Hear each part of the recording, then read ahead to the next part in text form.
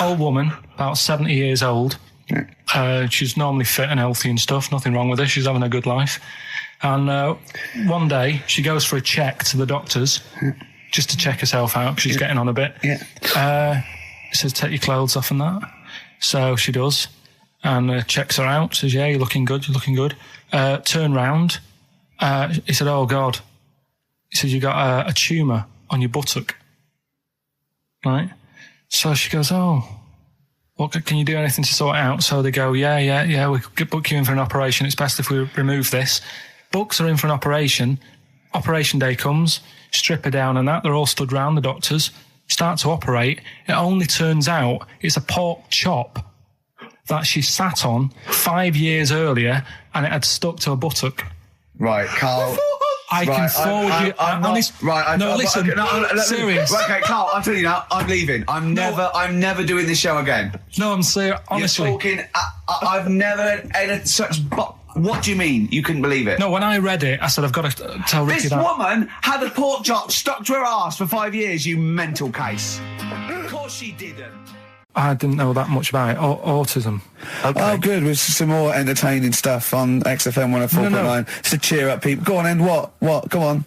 No, right. Have you heard about it, Steve? What autism? It scares me to death when he comes up, when he touches on a serious subject. We've been talking about wheeling a dead pope round, the Chinese don't age well, and ginger people are hated. And now we're going to touch on a really, I mean, my heart's in my throat. Go on, Karl, then. Tell me your insights to autism.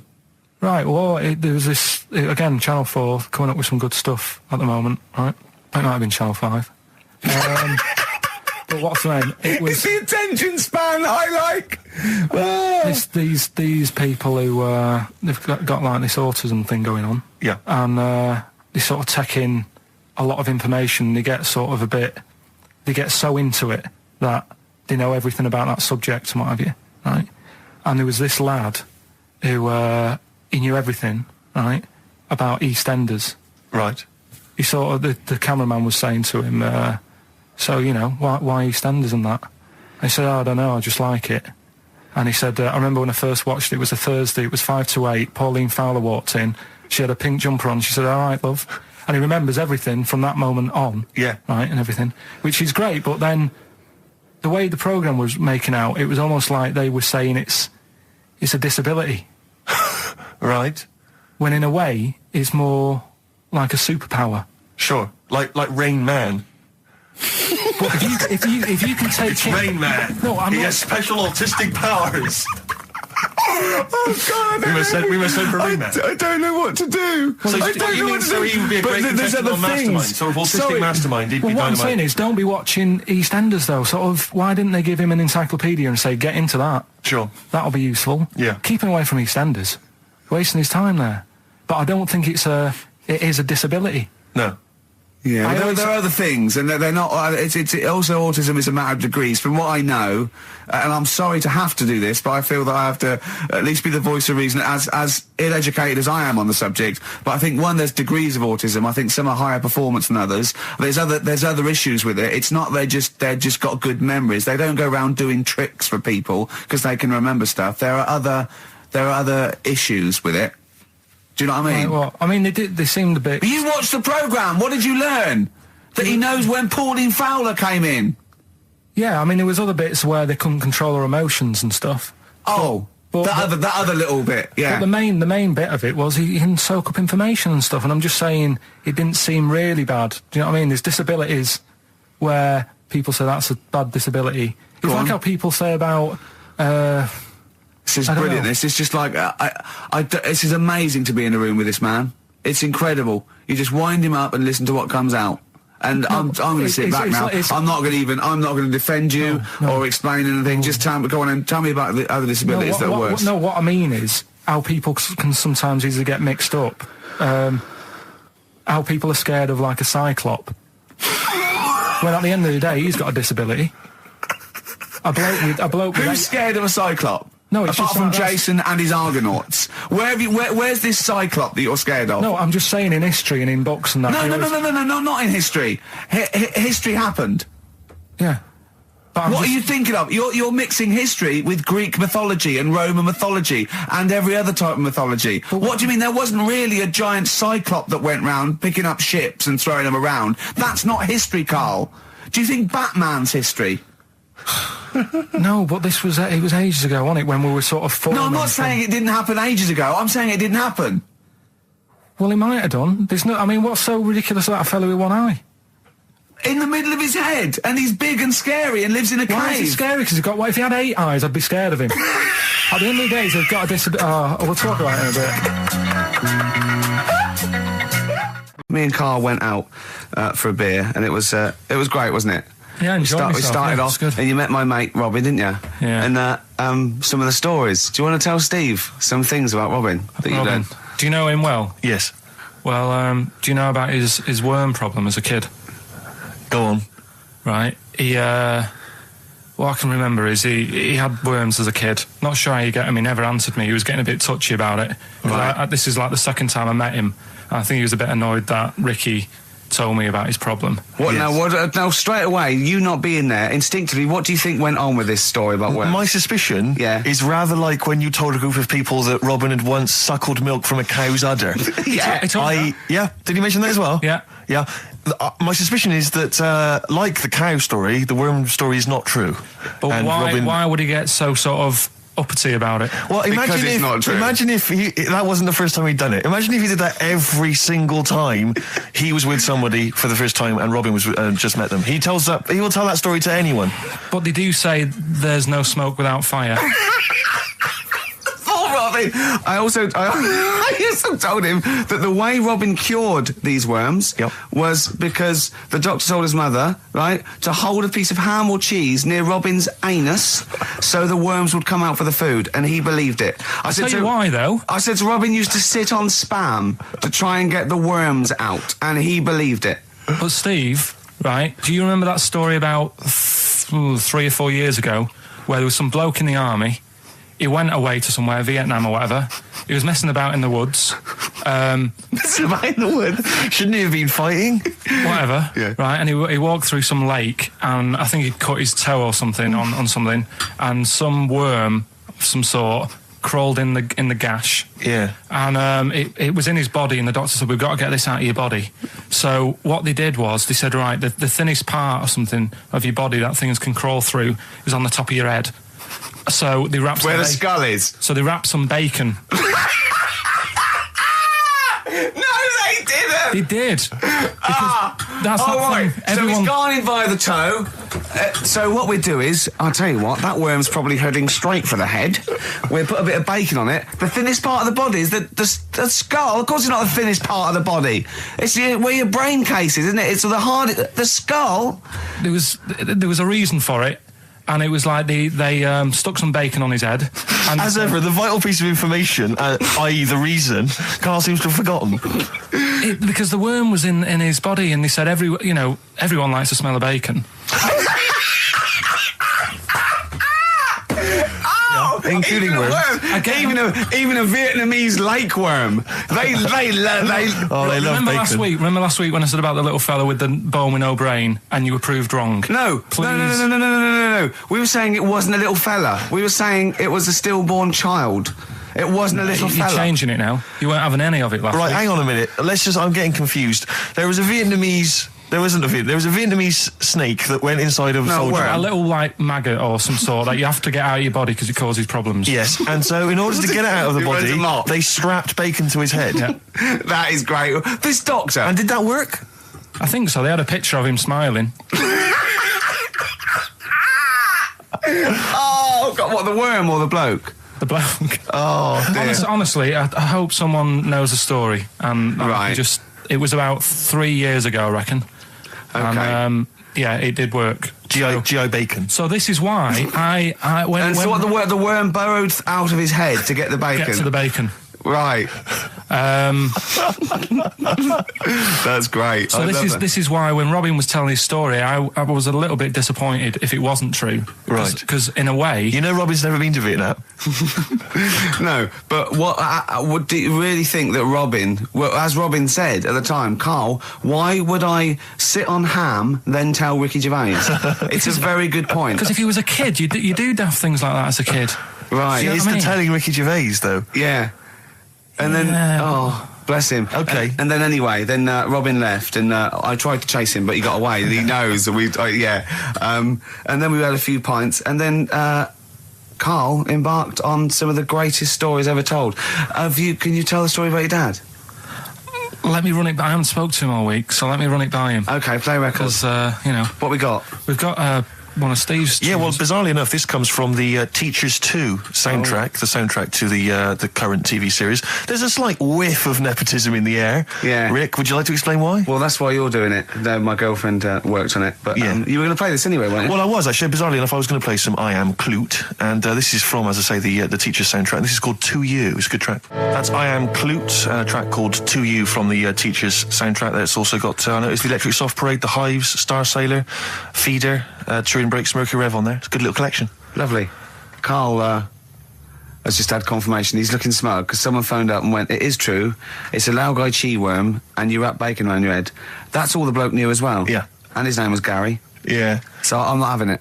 No. And he said, see, that's why the Robin thing isn't so weird. He said, but when you said he tried it with cheese, he said I was having none of it. He's got standards. Strokes, hard to explain. Like Carl, really. Yes. Yes. So, Carl, concentrate. Yeah, go on.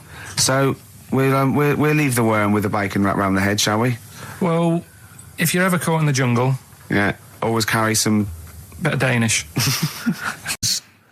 Well, we came in to a big bunch of stuff. Dropped off was it Becky from Marks and Spencer? Just like lovely stuff, food, presents for the cat, books. Just to Ricky and Steve who do the show, right? Ricky Gervais and Steve Merchant, GQ presenters of the year, creators of The Office, right? Award winning. Carl's looking over. I go, well, maybe. It's not for you, no. And then he told me why he's grumpy anyway. Go on. Do you know what XFM are giving everyone? How long have you been here? About 6 years. What are you getting for Christmas from XFM? 2 CDs. Is that of your choice, or do they choose them? There's a list of about 30. Right. Tell them what you About chose. 30 CDs. I've gone for Kings of Leon album Yeah. and the Best of Bob Marley. Haven't we given them away in the past or something? Or you could have burnt them off, couldn't you? You could have done copies. Illegal, but you could have done that anytime you wanted. I don't think Bob Marley minds if you No. bootleg his CDs. It's out of order though, isn't it? It is bad. Although you Is do that get, always the case? Has it always been the truth of all the time you've been here? No, it has been better than this. although you do get paid quite well, and you do have an easier time. Yeah, but don't give me the CDs then. If it was a milkman, you don't go, have 2 bottles of semi-skimmed. Happy Christmas. Yeah. That is a valid point. Do you know what I mean? You complained? Who is it who made this decision? Is There's it- no point. No point, is there? Why? Just no point. I don't like moaning anyway, just... Has it come from up top? Is it from the capital people? Just everyone. That's what everyone gets. Yeah. Yeah, but will Christian get 2 CDs for getting up at 4:30 every day for about 5 years? And keeping this station afloat. Probably. Yeah. So that's why I'm a bit fed up. What do you listen to first, Marley or Leon? Well, you have a bit of Marley. I'll tell you what Marley's good for as well. You're going to have a little beach holiday, aren't you, over Christmas, going to Lanzarote? Listening to that on the beach, you'll realise how wise XFM are in the long run. You go, well, look, they could have given me 400 quid, right? Well, I'd have spent that. But this is, the legend lives on. That keeps on giving. So you're probably, you know what I mean? Think how much what you got to think of is how much all his great songs took, not only from the depth of his soul and, all his sort of angst and knowledge and love, and then all the studio time, the marketing, and they're just giving you one that. They go, don't worry about that, Carl, just have it. And you go, what? All the time we spent with Bob Marley and everything. Have it, Carl, have it, Carl. And practice. Yeah, have that. Thanks, well done. Carry on. We're still going to pay you for the work. Yeah. That's just some on top. Here's a little piece of bob, free. Yeah, so don't moan, it's extra. So, they didn't have to give you it at all. Play a record, you ungrateful little swine. Some people, like the homeless, aren't getting anything this Christmas. This is my Except favourite chill. Elvis Costello track of all time. It's Alison. This wasn't on the list. Right. What? Ricky and Steve are here. Karl Pilkington is away today, so Mr. Ian Campfield. Stop it! This is my signing off link. Right, look, I'm running into your show now and it's your fault. Mr. Ian Campfield's with Ricky and Steve today. Jimmy Carr's on X-List duty tomorrow. If you didn't get a request in, I'll see you 10 o'clock next Saturday. Merry Christmas. XFM. Comfort and Sound by Feeder on XFM 104.9. I'm Ricky Gervais. With me, Stephen Merchant. Hello there. But no Karl Pilkington. No Karl. He's in Lanzarote. Lanzarote, But as we we have speak. got a very, very special stand-in. It's Camfield. Say hello. I'm so excited to be here. It's been, the things I've learned in the last 10 minutes before we've even gone on air. Like, you don't have a theme tune. I don't have a theme tune. I don't wear headphones. Exactly. Ian wears headphones with a preamp. He's got 3 midgets just brought in his back line. Yeah. Right? They're called Dog, Mongo and Blitzkrieg. Look, Blitzkrieg is up there. They're eating a banana. Yeah. He is the king of rock, the new king of rock. Well, the prince, he's the prince of rock. Obviously, Vance is the king of rock. But we'll be doing that. We're working out who. Over this, and by the way, Camfield, I don't want the Ian Camfield that does XFM and going, and this fast approaching 123, here's Ash. I want the Camfield that goes, I snorted ants with Lemmy. Okay? So, we want the real Camfield. All right. I bought in Metal Christmas. Is that all right? That's my only request from this show, that we do play Paul Di'Anno's version of Santa Claus is Coming to Town. The rest of it's over to you. Yeah, we're going to play some Christmas tunes. We're going to play some, our favourite hits of the year. But mainly, this is the rock programme. This is the rock programme. What worries me, Rick, is there's a lot of people who listen to our show and they're not regular XFM listeners. They just kind of crawl They're out not of their regular morphine people. stupid on a Saturday afternoon, put the show on. So they might not be familiar with Well, Ian's Ian work. Camfield is a young man. He's been in... He's about 14. He's been in radio... It's weird, he's 14, but he's been in radio for 15 and a half years. He was weaned on the milk of a Vance. Yeah. Right? And he's going to be the new rock god, aren't you? Well, I'm trying. Yeah. No DJ Camfield. Just go, yeah. Right?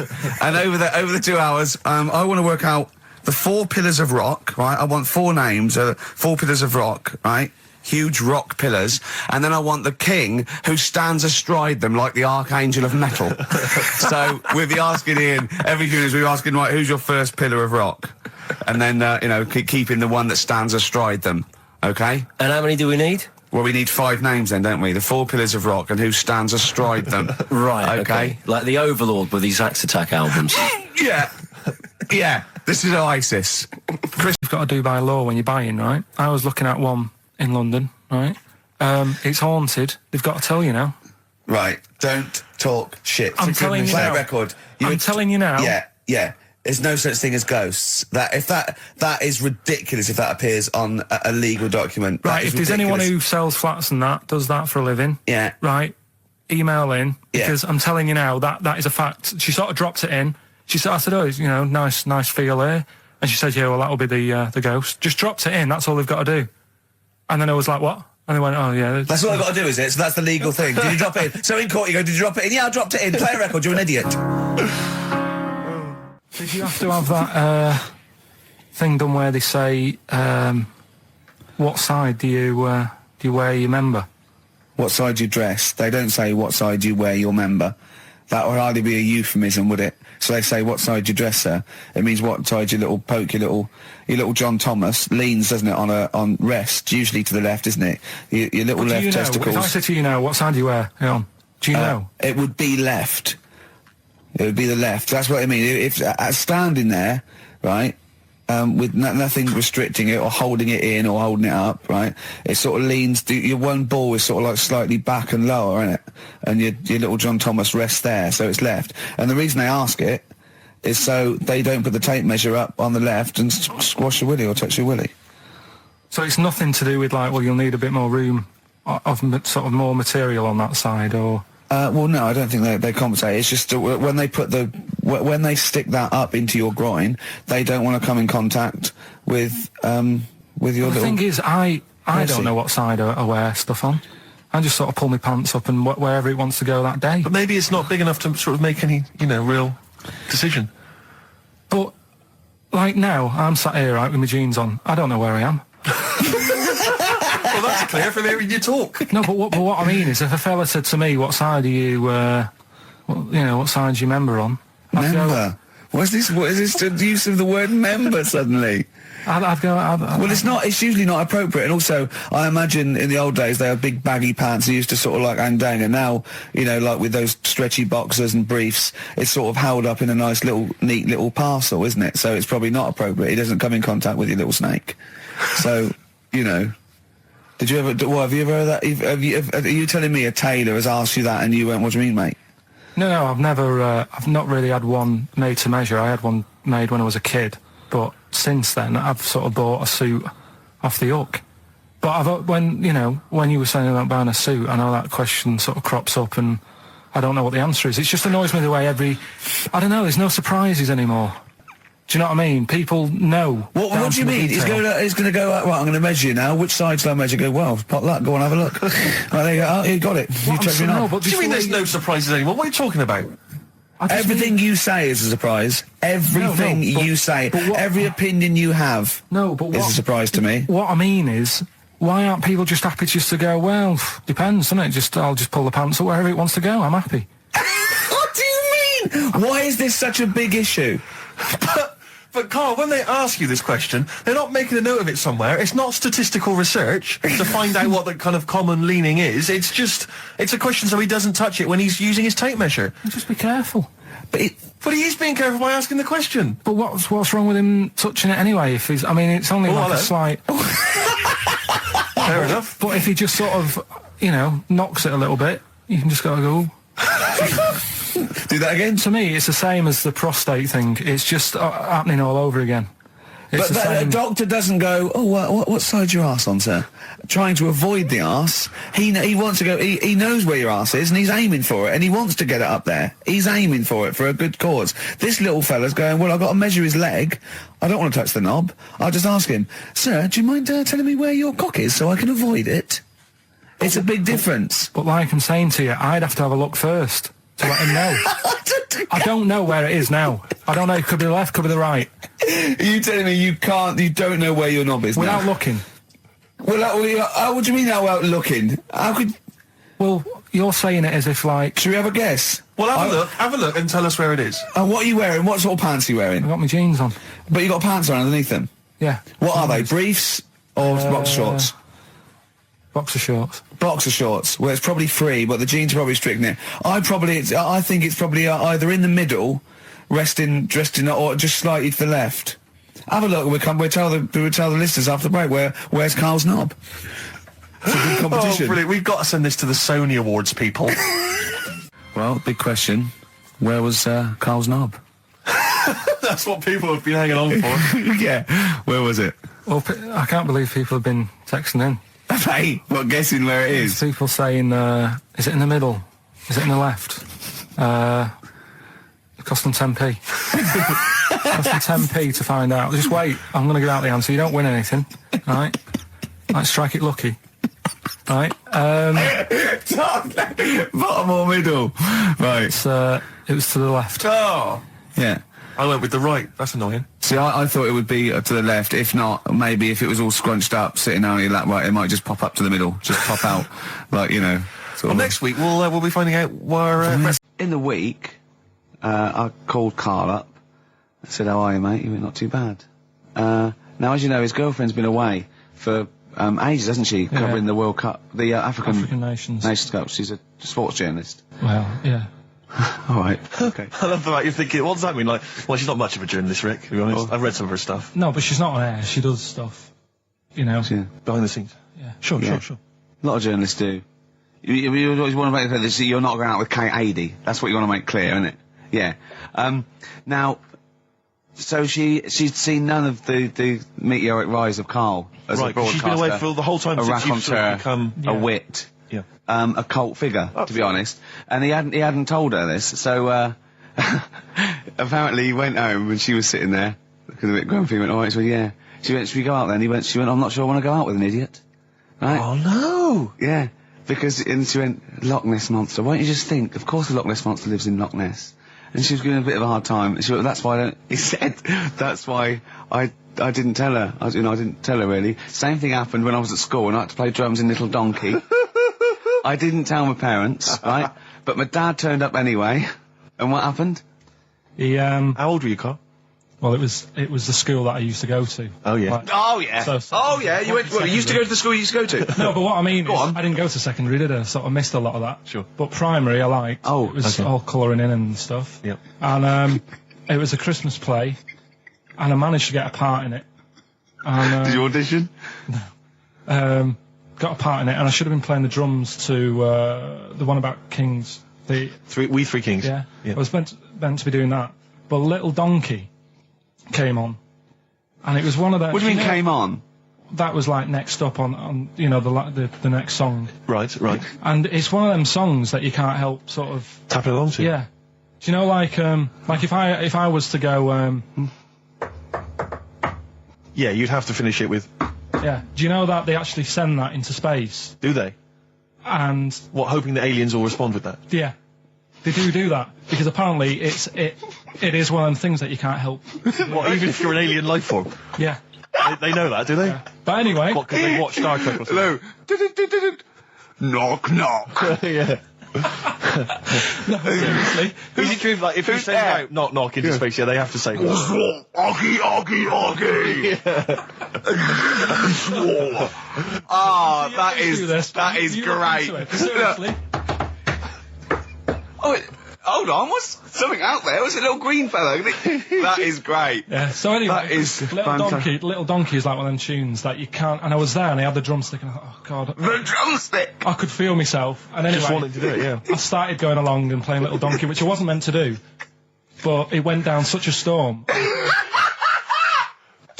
What, were there people like parents and that dozing off, and then suddenly they heard your version of Little Donkey, and they thought, wait a minute, now it's really picking up. What do you mean? I'm glad we paid £1.50 for this. What do you mean it went down such a storm? They're going, hold on, was it like when People have Ringo... lighters in the air. You know, like when Ringo joined the Beatles, now going, boo, Pete Best, but he went...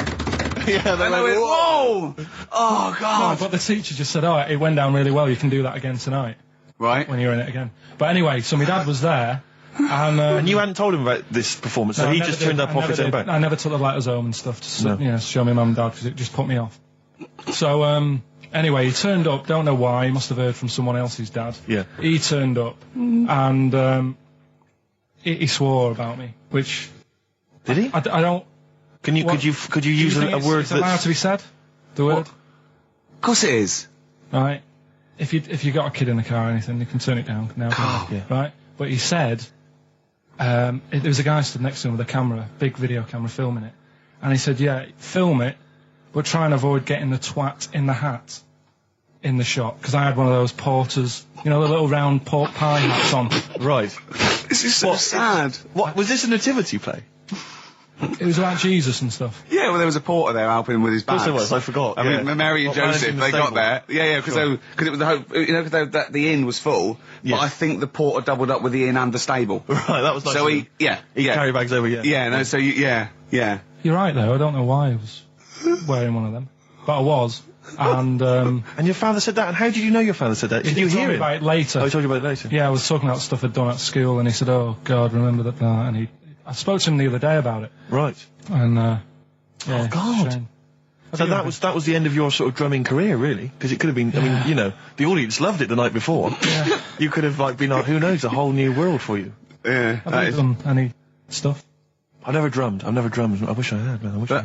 That's a movie story, but... Is that, and that's why you don't tell, your mum and dad don't know you on the radio, do they? I think, when they were down the other weekend, they had to come in, I just said, I'll just go in and press the buttons. Because they could listen on Sky Digital, couldn't they? They could do.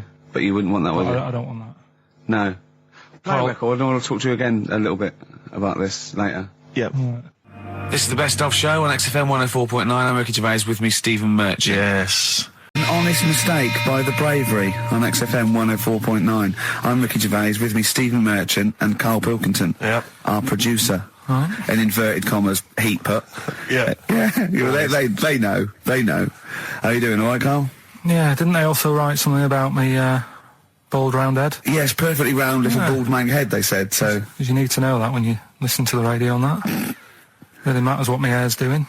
Your hair, have you given it a little polish? Because you look like a cue ball at the moment, and you've had a shave in it. I've never seen such a round head. It actually looks like a plate with ears. Yeah, well, for those that have never seen Karl, I actually, if you remember, I think he looks a little bit like Mr. Spoon from Button Moon. He does. If you've ever seen that show, that's and also he looks like, you know when they say they find with a little 4-foot human and it's actually 500,000 years old and they give it a name and it's the first, Australopithecus into. He looks like one of them as well. Perfectly round little. He is the missing link. He looks half human, half monkey. Because he's got a slight slouch as well. So yeah, it's like those pictures where you see it going from an ape to a man. He's one of those in the middle. Yeah, and of course his monkey hands, his hairy little wrist to those skinny little things that he can get oranges out of holes with. And it's unbelievable. Why are you so all shaved and polished and everything? Got a wedding. What? Got to go to a wedding today, so thought I'd, clean myself up a bit. Yeah. Shouldn't you be wearing a suit or something? No, I'll go home and put something on. Oh, okay. But, Suzanne said, make an effort. I sort of had a shave and that, and then I came out of the bathroom, she said, oh, your head looks a bit sort of eggish. She's right. She always worries about when I have a shave, because I just, That's your girlfriend, Karl. I know. Saying that. Just think, so don't worry about Heat saying it. And funny thing is, it's Boyd Hilton, I think, of Heat that wrote it. And he's got a little bald head. Yeah, no, don't slag him off. Yeah, but on the end of his review, does it say, written by Baldy Boyd? No, because it doesn't matter, it's a magazine. Don't worry about it. Looking forward to the wedding? A bit boring, isn't it? But you've got to do it. They're probably listening. Should we do a shot? No, it'll be a great day for them, but I know what will happen. Suzanne will see, all the fuss and that, and then she'll get ideas, and I'll have to let her down and all that. Why is it you don't want to get married again? I always forget. It's just... Who's it for at the end of the day? I've been with Suzanne for 11 years, right? Sure. We're happy. Well, I am. That's what counts. You're never happy. I am. I'm all right. Yeah, no, I know you're happy with Suzanne and everything, but apart from that, you're never happy. You are the most grumpy, moany thing in the world. I mean, I get annoyed, but I'm always happy. I was annoyed here. I was happy coming here, but there was a bloke behind me walking and scuffing his feet. He had a pair of those stupid skulls on, and he was clicking and scuffing. Wear some shoes. You don't have to click. Pick your feet up. Flip-flops annoy me. But I'm happy. I'm just annoyed. You are just like, oh, the world's on me. It's rubbish, this. I know the world's great. It's just sometimes people annoy me by being there. But Steve said I should be locked in one of those towers that princesses used to be locked in fairy tales, because everything annoys me. But you're grumpy. I'm not. I'm all right. Oh, right. Okay. Listen, we better play a record soon. But coming up, Steve, I went away with Karl. Okay. It was a little present from Jane. It was a golfing day. I could take someone, took Karl. It was a brilliant day, absolutely brilliant. But it ended with us sort of drinking and chatting and me saying, right, I'm going to bed. Because Karl said the most ridiculous thing he has ever said. Think of that. That's something. Oh. Sometimes, Karl, I think you're on another planet. Here's the only ones. Foo Fighters, Best of You on XFM 104.9. I'm Ricky Gervais, with me, Steve Merchant. And Karl Pilkington. All right. Karl's had a bad week. I'm going to say it straight away. He tries to rule out stress in his life. Yeah. But he's had a bit too much stress this week, haven't you? One, a phone call from his mum, stressed him a little bit. Right. Something he said in a magazine about his auntie. Okay. Came back to haunt him. With Auntie Nora. Auntie Nora. Yeah. Don't name her. No. Oh, she knows who she is. No. Okay, we won't name her. Right, we just say it's the one who farted for 5 minutes, and as he saw a skirt when he was young, and I found it like a split tennis ball. So it could be any of me aunties. We're that coming up, and also a bloke in Times Online, Chris Campling, did a review of the show, right, and basically said that Karl Pilkington is a creation of Gervais and Merchant. Well, if only that were the case. He said. He started off saying he liked the show. Yeah. He was excited. Said it was a good show. A lot of the jokes. I'm already questioning his critical faculties. Yeah, exactly. And basically said that we didn't contribute much, or seemingly didn't seem to contribute much, and we couldn't sort of like ad lib or anything. We just laughed at, particularly me, laughed at Karl Pilkington, who was coming up with some, quite funny stuff. Yeah. Right? But then he does a twist on it. He goes, but the thing is, we're the puppet masters.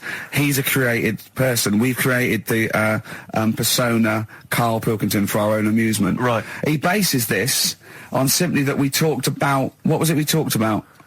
The Chinese not aging well, and Right. he heard him talk about that on my DVD. But clearly I say, Karl, remember when you were talking like that? It's a news, or remember in the week, and so he thinks it's all scripted now. Imagine if this show was scripted. I'd be ashamed. Yeah. If this show was scripted, I would send back the BAFTAs for the actual shows we've written, and I would say... I'm not having a go at Chris Campling. He's nice about our other work. He likes The Office, and he likes my stand-up and everything, and he likes the show, but he's saying...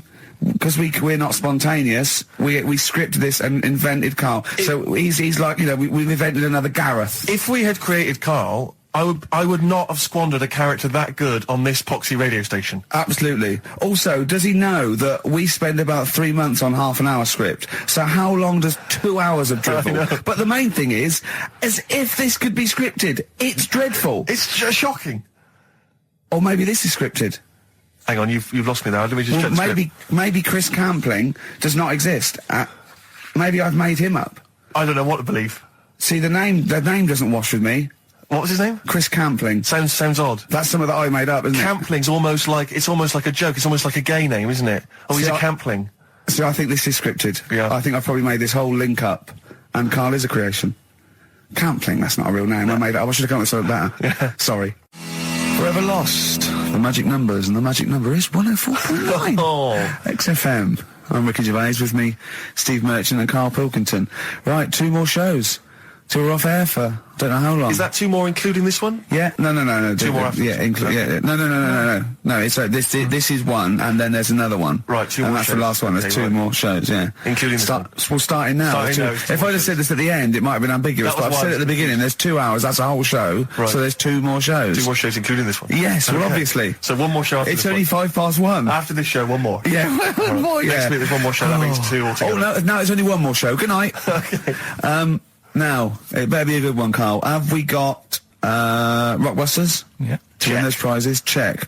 Have we got Monkey News?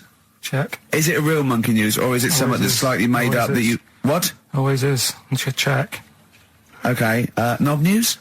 Yeah, we've got a bit of knob news, yeah. I'm worried that Knob News, because it's only about penises, is a little bit sexist. Have we got any fanny facts? Can we sort that out for next week? I don't want to alienate our female audience. Welcome to Minge London. Good, I'm glad that's that. Well, brilliant. We've got a song with a story. Yeah, doing that. What is it? I don't want to sort of tell you what it is yet, because the song isn't that great. Do you know what I mean? It's good. not a song Good. that's like an XFM song, but every time I hear it on, say, like Magic or whatever, Yeah. I have an argument. 105.4. Yeah, I have an argument with Suzanne that, what I think it's about, and she says, don't be stupid, it's not about that, and I'll say, no, it is. And so we're going to decide who's right. Yeah. Well, I don't know what song you're talking about, and I don't know what the argument is, but Suzanne's right. Definitely. No doubt about it. We'll have a listen, but I'm hoping that once people sort of listen to it again with my thoughts, every time Well, I this hear it, song sums up what people should think of you. It's don't believe a word. All right? That's the sort of links I'm capable of. If that doesn't bag us as Sony, then nothing will. Landed, Mr. Ben Folds. We've landed on XFM 4.9. Ricky Gervais, Steve Merchant, and little Karl Pilkington, and his magical little manky, round, baldy head. He was described as a wacky mank in one of the papers this week. Really? Brilliant. Well, remember we were talking about it last week about he came round to my house and I popped out my Mr. Johnson, sure to take a little look at. And his 2 that made daughters. the papers. That made the papers. Wow. What paper? It wasn't front page of the Times. It must have been like the Daily Star or something. Just squeeze Live 8 in Yeah, the second, yeah. on the second page. Yeah, so wacky mank. Wacky mank. That's Wacky great. mank. Wacky mank. We had an Karl email Pilkington. from someone who reckons they remember you from body popping round Salford way. Yeah, Eccles Precinct, apparently. You know that, don't you? I wasn't doing it around there, though. What do you mean? I was around Stretford. Stretford Arndale. And what were you doing? What sort of body popping was it? Just a bit of everything. Caterpillar. A bit of moonwalking. Do you have a little piece of liner you used to carry around? Well, mates had that. Right, you didn't Borrowed theirs. Borrowed theirs. Were you any good? But you weren't breakdancing, well, you weren't spinning on your head and stuff, you were more body popping. Well, I hope he wasn't spinning on his head, because you know that can sort of give you little brain damage and things. Well, it can give you brain damage. Also, it can wear your head down, and also makes your head perfectly round. Yeah. Because the gravity is pulling on. But if you keep on doing it, obviously it's going to wear your hair out, yeah. So you become sort of like a stupid, bald, and roundy headed. Yeah. So I very much doubt that you did do any of that. Did you, Carl? Didn't do any of that. Well. So you're shooting off in a minute, aren't you? Well, yes, because we were trying to make poverty history, Carl. Yeah. People are making poverty history all over the place. They're putting on a wristband, and it seems to be working, because I haven't been poor for ages. I haven't been poor. And Alex had a stop bullying. Alex was wearing a stop bullying wristband, and as he himself said, he seems to have sorted that out. You haven't been bullied for I haven't ages? been bullied for years. So wristbands work. I saw one in a shop window the other day, which said, stop child abuse. And I bought one, obviously, because, a lot of people say, you know, does it make a difference? But it was only £1, and I'd only spent it on kiddie porn. So, you know, I think I've made a little difference there, in a small way. On a serious note, though, I like the idea that child abuse, if you're a paedophile, and you're walking along the street in your Mac, right, you got a puppy in one hand, a bag of sweets in the other, and you see this wristband, and you go, oh, stop it. Oh, okay then. Yeah, I hadn't thought before. That's what I think. Okay, fair enough. Yeah. Well, I won't be doing that again. Yeah, he was hanging around in Topshop for unsavoury reasons. You saw them in there for only £1. Carl, we haven't got long, have we? We've got an hour and a half because we've got to shoot off. I've got to shoot off down to Live 8 and introduce Rem. So we got a lot to pack in. We got the Rockbusters, and then we give away. I just saw those. I'll finish the sentence in a minute. I look forward to it. I'm getting excited. Yeah. I'm getting excited. So we got so much to pack in. Yeah. I haven't got time to finish all my. So listen, right? You know the things we're giving away. The signed little Homer. The Nigel Tufnell thing and the Flanimals, right? Looks brilliant. They've done a brilliant job, the people here at XFM. So take back all you were saying about them, Carl. And also we should say as well, you've still got a chance to win that, because if you get today's Rockbusters, you go straight into the hat for the big draw, so you've still got a chance to win all those top prizes. Play a record. Bit of monkeys. Yeah.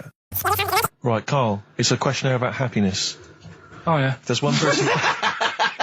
Well, that should answer it right where. The first question, Carl, on a happy scale of 1 to 10, where are you on the happy scale? Is it at this moment or in general? Well, I would say generally. Okay. Yeah, but you don't always have to, like... I mean, I think I'm happy in that, but I don't always show it. You never show it? No, but it doesn't mean I'm not happy in that. Like, I'm all right at the moment. I'd say I'm probably on a... It's probably on about an 8. I was probably at about a 9 when I woke up, right? And then... sort of fell out with Suzanne over a haircut. Yeah. Right? She went for a haircut and came back with something that I didn't like. Sorry, what did you say? So when your girlfriend walked to the door, she had her hair done, you said, I don't like it, alright? Well, she could tell by the look on my face. But don't you say, no, I'm happy with it, I just can't tell. I'm loving it. Because then she won't have it done again. Oh, Carl, I just cannot get over you. I really can't. No, but you haven't seen it. Right? Oh, So then I was fed up, but then I thought... Sorry, what authority have you got to talk about haircuts? Yeah, you had the officially from a barber in Manchester above a railway station in a shack, it was £2 a cut, told you have the hair of a Chinaman. Well, you wish you had the hair of a Chinaman now, you got no hair. You're a little bald man with your mouth open, so don't... Is she listening to this, Suzanne? Sitting at home with a woolly hat on? I don't know. But she knows now, doesn't she? What did you say? What words did you do about it, I just said you look like someone out of Slade. Interestingly, that's what I look for in a girlfriend. Oh, God! Which one of Slade? That one with the funny hair. Not Dave Hill. Yeah. The one with the crooked fringe and the goofy... She had her teeth done as well, did she? She had 2 front teeth put in. Dumper. So anyway, So prior to that, you're on a 9. Then you saw the haircut, you're on an 8. Yeah. Yeah. And now then, what are you on? I'm probably on about a 6 at the moment. Why? What's happened? Well, while Star Sailor was on, bit more head squeezing going on. So, yeah, about a 5 or 6. So generally speaking, what would you say you are? About 4. You're on a 4. Alright. What would you give someone who wasn't very happy? What would you give them? What are you thinking, Carl? Depends why they're not happy. They're low, okay, so what would you give them? I mean, yeah, depends, doesn't it? If it's someone who's just lost their arms and legs in an accident, you don't give them a lollipop. Sure, or some mittens. Yeah. You give them a hat. Yeah. Yeah. And dare I say it, a smile. A skateboard. Yeah. Yeah. I don't know. You don't know. You got to answer the question. All right, so hang on. Let's assume that you've upset your girlfriend because you slagged off her haircut. What are you right? going to do now to feel go and guilty. make her happy? How are you going to cheer her up? And not buy her a baseball cap. That was the record before us, and here we are, pre-recorded, because we did this a few weeks ago, because we're not here at the moment, are we? We're away in that. I'm Ricky Gervais, with me Stephen Merchant. Hello there. And Karl Pilkington. Well, He's not actually with us. No. He'll be in some of the best of clips that will be coming up shortly. yeah, this is just us, isn't it? This is just us. We did this. When did we do this, Rick? A couple of weeks back. Hold on, what is it? What It's day the is it? 27th today. Yeah, well, I enjoyed Christmas. I loved Christmas. I love Christmas. I had a great time. What do you get? Loads of presents. So did and I. I'm glad they made it to #1. I'm really glad. Stroke, he, she. Yeah, I'm really glad that the pop idols, Cliff Richard, Westlife, made it to #1. Bo Selector. Bo Selector. Yeah, just delete that. As, Yeah. Okay, well, we're going to play some of the best of, some of the greatest moments of the last 3 weeks Yeah. ever heard on XFM 104.9. What about this? Do you remember this one? Oh, which one is it? I'm Ricky Gervais, with me Steve Merchant. Over there, Karl Pilkington. The man who believes anything. I think it might be a condition due to his little round head. Mm-hmm. It's sort of like, it might be a new condition that we can call cranial spherity.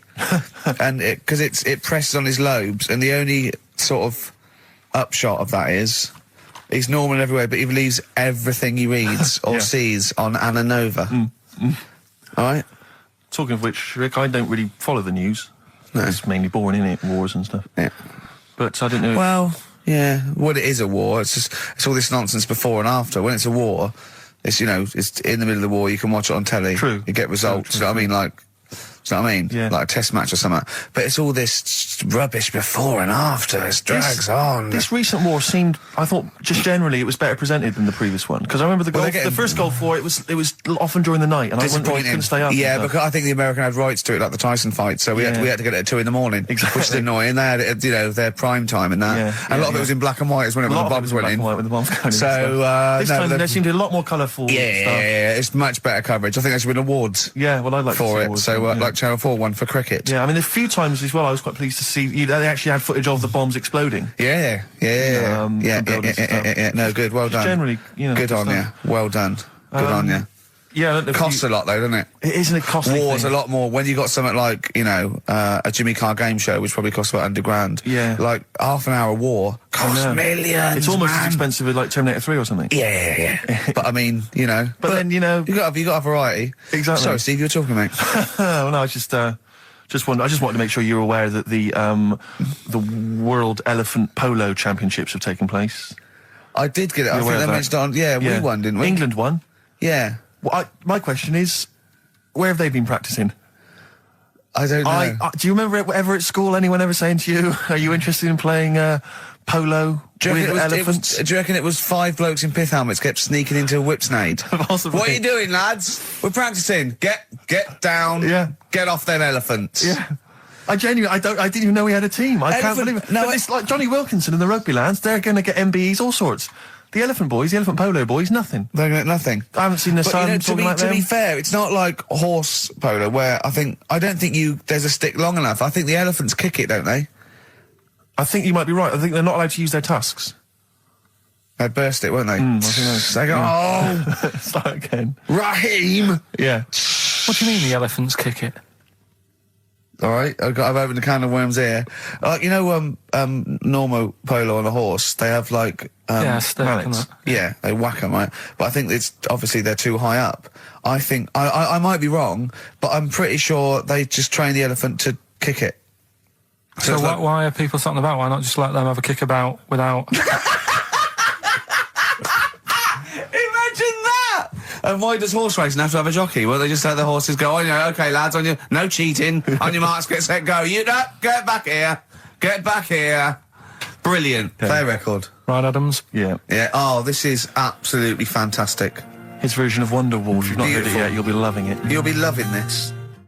Kings of Leon, California Waiting. Steve, the public have been waiting for us to return. That's true enough. All right? Yeah. They had the best of Oh, last that week. was a joy. They had Camfield and us without Carl the week before. But it's been a while since we've all been together. I'm Ricky Gervais. With me is Steve Merchant. And over there, with his little sunburnty, baldy head, little Karl Pilkington. Hey. All right? Yeah. That wasn't Steve slapping me head then, by the way. No, that was just him clapping at, like, Steve Wright in the afternoon. It's a great show. Because he's so... It is a good show. Yeah. He's so pleased that we're a posse. Yeah. And we're all back together. 3 holidays Carl's had this year. Last year. Yeah. I'd love to have 3 holidays.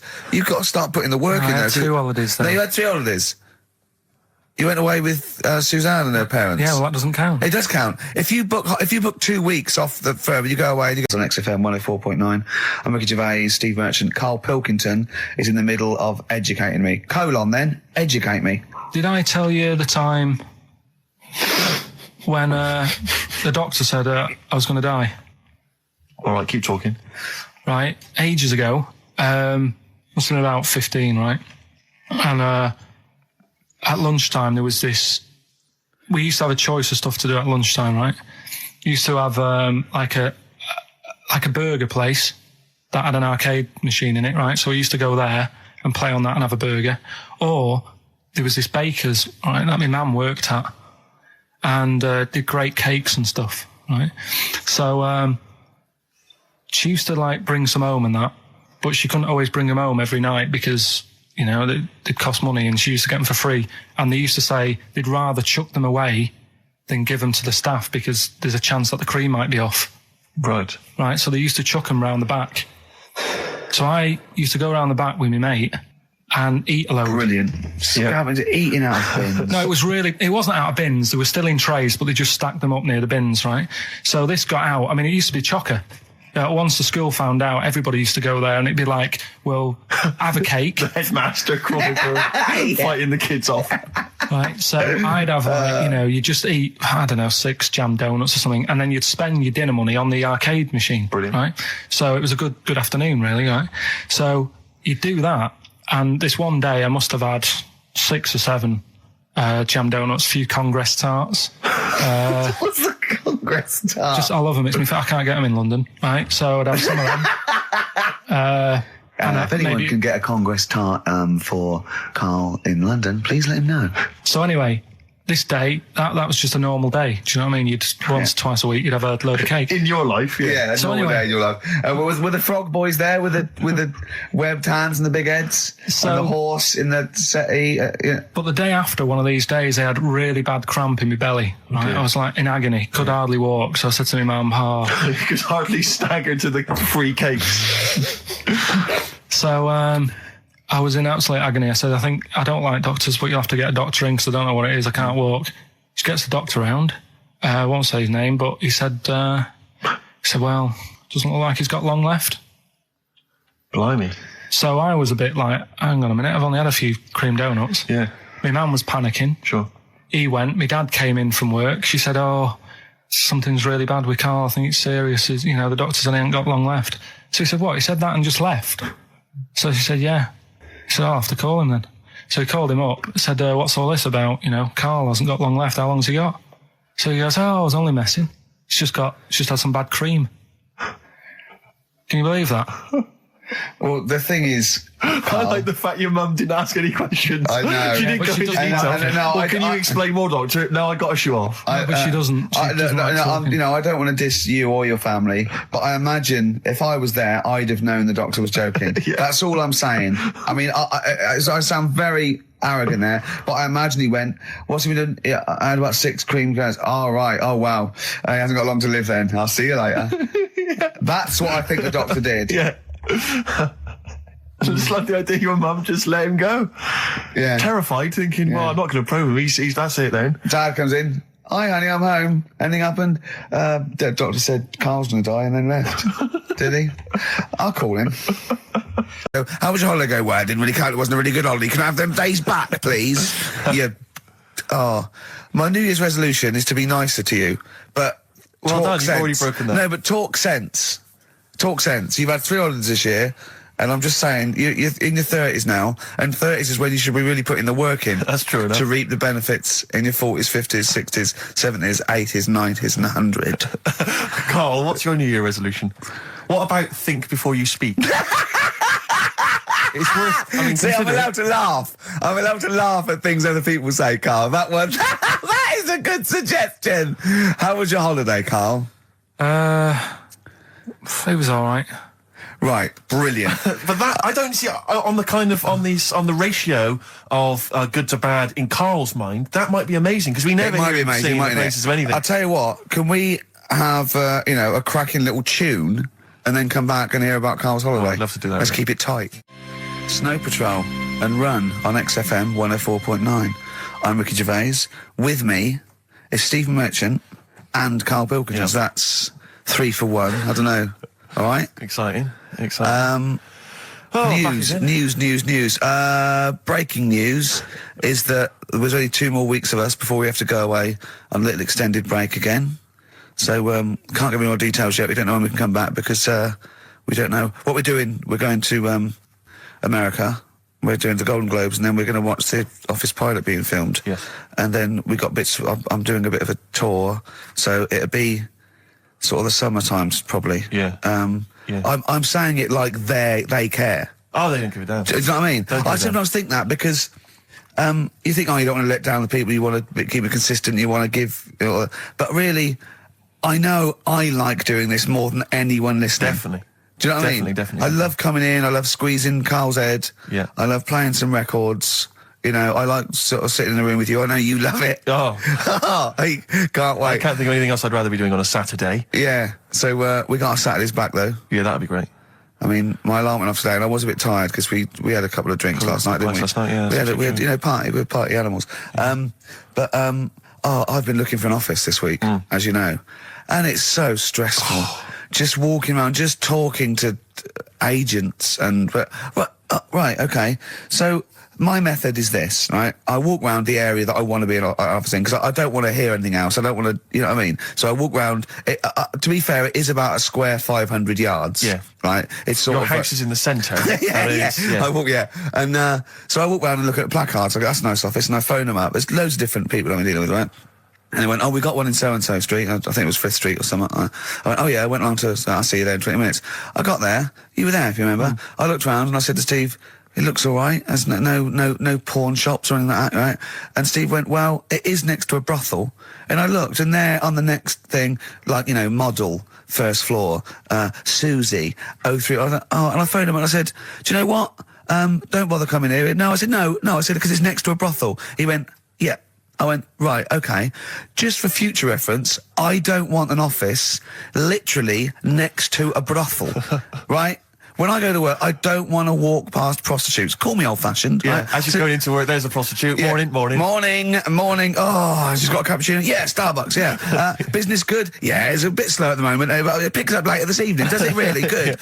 And I said to him, I've got So my New Year's resolution is being like a little fascist when it comes to business. And I said, also future reference, no crack dens and no wild animals in the porch.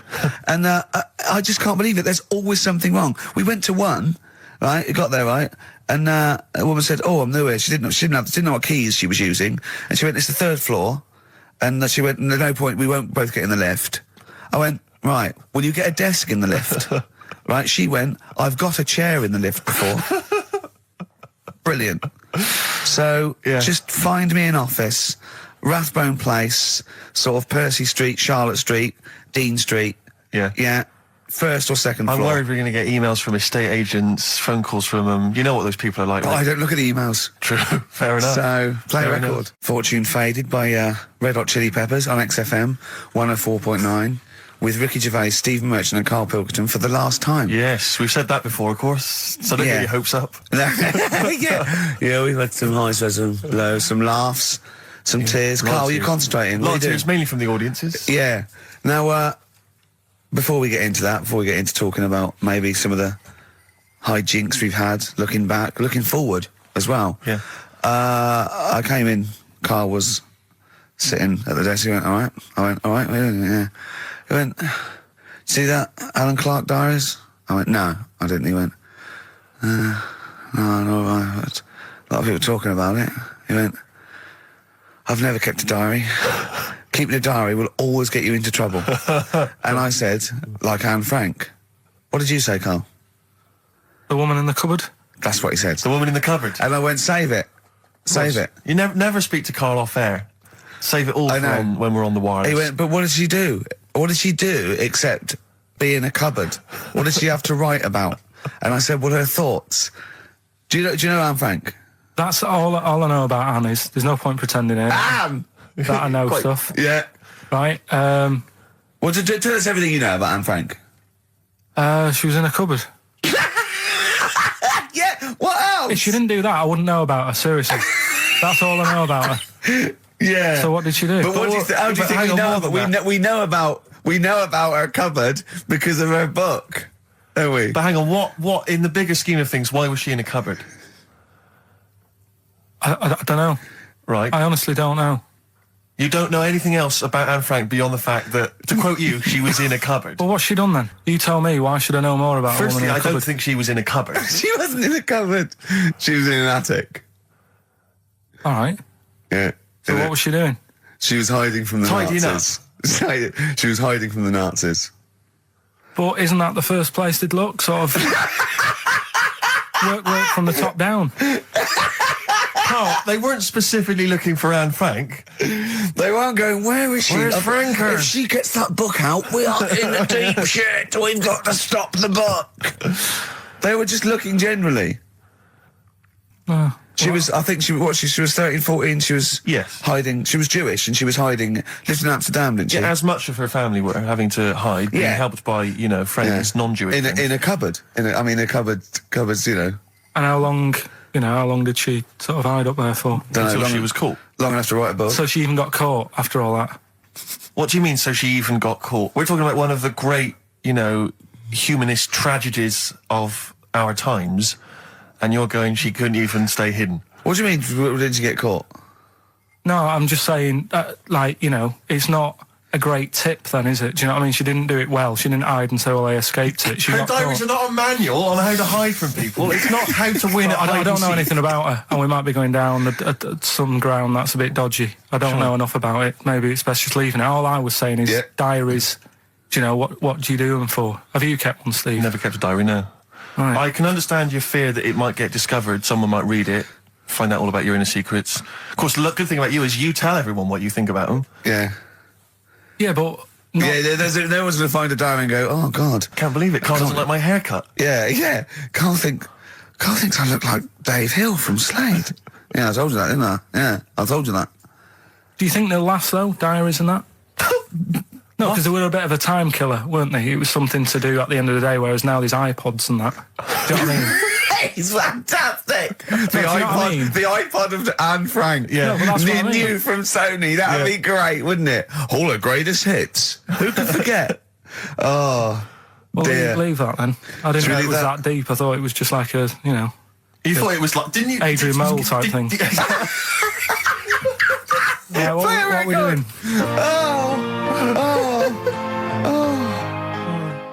Since you've been gone, Rainbow. Since we've been gone, Steve. What's been going on, mate? Well, so much has happened, hasn't it, in the world? Politics and stuff. There's been an election and the like. I'm Ricky Gervais. With me, Steve Merchant, and our producer. I say producer. Karl Pilkington. All right. Yeah, very good. We've been away for a while. I think the last show we did was January 2004. Yeah. And nothing's changed. Nothing's changed whatsoever. Nothing's been mended. I'm pretty sure I threw that away in the bin before I left. Yeah, there are some of your old bacon rinds from that sandwich. Yeah. The spare ribs on the floor. Yeah, nothing's changed at all. Oh, no, that's not true. The listenership has changed. It went down slightly, didn't it, on the last radio show? Well, I don't know. I don't know. Is that what happened? Did it go down slightly, Karl? A little bit, I think. I don't think XFM gets new listeners because I think what happens is, because the reason it goes down just very slightly each time is that their old listeners die. Yeah. you know, old Cure fans dying of smack addictions. Gout. Yeah. But anyway, well, I haven't listened to this station for a year and a half, so that's increased by 1, which is probably quite a high percentage. Exactly. I suppose that my question, I suppose, to you, Rick, would be, why now? Why have you come back now? I was a bit bored of sitting at home. Okay. Yeah. Because we're just here for 6 weeks. 6 weeks. Well, we're standing in for Adam and Joe, aren't we? Yeah. Yeah. How the tables have turned. I remember when they were standing in for us, but... Yeah, I don't know. But the only reason I'm here is because my housekeeper cleans between 1 and 3. Oh, right, that's a good idea. So I sort of get out of the house. And are they listening to XFM? Well, no, she doesn't speak English. I'm not made of money, Rick. Okay. If I can help out, a young immigrant lady, then I will do. And there are so many things I can do for her in so many ways. Yeah. But her, picking up my old tea towels and stuff is ideal. So that's why I'm here. But all I'm worried about is I think people kind of associate with the name Ricky Gervais. They associate a certain level of quality. Your live stand-up DVDs, there's a level of quality. You've put a lot of work into them. You've honed it. The TV work you've done, likewise. Should people expect the same from the radio show? Definitely not. No. Definitely not. Those things that, you sit down, we sit down, we write them for a long time, write them for a year maybe, then film them, and we worry about everything. This is, I'm not even sure I'm talking into the mic at the moment. I was actually doodling, as you saw there. Yeah. I'm eating a sandwich as we speak. Yeah. Although we do like music, that is true. That's absolutely right. Should we play some great records? Am I gonna have to thump you? Yeah. Do you know the saying, shut your face? Yeah, I've heard the well-known Shakespeare, isn't it? Yeah. Do you know how it came about? No, Joe Dolce. No, go on. It's ages ago. Oh yeah, literally. Like knights who wore armour. Okay. That's armour gonna have to thump you. That's how it came about. Okay, armour. They wore all the stuff and they had the helmet, and say if they're guarding something at night. Stood outside a castle or something, and there's probably going to be 2 of them, right? So they stood there talking and that, and talking about stuff, and the future, medieval stuff. One of them's like, "Oh, we should shut up." I've been stood here for hours, and he's going on and on. Yeah, sure. So he'd say, "Shut your face," meaning, shut the guard down on your helmet, the visor, and I can't hear you then. So shut your face. Shut your face. That's how it came about. Well, I suppose it would be interesting if I could just rely on it. I'm not sure it's true. I know, I just never know.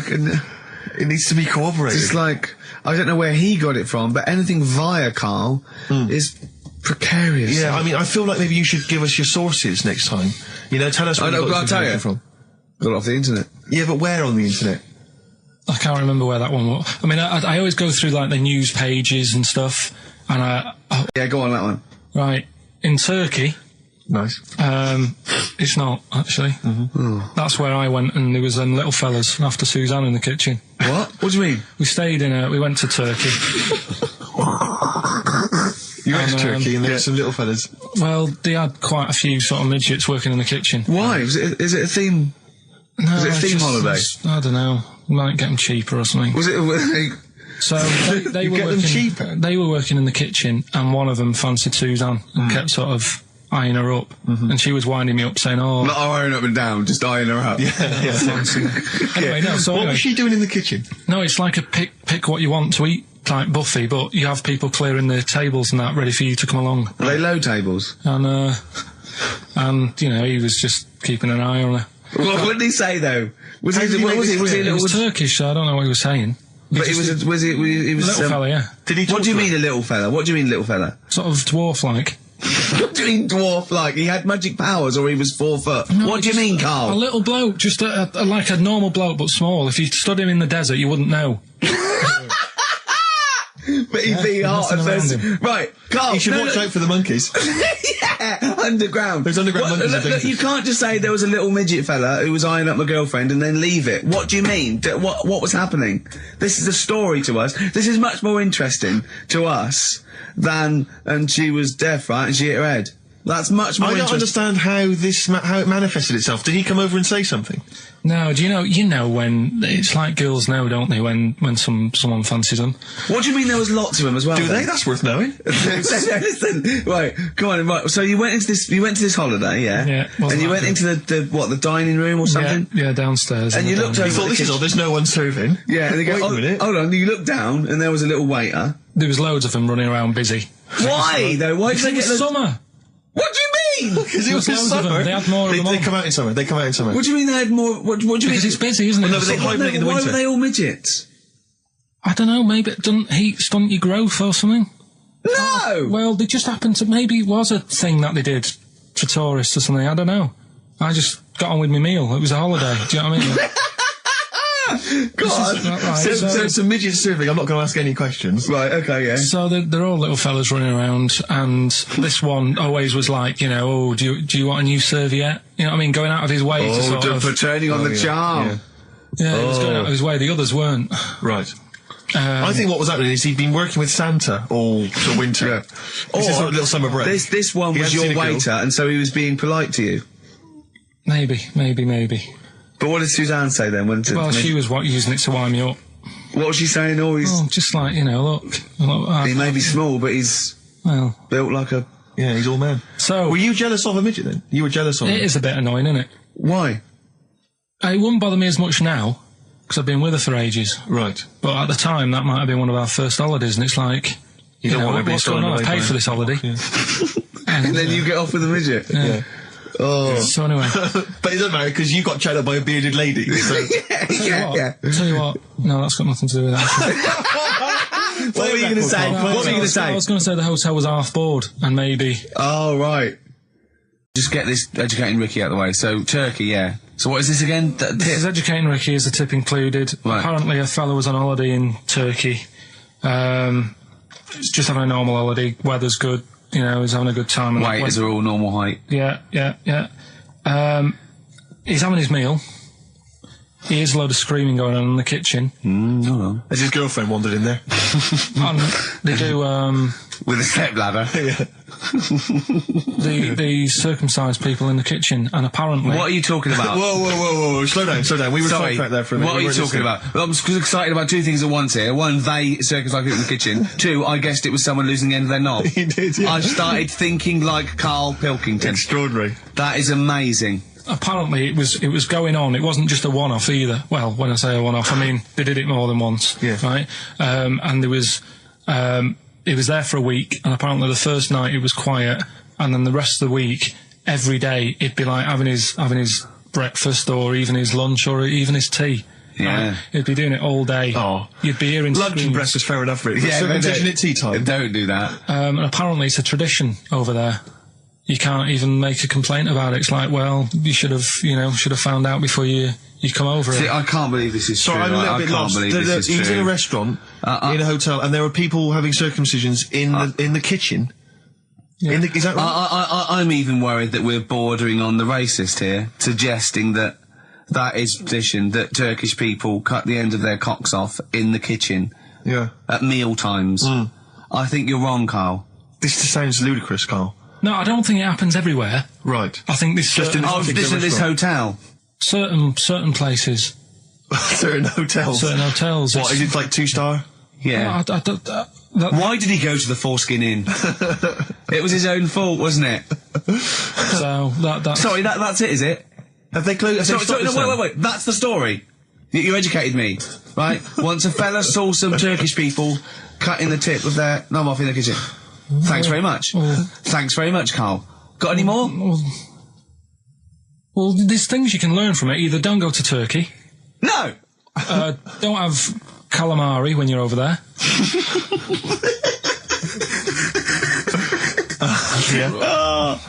Carl, you've done it again. Well, You too. I love that one. can't we just... Don't get the just because so far you've come up with nothing. What's the last one?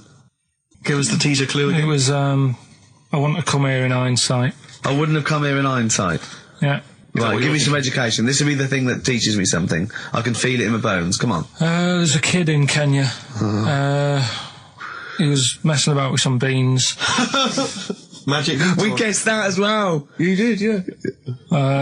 He's fed up because we've guessed his puns, I think. He put one of them in his ear. Yeah. The mum or the dad said, what have you done that for, or whatever. Yeah. So I'll have to take you to the doctors now.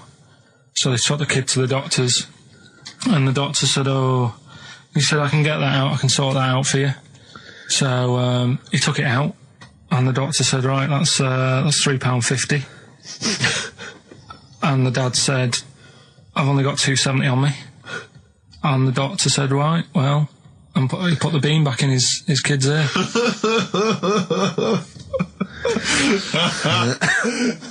I don't know what to say. I don't know what to say. I mean, a couple of questions from me very quickly. Are you sure that those were definitely the sums involved, were they? Well, the equivalent of whatever the deal with in Kenya. Yeah. It was the equivalent of £3.50. So what currency was it, Carl, that you translated into sterling? I don't know. No, it was saying in the thing. It said the equivalent of £3.15, £2.70. Did it say that? Yeah. Sorry. Did it say that? Yeah.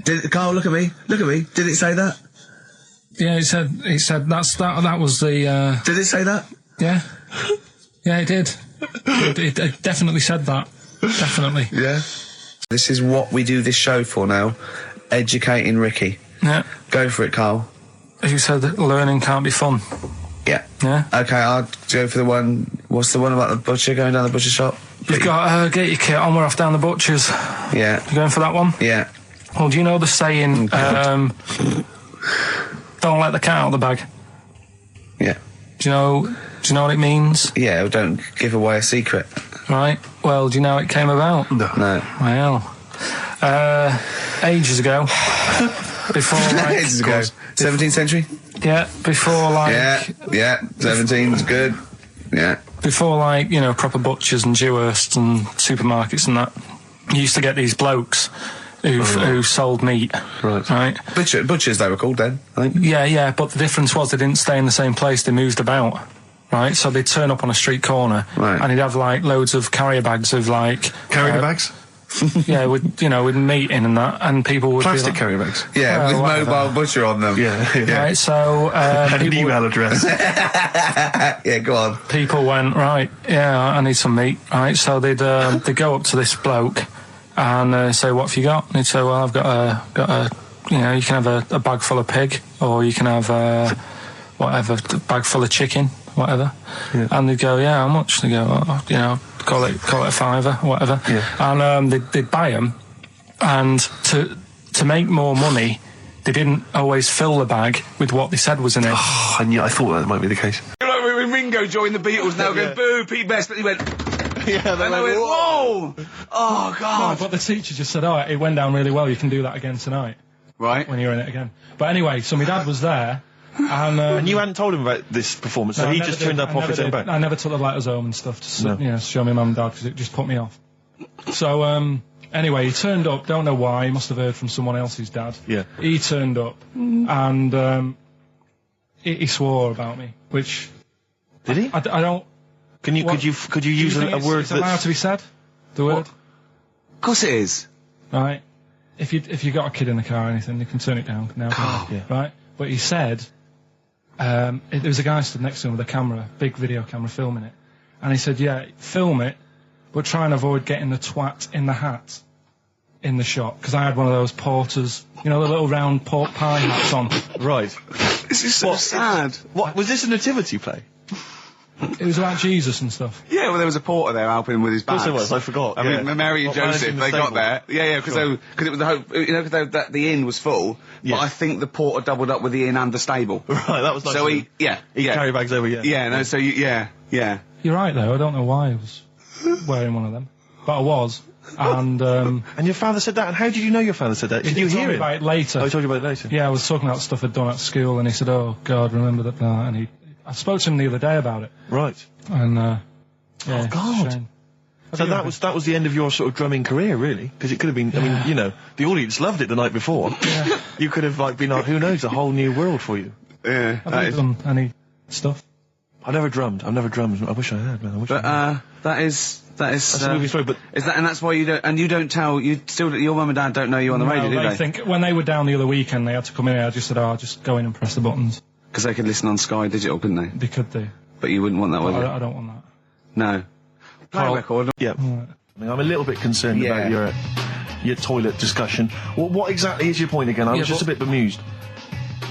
You see, it's a tricky one. All I'm saying is, right, there I was at the pub quiz. I go to the toilet, not thinking about anything. I try to go, right? There's a little gay fella next to me. I love this little gay fella.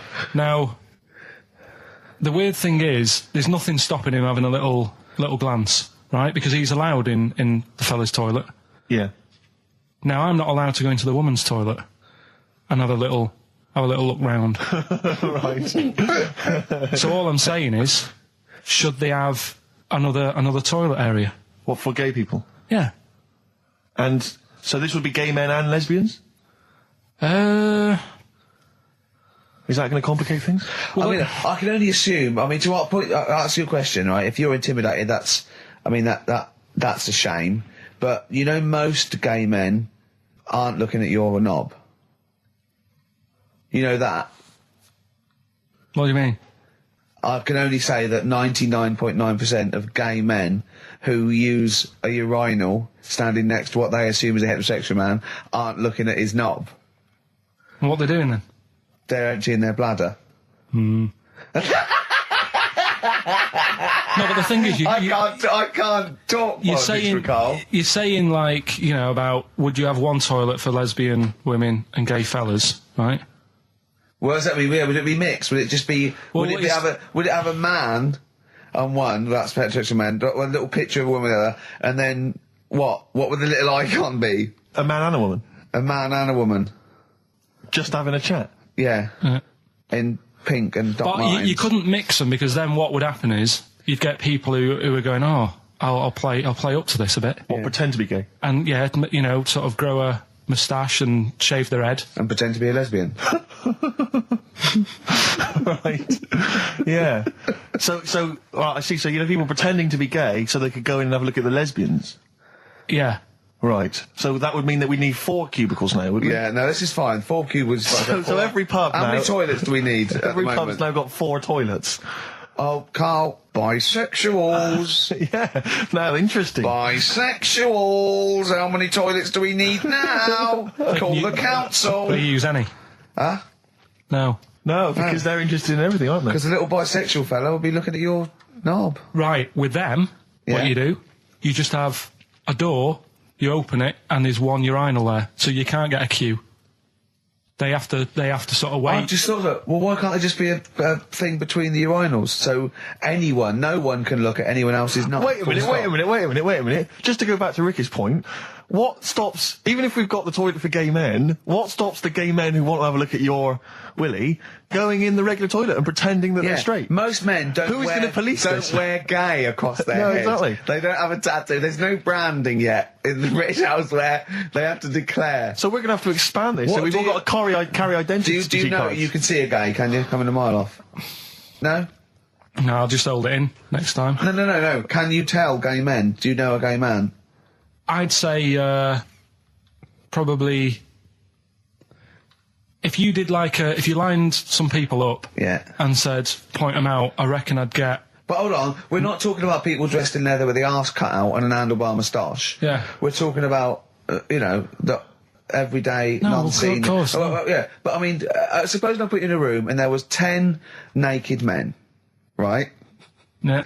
And there's 5 gay men and 5 hetero. Could you walk along that line looking at those gay... Am I naked? No, you don't have to be naked. Why would you have to be naked? To catch them out. Let's explain it again. If you knew, I'm sort of on a bit of a mission to find out, you know, we've got a lot of animals and insects in the world and stuff. Yeah. Do we need them all? It still amuses me. So we've found out we've got to keep jellyfish. We've done octopus. Just said we've got to keep them. This week, snails. Do we need them?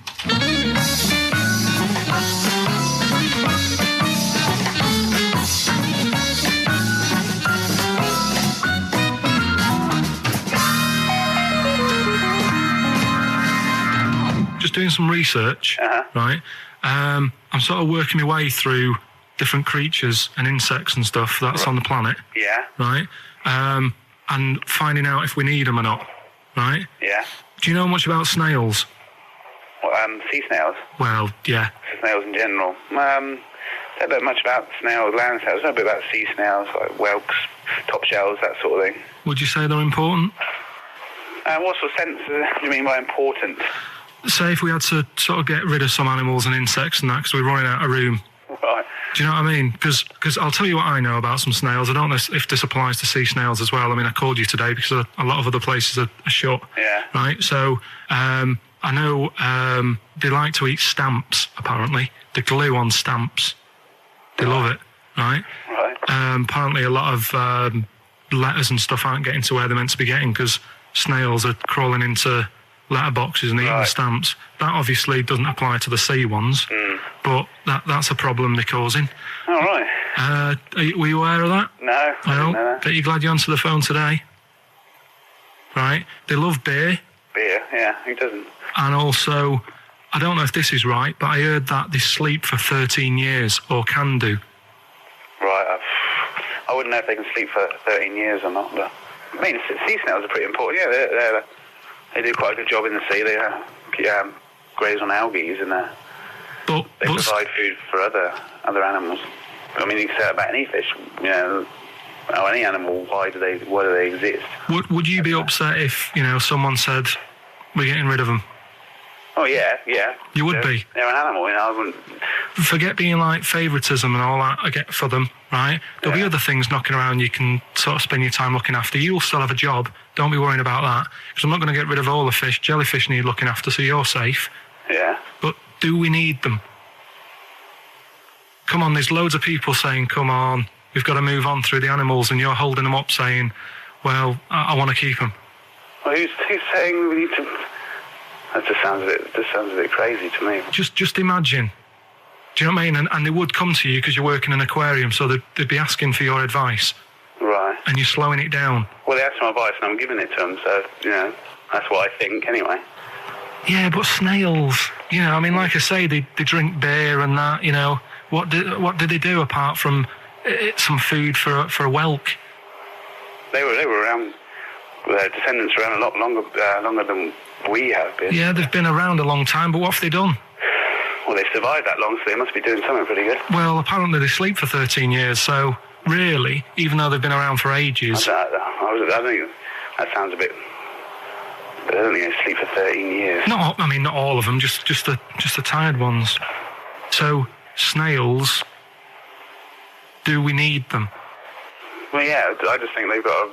Just as, it's not for us to say, do we need them or not, we can't. So you think we should keep them? Yeah, definitely.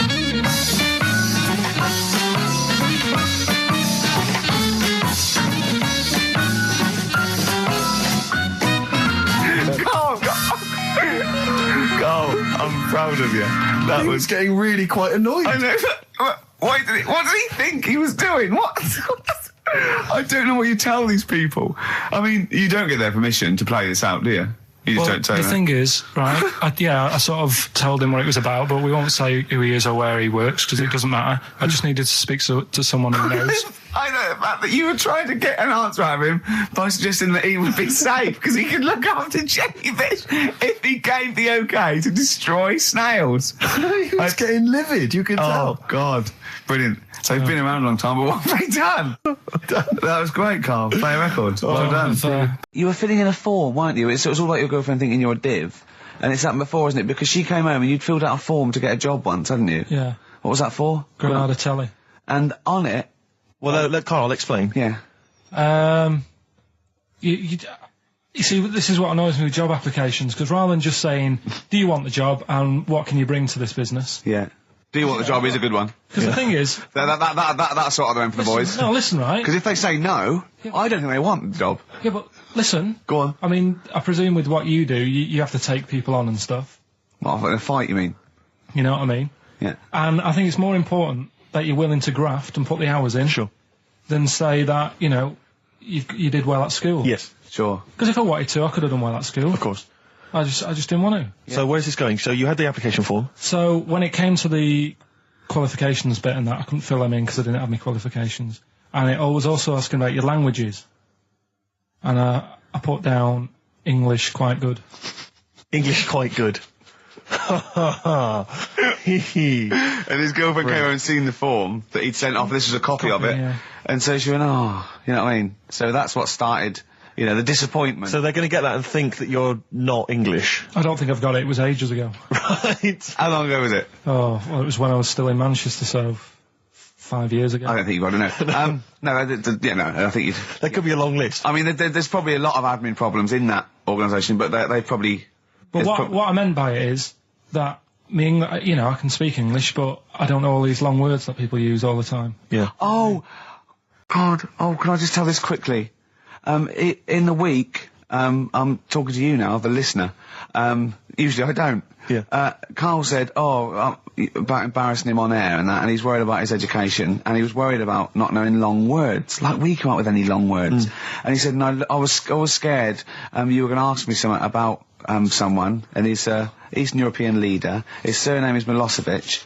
And Karl said, so I learnt it this week, and learnt it so you can't catch me out in case you start. I said, what? And he said, he thought about it, and he went, Flobodan Milosevic.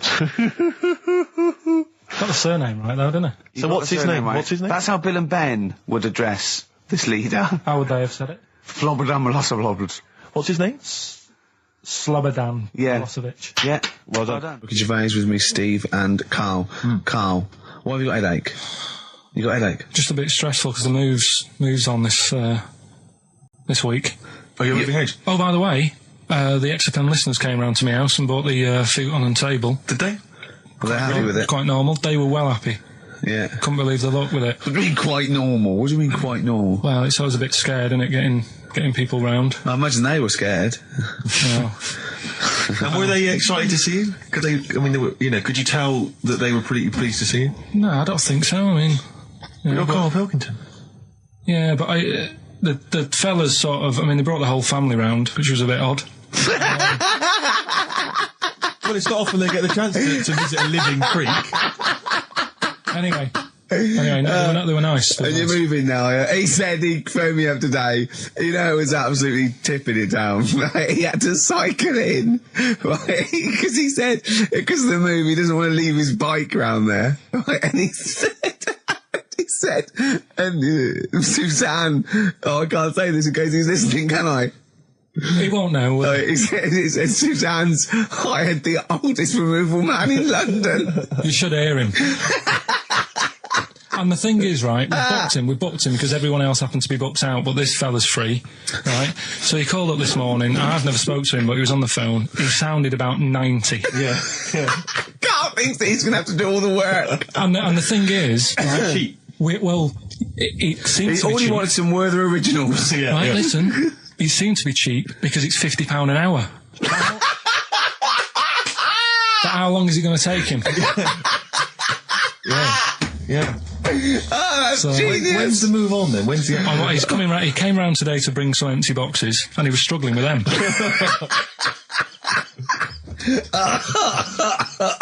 So it actually happens on Wednesday. Oh God. Anyway, Rick, I noticed that you were laughing and almost had a heart attack. Doesn't bode well for the boxing match, does it? Cough at the moment, haven't I? I've had my Lemsip. Oh, that was great. That was very, very funny indeed. What a wonderful clip that was. I enjoyed it. Do you remember that? Yeah. Wow. It's the re-education of Karl. He's like Liza Doolittle. And now he's coming to, or Lawnmower Man, if you've seen that film. More like Lawnmower Man, if you've seen the film. You know what I mean. And his homework was to just study quotes, really, on happiness and stuff and general well-being. He's not a big happiness quote fan, are you, Karl? Not really. So what have you done? You've come up with something, haven't you? Right, yeah, I told you, right? Because a lot of these are just things you say every day. They're nothing special. So what I'm doing... Well, you say them every day. Well, the sort of things you come out with and you don't even think about it, do you know what I mean? Yeah. They're on the TV all the time. People on the radio are saying these sort of little quotes. Sure. And what I've done is, remember that programme on Channel 4, Faking It? Yeah. Where they got some, like, posh kid to be on a door and all that. What I've done, I've... Imagine if that was the pitch for the show.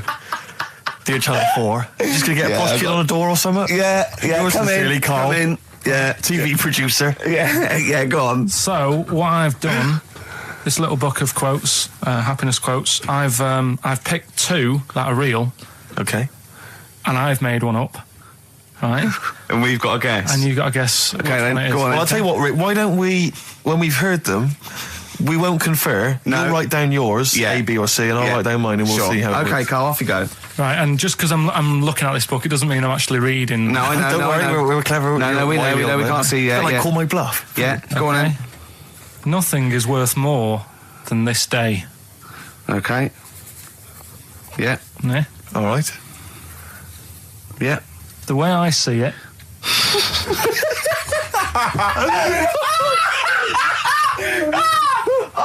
Oh God, my head's gonna burst. No, hang on. My head's gonna burst. No, Hang on. this might not be Carl's. It might not be. How do you know I haven't tweaked them a little bit? Yeah, good Okay, point. fair Good enough. point. No, good point. The way I see it, if you want the rainbow, you got to put up with the rain. Yeah. Okay. All right. All right, yeah. Okay. Hang on. It's not, yeah.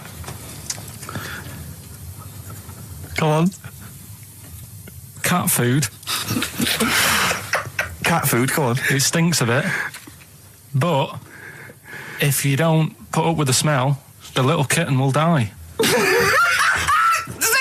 Steve, I don't know what to say. I don't know what to say. Imagine this in faking it. Imagine their faces when he says that, and they're going, "Oh my God." Oh. Carl, play a song, mate. We'll have to confer on this one. Well, that's just amazing, Carl. Just read them again. Two were real, one was fake. Go on then. Right. First one. Nothing is worth more than this day. Excellent. Next one. What does that mean? Well, cherish now, cherish your time. Okay. Because you can't get it back, and you know that's the way I saw it. Carpe diem, whatever it is, seize the day and all that. Okay. If you want the rainbow, you've got to put up with the rain. Yeah, of course. Yeah, rough with the smooth. You know, it's not all plain sailing, but you know, rainbow's beautiful, but it comes because of the rain, which you might not like. So make the most of everything, and good. Cat food doesn't smell good, but if you don't put up with it, then the little kitten will die. Right, now, Carl, that is a good effort. Now, that one's yours. I mean, obviously, right? Right, no, but it's a good effort, right? I mean, it slipped seamlessly into the others. Yeah. Don't think it didn't. No, but it's good. I mean, we knew it was that one. But what I will say is, it's good, but what you don't know, maybe subconsciously, is, I mean, it's very similar to the putting up with the rain and the rainbow. But that's good. Why do you think that? Well, what does mine mean? Well, even though it smells bad, it's good for something. Right. So see, I didn't look at it like that. What did you look at? I kind of thought... Was yours more specifically about cat food, generally? Because, you know, normally it's an analogy. Yeah, or a metaphor for something, you know, much bigger. Well, no, the way I mean, Dolly Parton, who I think did the rainbow rain thing, she wasn't specifically concerned about weather conditions. No. It was a sort of general idea. It's all about life. Yeah. Well, that's what I've done. Go on. I've used an everyday thing. Yeah. And put it with today's problems, right? Go on. So, like... my girlfriend, she might like to go shopping for clothes. I hate it, right? But because I love her, I put up with it. Ah, that's nice. Yeah, yeah. So you love that little kitten. You can't stand the smell of the stuff you got to feed it, but because you love it, you go, well, you know, I'll put up with this just for a few minutes, and then I can like squeeze its head later and give it a little. Sorry. Squeeze its little head. No, yeah. Well, that's just the thing that I do with cats. Put it in a bag and drown it in a lake. I can feed it and then I can throw it against the wall. Exactly. So you didn't see it like that, did you? No, that's very good. So it's about love, is it? It's about putting up with the bad things for something you love. Yeah. Well, that's nice. But Carl, you seem now to be convinced and rather smug that you've tricked us and that you've fooled us and that we didn't understand it. Well, I say that's your fault, not ours. In fact, if people are out there, we're too lazy, could you write down everything Carl's ever said? Because I think we could publish that. Yeah. He said one today. He saw my salamander. It's not a euphemism. He saw my salamander and it's just sitting there in the tank. Your exotic pet. Yeah, and he's worried about there not being a lid on. And he said... I went, what are we worried about? He said, wow. He said it sits there for 24 hours a day obviously planning to get out. Well, he's got nothing else on his mind, and the daft thing is, he has actually got the lid ripped up a little bit. And he'll be looking up there, and it's going to get out. But what's the worst that could happen? What's it thinking? What do you think it's thinking, this salamander? It's got his eye on the DVD player. I can have Ian be down the market. Well, it's like those people who, those cab drivers that you'll meet at sort of 3 a.m. who've just got a car and just went out with a car. Yeah. And just, I'll pick people up and charge them. Yeah. I got in one once. I said to him, the guy just pulled up. I said, he said, I was in like East London. I'm going back to North London. I said, going to Swiss Cottage. He went, sure, hop in. We set off. He went, do you know the way? I said, well, not really, no. I thought you'd know the way. You're in a cabbie, aren't you? He went, no, don't really know the way there. I said, have you got an A to Z? He went, no. I thought, well, if you're going to go out just on the, just winging it as a cab driver, two things, take a map and a torch. He didn't have either. He said, well, I'll probably get to Camden. I said, well, I'll direct you from there. Drove on for about 5 minutes, making conversation. About 5 minutes later, he went, do you know the way to Camden? I thought you knew the way to Camden. I don't really know the way. I thought you did. Oh. It was lewd. Let me out. £4. Exactly. And that's, I don't know who's got that sort of time on their hands that they just think it's 3 a.m. I'm at a loose end. I think I'll go out doing a bit of cabbing. Wow. Yeah. Because your dad was a cabbie, wasn't he? Yeah, he was, yeah. Couldn't stand it, but it's good money. He was he wasn't like a chancer, though. What was he doing when he put that little Forrest Gump in a weedy bin? That was part of the cab company thing. They had to do like a charity event once a year, and he did it 1 year. Never asked him again. Tell us the story again. I'd rather not, because we got a few sort of complaints about it. Why? Why did you get complaints about it? Because he put a kid in a bin, and it's not the thing to do. But we could use it as a sort of sobering lesson for people. Yeah, tell it like a you shouldn't do it. No, but that's how I did it last time. But people still didn't like it. All the stuff I tell you, we don't take the mickey out of people on purpose. No. It's real life, isn't it? And that goes on in life. Yeah. My dad was saying that in hospital, though. Do you know I was in hospital? Yeah. He did some jokes about old people and that. And he said, at the end of the day, if something makes you laugh, it's funny. And if it makes you laugh, you can't help laughing, can you? Do you know what I mean? So, what are you meant to do? And laughing's good for you. Yeah. So... But being laughed at isn't as good for you, is it? No, but there's probably more people laughing at one person. So if you balance it out, there's only one person who's upset and there's a bunch of people laughing. So it's Jesus. Give me an example of that. Give me an example. Well, for instance, Karl Pilkington as he talks and the people listening. Yeah. No, give me an example of I can't because, again, that's what I'm saying. I can't tell you the story because there might be someone out there who... This person might even be listening and think, I forgot about that and you brought it all back to me. So I'd prefer to leave it, but I think people know... Why did he put him in the bin in the first place? Because he was getting out of hand. What was he doing, though? You see, I can't explain. You can, don't be silly. I prefer to leave it, honestly. What was he doing? Was he annoying him? I remember I was on I don't know if this is all right to talk about. I mean, it happened, so, not worried about it. It's all right to talk about. Everything's all right to talk about. But I was on the train, right, coming from Manchester back to London, right? Yeah. And got on it. It was like a Friday night. And it was heaving, like the last train is and all that. And absolutely chocker, right? Yeah. So I'm walking through the carriages, thinking, is he in his seats anyway? Anyway, everyone's like, it's heaving, right? It's people stood up in the doorways, you can't get in the toilet and all that. There's not going to be any chair knocking about. So walking through, and anyway, I see this one empty chair sort of in front of me, right? I think, why ain't anyone sat there, right? I'll just rush to that, get myself a seat, plonk myself down, right? And sort of turn round, see who I'm facing, see who you're sort of having a chat with. Little fella there, right? Little, Down syndrome kid, right? Sat there, and he goes, all right. And I thought, right, not bad, but do you know what I mean? They're always talking, aren't they? If you ask a lot of questions, right? So I was like, here we go, 2.5 hours, and I couldn't get up because the thing is, that's obvious. Sure. Right? So that's like mean. I'd never want to be mean, do you know what I mean? No. At the end of the day. So anyway, I think, I'll go to sleep. Clever. Right, so I shut my eyes, and he leaves me alone and all that. So then my phone goes, and I think, right, what do? Do I ignore it? Or do I open my eyes and see what it is? Anyway, I open my eyes, it's Ricky calling, cancelling. About nothing, probably, actually, thinking about it. Wasn't even worth answering, right? So anyway, but I'm awake now, aren't I? So he's like, hello. And I'm like, all right, mate. And he says, you're muscly. You're right. Oh, God! And I said, yeah. And he goes, why?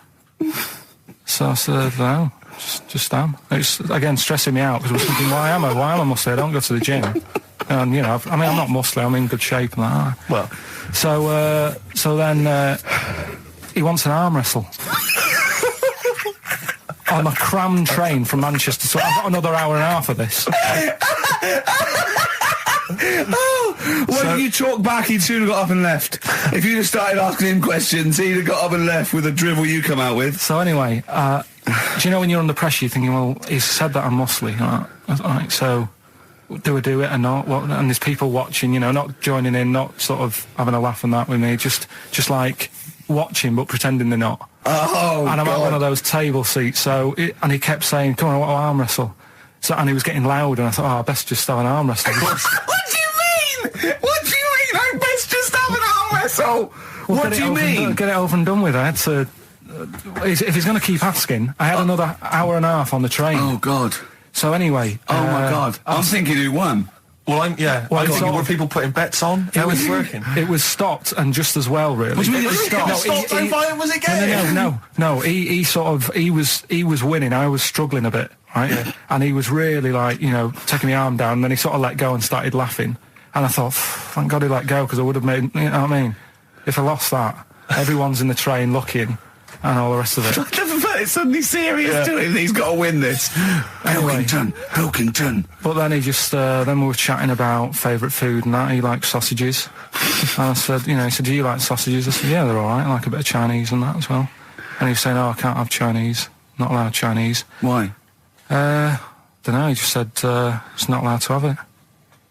But yeah, I had a good long chat about stuff and that. But so you enjoyed it in the end? In the end, it was all right. Yeah, it's just. What do you expect? Okay. No, but it's that thing, isn't it? It's always whenever you're faced with something different, it's always awkward, isn't it? And that's the thing. You're talking about him now, are you? And I think I did all right, because everyone else was ignoring him, but I probably made his day pretty good. Yeah. We were a nice bloke. I like the idea that newlywed couple are probably thinking that's going to be a similar journey down to Cornwall. Okay, what's the next one? What's the educating wiki? I don't know. See, like I say, I was looking around, and there's stuff that is interesting. Right, I was looking on the web, but there's no point. Well, it's just that I found one about. What's the point? About a lad who 8 years old, but he's still breastfed. Now, I don't know if you can get anything out of that. Is that what his mum said?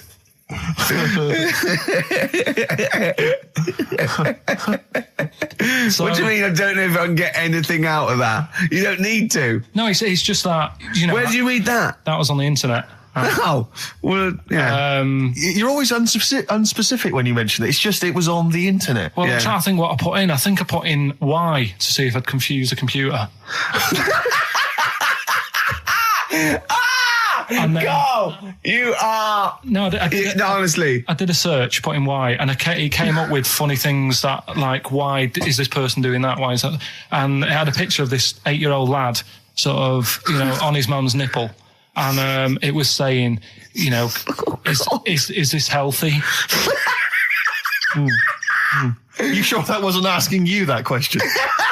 What? I put in why? Just confused the computer. Like, we go, what do you mean? Yeah. Stop it. Yeah. Oh, look, last week, I was walking home with him, and I went, he was saying something stupid, and I went, I've got a competition for next week. Let's do a phone-in, and it's called Karl Pilkington, Genius or Fool. Yeah. Right? And he went, No. I went, why not? He went, well, it'd be confusing, because they say there's no difference between genius and being a fool. We do that, don't we?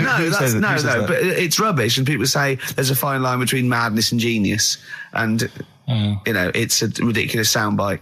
They don't say there's a fine line between a genius and an idiot. Well, the people who do are idiots. Yeah. So what would you do there, though, just to sort of wrap that little thing up? What would you do? That lad loves his mum's milk. What are you asking me to come up with? No, I'm a just... title for the story? No. It's just what would you do?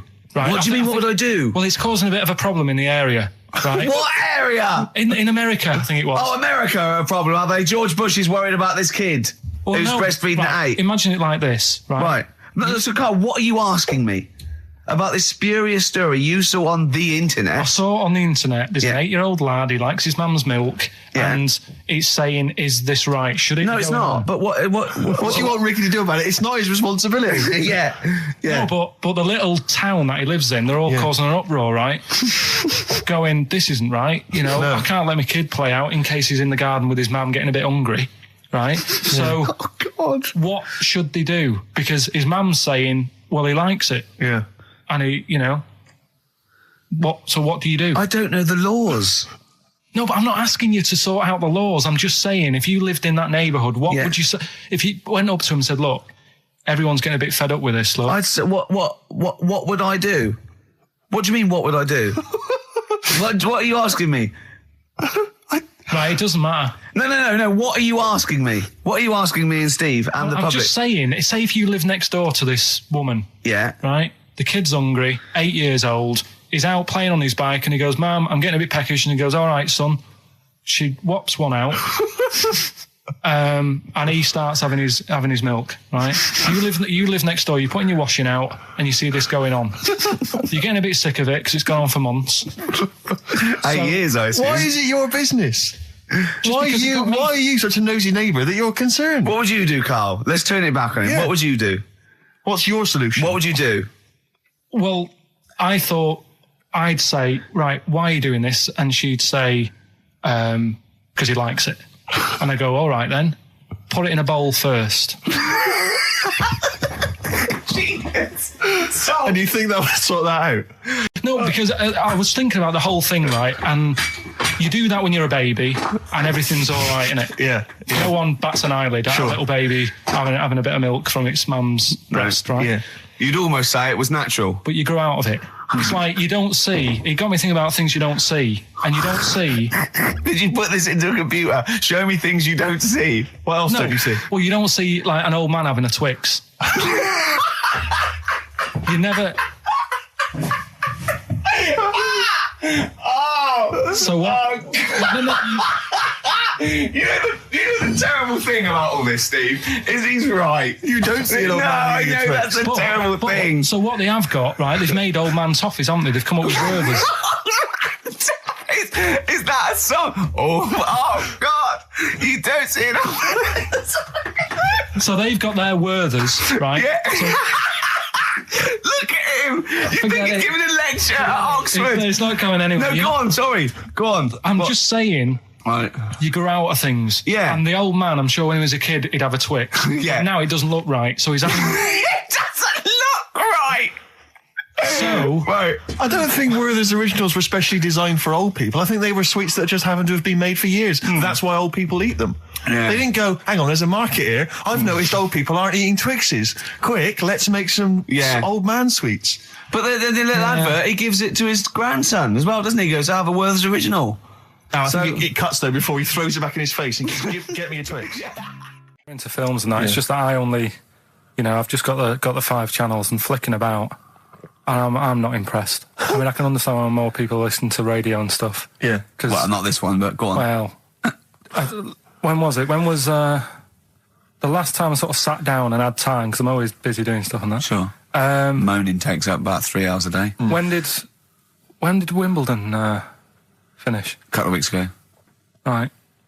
Found myself sat there, right? I'm not having a go. I know we stopped Cheeky Freak of the Week and all that, right? So I'm not going to be having a go. Christ, I sat there. I'm scared.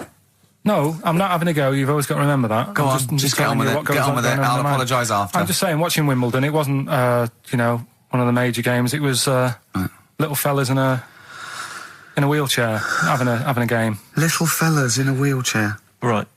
But for me, I mean, great. They're doing a sport and everything. Don't put it on the telly. What was up with it? There wasn't like a rally going on. No, do you know what I mean? Do you know normally, Christ. like with well, not Tim Henman, but with some of the other, with some of the other players and that, they're playing for ages, aren't they? It's like, oh, who's going to win this and that? Yeah. None of that. It was just like, hit it, net. Oh, Christ! Oh, God! I don't know what to do! And people were like sat there watching it as well when they've got other games going on in there. That's what I couldn't understand. If you've paid your money to get God. in, Yeah. I mean, like I say, good on them if they. Do you know what I mean? But it would have been. I And don't they know, all start first in the marathon. I just thought it would have, give them a game of swing ball or something. Yeah. You know what I mean? No, yeah, I understand. Oh, God. There's never anything on. XFM in the community. Let's play a tune. Ricky Gervais, Ricky Gervais. Don't put my name to this last link. Don't put my name to this last link. Ricky.Gervais, xfm.co.uk. Oh. Magic, Virgin, if you're listening, we are available probably sooner than we thought.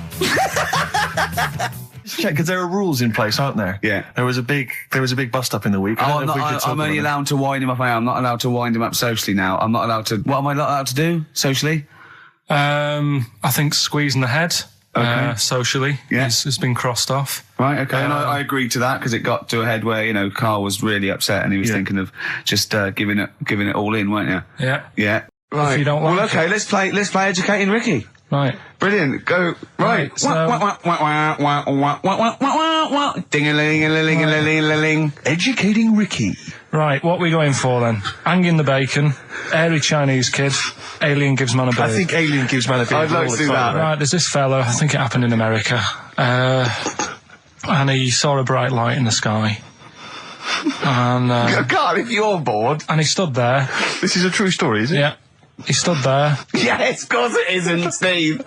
And he saw this bright light and it came closer and closer and it was a UFO, right? Yep. And he looks at it and it disappeared, right? And he gets back in his car He looks in the mirror. and he looks in the mirror. Yep. He's only got a beard. He has. You sure it wasn't someone else who got in the car and he was still standing out there? No, right? What? And it turned out he got home and said to his wife or his girlfriend, it's a bit weird.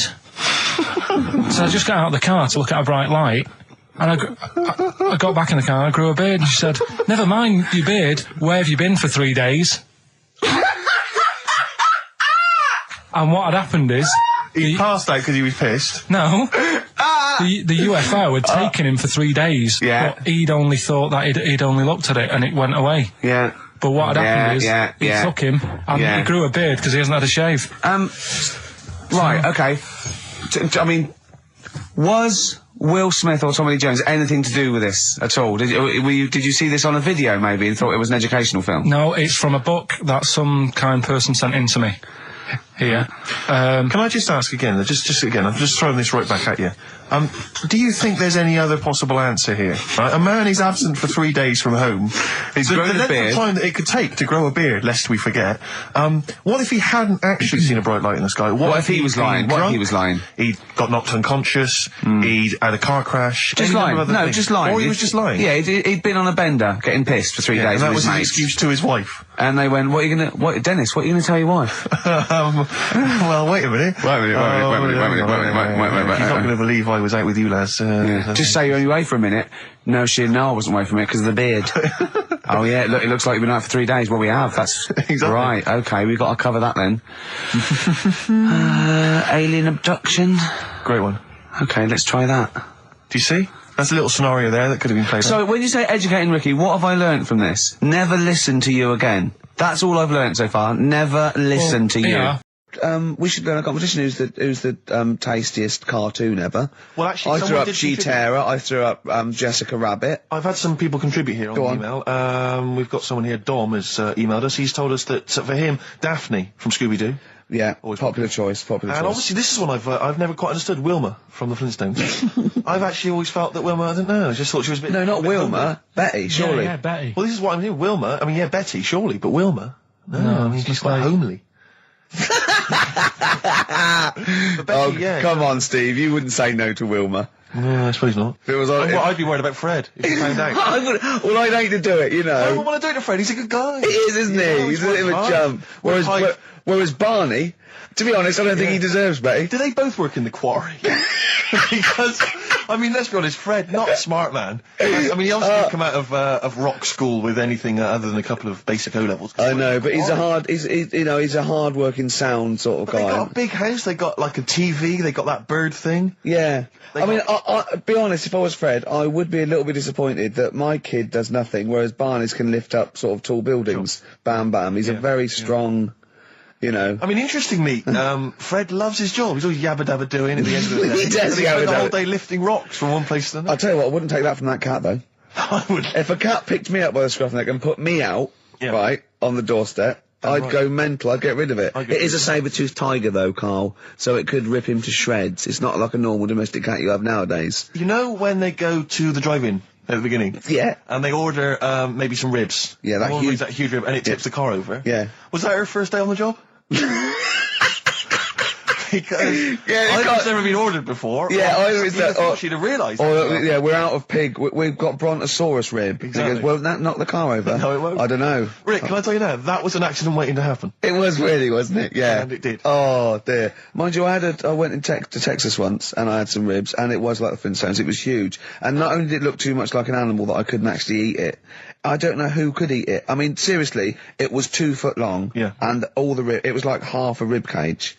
And it's incredible. My friends lived in Texas for a while, and they once were in a kind of diner, and there was you know those kind of benches that are attached to the table itself, like a kind of picnic bench. Yeah. And this huge fat guy came in, he came wobbling, he ordered like this kind of everything you can eat meal, and his fat kind of sort of, you know, kind of... His big fatty fatness fatted on the fat table, It wrapped itself around the table and everything. He was chowing down, and when he tried to leave, the table came up with him. Oh no! Imagine that! I mean, they are fat, aren't they? They're big people. They're huge people. But it was that thing we were talking about before, that bloke on Jerry Springer Show who was like 80 stone, right?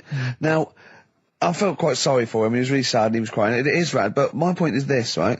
When he got to say 50 stones, didn't he go, that's too much, that's enough for a land animal? Exactly. Do you know what I mean? Yeah. That's big, isn't it? I mean, I'm getting worried. I'm 13 stone, and I'm genuinely getting worried. I'm thinking, oh, yeah, God. When you've got that big, when you've actually got your own mare. yeah. When you have to get in helpers to look what the scale says. Yeah. Like 4 or 5 people lift up your belly and go, it's 52 stone. You go, that's too much. Exactly.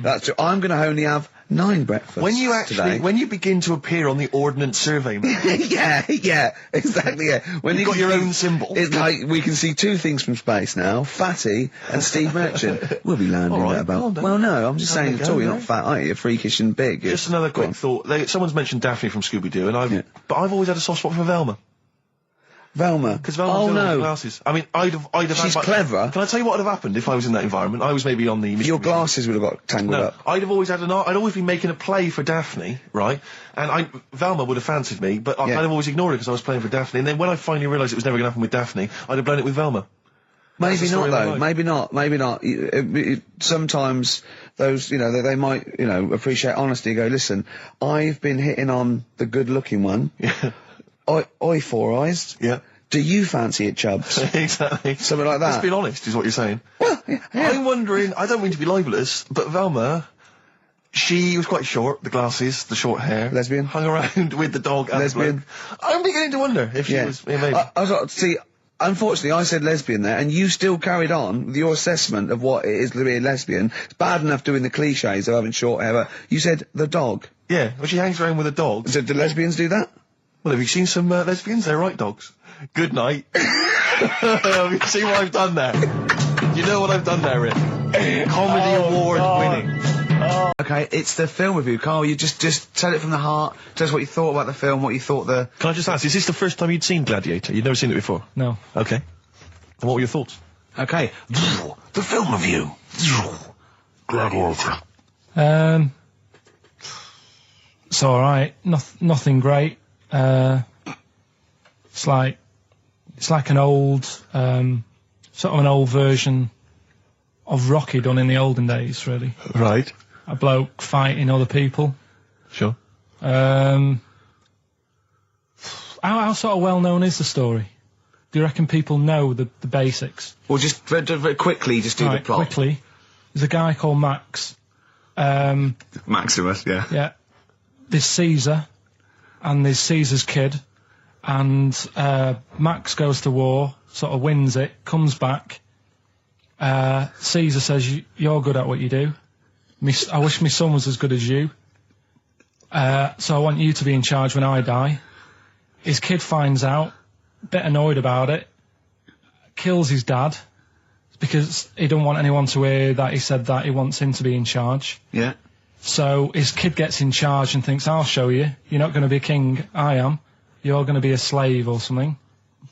And then next thing you see is... Sorry, can I just stop there? My only thought is the film's 3 hours long, so maybe we shouldn't go through the whole plot. We've done the first 10 minutes, but go on. So, yeah, he's a slave, and then... Yeah, but then, that was an interesting bit that I thought, right? I mean, I was watching this with a girlfriend, she was already annoyed because she wanted to watch Friends on E4. Okay. Yeah. It was a good episode as well this week. Was it? Yeah. Don't tell her that. Okay. Right, so she was annoyed and she said, "Come on then, put it on."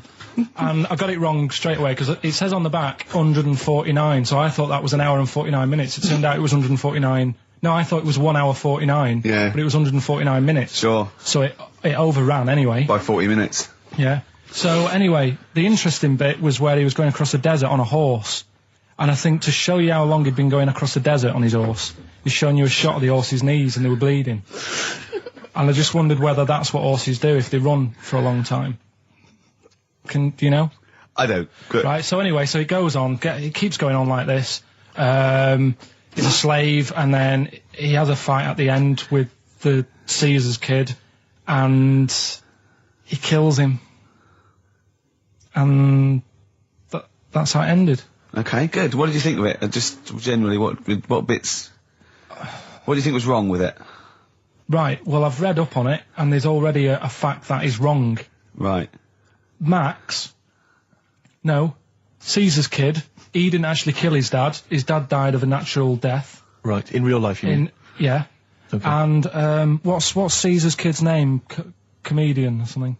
I think it's comedian. Yeah. Yeah. That's where the name comes from. When a funny person is called a comedian. He didn't actually get killed in real life by Max. No. He died by his sister poisoning him, and he didn't die. No. Are you saying that this is not a historical document? It's wrong. All over the place. Yeah. Well, next week I'm giving you Braveheart, and that is actually true. That is factually accurate. I can't handle it. It is. It was a little Australian fella that helped him out. Just for people who watched it, they know that the guy, Caesar's kid, yeah, he died. His sister tried to poison him. That didn't work. Apparently, he was a gay fella, and his boyfriend, who was a wrestler, strangled him. Where did you get this information? On the internet. I thought I'd look it up to see how much of it I actually got right. Yes. And that's what I read. Okay, so out of 10? 5. Really? Yeah. Okay. It's no good. I wouldn't get it out. And it's annoying the way it says, like, this film's got to be seen at the cinema, because I saw it at home and I don't think I missed out on anything. Very good point. I think that's probably the point they're making, but yours is valid too. The Mad Monk. Go on then. When things like that happen, right, you've been told not to mention it. Yeah. And you're like a little kid. Yeah. And once things are in your head, yeah, it's difficult not to mention it. I mean, when I was a kid, yeah, right, yeah, my mum's sister Hazel, right, was seeing another bloke. It's weird because she's a lesbian now. That's really weird. That must have been an interesting Christmas. But anyway, she was seeing this bloke, and it looked like Ken Dodd, apparently. He looked like Ken Dodd. Looked like Ken Dodd. So people said, don't mention it because it gets on his nerves when you like meet him and you go, oh god, you look like Ken Dodd. So I said, all right, his name's Will or whatever. And I was introduced to him. First thing I said, nice to meet you, Ken. Did you do it as a joke, or do you? No, because when you know, that he's like, I'm not allowed to say that. I can't say that. I mustn't say that. Can't. And then I saw him. I thought, Jesus, does look like him. It just came out. Was it Dodd who turned her into a lesbo? Do you think? Well, he wasn't a good-looking bloke, so possibly. She started going out with Esther Ranson though, which is weird. Out of the frying pan. What was the story with the lesbianism then? How did she announce that to everyone? What age was she when she realised? Well, I mean, we're not a close family. Do you know what I mean? We're not a sort of family who keeps in touch with everyone. And I think my mum called her up one Christmas and sort of said, how's the Diddy men? Yeah, how's Nutty Ad? And she said, oh, no, I'm not. I don't do that anymore. I'm knocking about with Sandra or whatever. Right. And it was like, oh, right. Not big butch Sandra with the big earrings and the skinhead. He used to live down the road from you. I don't know. He used to get Doc Martens wholesale. That's Sandra. Making some ass today because I'm going to be shamelessly self-indulgent. And we've only got 2 shows to go. So I'm playing some of the most beauteous tunes in the world. I was just telling Carl, lined up a Simon & Garfunkel track, Only Living Boy in New York. He went, why is he the only living boy in New York? I went, what? He went, what does that mean then? I went, I don't know. He went, well, what's it about? I said, I don't care. I said, it's lovely saying. He went, no, well, what's it? I said, I don't go into that. I said, he went, I like a story. I said, like what? I said, killing a Georgie, no trickery. Killing of Georgie. I think we should play that at the last. It's good. I heard it the other day on Radio 2. It was cracking. It sounds like, well. It's really good. Tell them what it's about again. It's about little girl, gay fella. A little what? A little gay fella? Yeah. Right. Who, I haven't heard it for a bit, so it's all off memory, this. But, gay bloke, is he from Scotland? I have no idea. But he's from somewhere where gays aren't liked. Okay. Right? No. No, he is. Georgie Boy was Gargates, nothing more than the kindest guy I ever knew, right? Now, all he did was, right, his father said, how can my son not be straight? Kicked him out. Right? Goes to America. Yeah, but you can handle all that. You can handle your dad not getting on with you if other people around you are into the same scene. Yeah. But he was like, he was left on his own. He didn't know what to do. Yeah. He was getting stressed out. Yeah. So he goes... And this was before, I mean, this is... when did this record come out? 77? 77, yeah, something like that. Right. And he's... During punk. Right, I see, yeah. So, the village people had come along and made gay cool. Yeah. That had already happened, but it wasn't respected. But he was watching the telly or something, and he saw that New York had loads of them over there, and they're all having a good time. Sure. No, sorry. At no point in the song does Rod Stewart say little gay Georgie was watching telly and saw loads of gays in New York. At no point in that song. No, but this is what I like about that song. You sort of picture what's going on. You make it up. Yeah. Okay, so the little gay fella was watching telly, and there was presumably the and now from New York, the gay show. Yeah. Or whatever, because it was a big scene over there, wasn't he, in the 70s? Yeah. Okay. Right. Go on. So he goes over there, and he's having a great time and that. He's meeting... Went to New York town, very quickly settled down, soon became the toast of the Great White Way. Yeah, they loved him. All the old queens blew a fuse. Yeah. Yeah. And then, I don't know, he was out late one night. Yeah. And he's walking home. Yeah. And gets attacked, gets killed, and he's lying in the They gut. didn't intend to take his life, they just pushed their luck a little too far that night. Yeah, you see? So, yeah. But what's good there? Is it good that he had a bit of a good life and was able to be himself? Yeah. Or should he have stayed in Scotland? He didn't come from Scotland. Again, I really... Well, I think... is there any way we can get this song before the end of the show and play it? Because I've heard it recently. A lot of people listening will have never heard this song. They won't have any idea what we're talking about. I say what you said when we were talking about that song once before? Is it bad? It might be. Because we were talking about, Georgie Boy, and he, got it. I don't know. What? It's when you said... Well, no, it's a fact. I don't think if... Well, he said, so it's looking at Georgie, he gets out, dies, right? He goes, well, they do go out late. I know gay people I go know out a few late. gay people, and they start to party late on. That's why in Soho, right? Girlfriend got in a cab, right? Suzanne was in a cab, and the cab driver was taking her to an early start, right? She works at the BBC. Yeah. Early start, 4 a.m. It was going down. It was mental in Soho at 4 a.m. Yeah. They were all still like starting the night out. How do you know they're gay? It's Soho, isn't it? Fair enough. Okay. Play a track. I'd love to be able to try and dig this out. Yeah, we will. This is Simon & Garfunkel, The Only Living Boy in New York. It's lovely. When I went to the BAFTAs with you, and I wasn't really enjoying it, you were I like... can't... He's what? No, you you didn't are tell such us an this. ungrateful... There are so many You're people. like a little charity case. You're like... Oh, I had God. chicks queuing up Yeah. around the block. You'd wanting usually come. have to... someone like you would have to write to Jim or Fix It or Esther Ranson to get them to meet us sort of people. And now it's on your doorstep. I'm amazed that you didn't enjoy it. Why didn't you God. enjoy it? You got to walk down the red carpet. You went in. There was George Best, one of your footballing heroes, was there. A load of other big names. You sat there, prime position. You came backstage with a load of other big names. Hey, you had a lovely bit of grub. You were filming this thing for the DVD you were making. That's you, a cameraman on our DVD. And yet you think, now you look grumpy because you had a couple of pints and I can't believe So it. tell us why you didn't enjoy it, because the ceremony, what didn't you enjoy about that? It was interminable, wasn't it? Far too long. Wasn't it awful? 3 so boring. hours. I'm sorry. I thought you were going to say something. Really? Sorry. 3 hours. Yeah. I mean, I suppose for you two, at least, you were going to get something. Sure. Yeah. But with me, it's like, I mean, I've never graduated or anything, so... Have you not?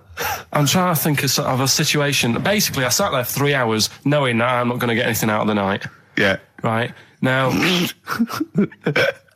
Sorry, when we invited you and you said yes, did you think you were up for an award?